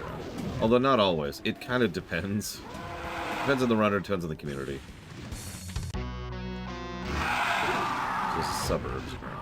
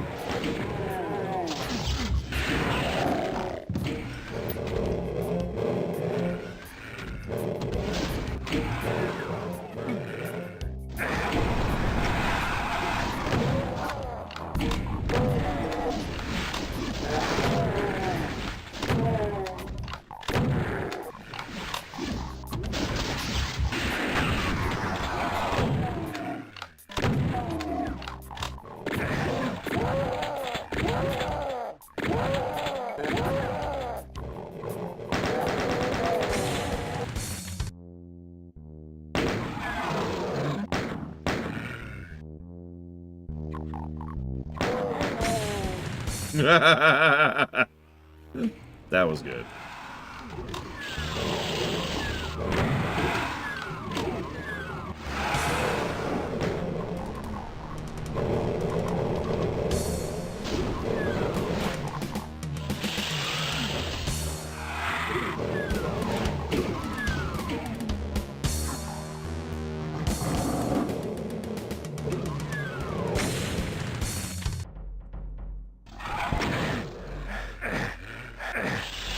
This is gotcha, isn't it?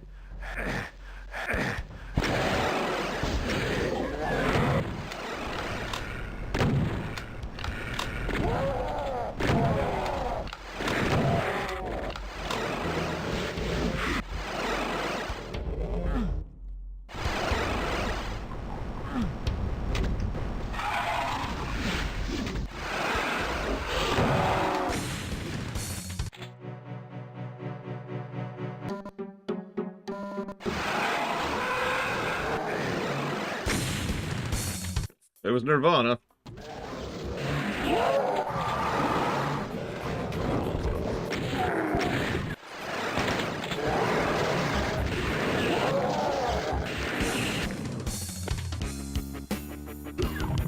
I like Barrels of Fun. Whoa there.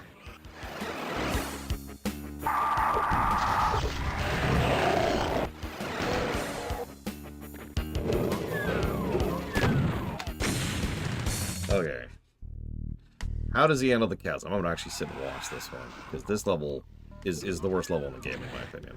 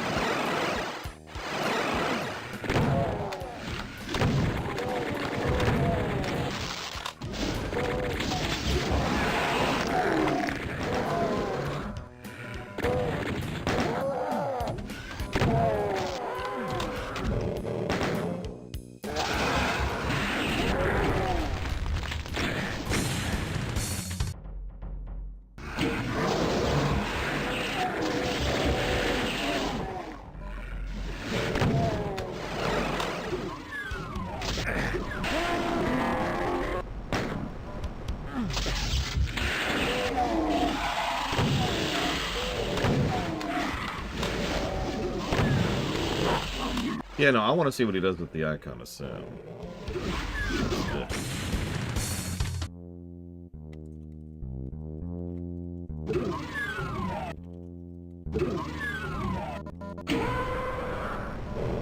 Is this the library? This looks like the library.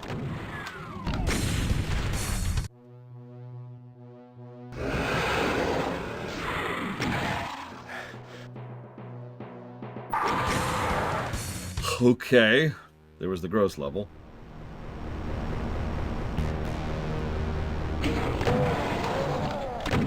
Here's the final stage.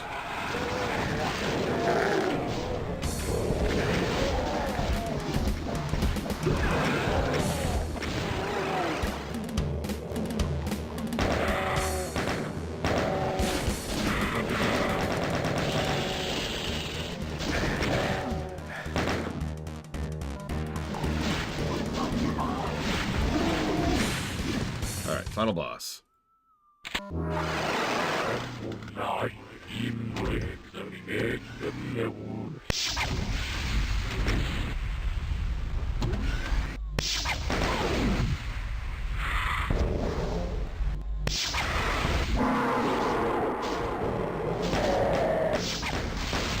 What? I don't actually understand what happened there. Okay. Anyways, that was the test. That was a little bit faster than I was expecting. I am not done with the boring audit yet. So we're just gonna get rid of that there.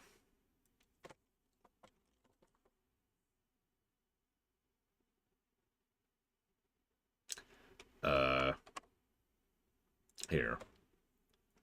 While I'm doing the last of this. Here's your lounge music, just for you, Yura.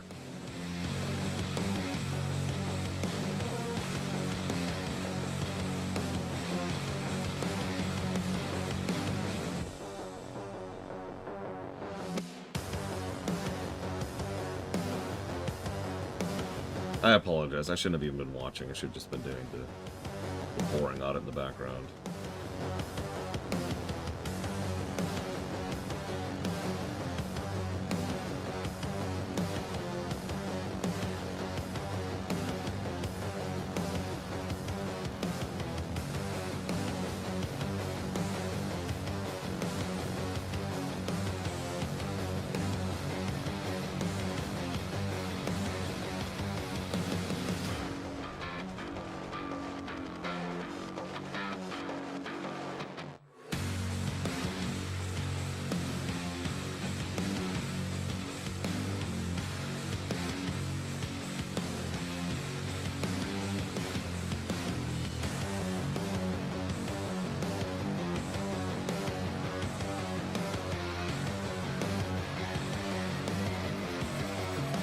Sorry, Savicom. I didn't mean to, I swear. So our next game, I guess I'll get this out here now for anybody not familiar with it. This next game's going to be a lot gorier, because it is more or less a straight-up horror game. So consider this your warning on that front.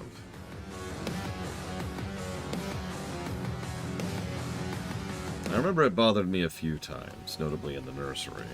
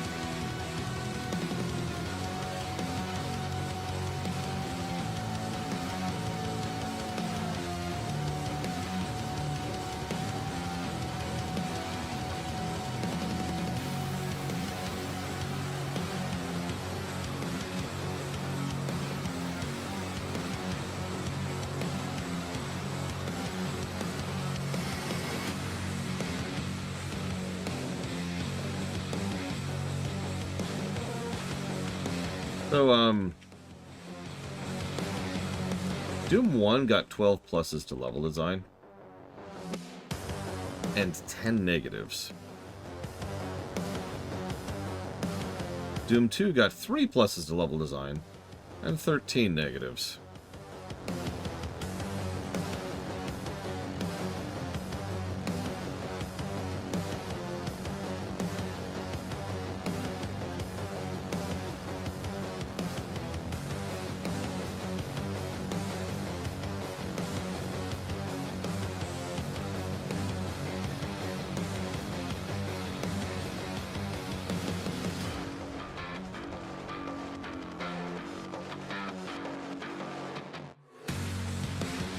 Yep, we beat the game. No cheat flag still. Now that's going to be raised for Doom 3, obviously. Excuse me, Doom Cubed. I think we actually have 3 factors here, Blade to Fall. Because obviously there's some experimentalness, and obviously there's some catering to the hardcore, but I also felt a lot of burnout in those levels. Some of those levels clearly needed a few QA passes, right? Get some testing in there, get some feedback in there, and then be like, okay, let's try this. You get it. I don't know exactly how rushed Doom 2 was, because there's some inconsistent information about the development thereof. We do know it came out very soon after Doom 1 did. And was definitely trying to cash in a little bit on the success of Doom 1.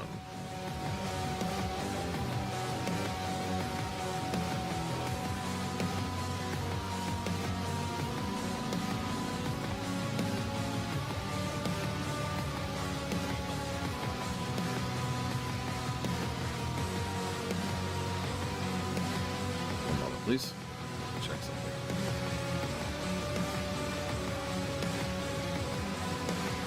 That's my thought.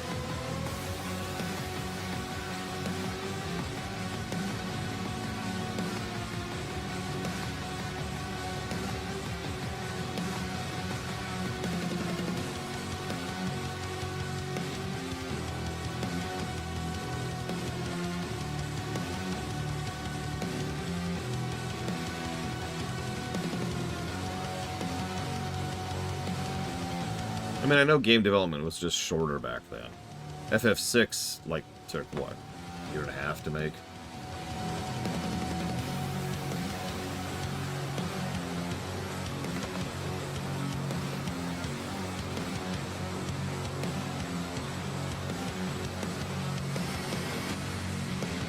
And it's weird to think about that sometimes sequels would come out in the same year as their predecessors back in the 80s and 90s.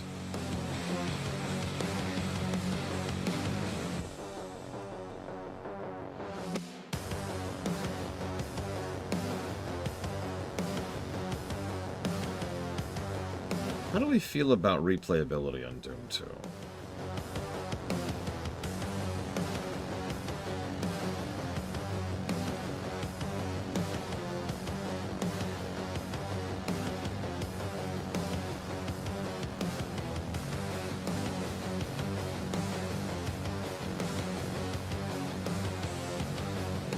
And I'm never touching this game again, but that's not necessarily indicative.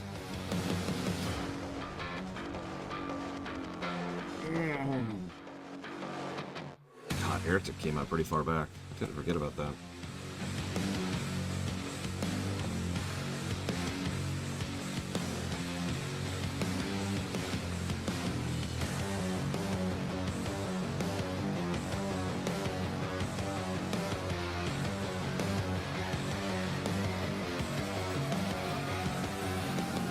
I mean, mods, sure, but mods aren't replayability. That's a separate category, right?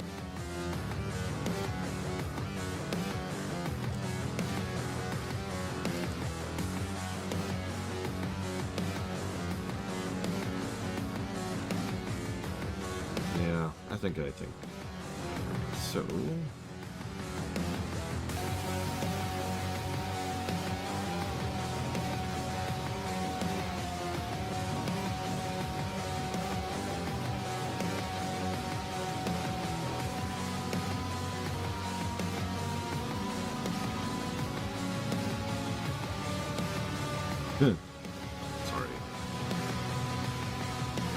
No, that tracks, though.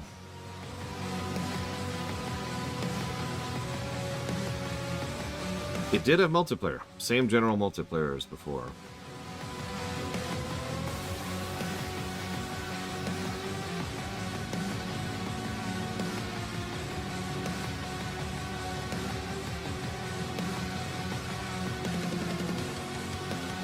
Doom 2, ladies and gentlemen. Story was a net -1. I don't have much to add to that. Doom 1 and 2 are not exactly known for their story axes.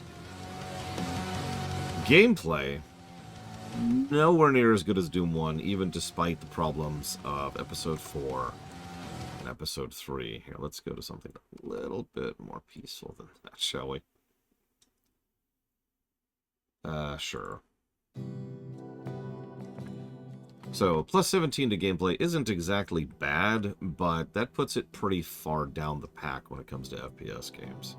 For a bit of perspective, the average gameplay of FPS games is actually 12. Which is weird, but then I realized why that is. Thanks, Youngblood.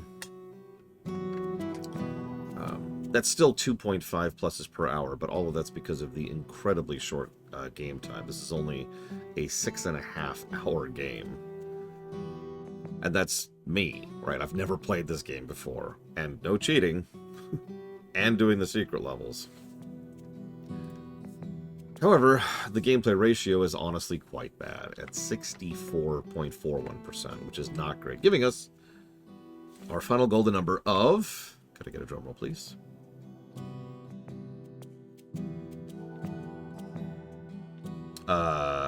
Sure, but give me a minute, Mr. Red.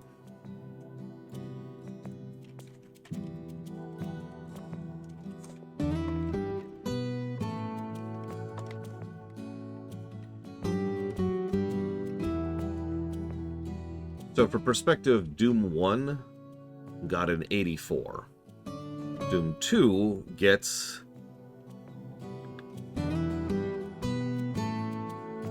34.23. And for the record, I stand by that. Doom 2 just wasn't exactly doing well right out the gate, and then a lot of the later levels started really just aggravating me, and the city was just awful.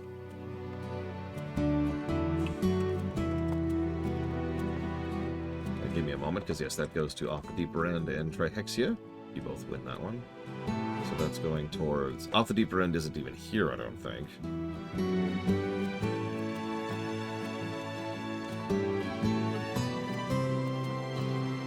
Actually, oh, there you are. So one of the things you want to put it towards is Zelda Echoes of Wisdom. That's funded. We're playing that in like a week. So I need you to fix something else, please. Yeah, so Doom 3 might beat Doom 2?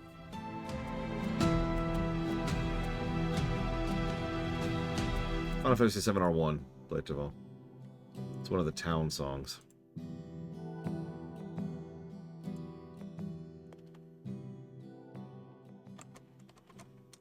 Now hang on, I was asked to come up with a silver number, so I'm just going to do some really quick rejiggering here. So let's just get rid of, this should be relatively easy to do. All we have to do is get rid of all of those positives. Hang on just a sec. So it's 1, 2, 3, 4, 5, 6, 7... 8. That's it. So 8 positives and 21 negatives.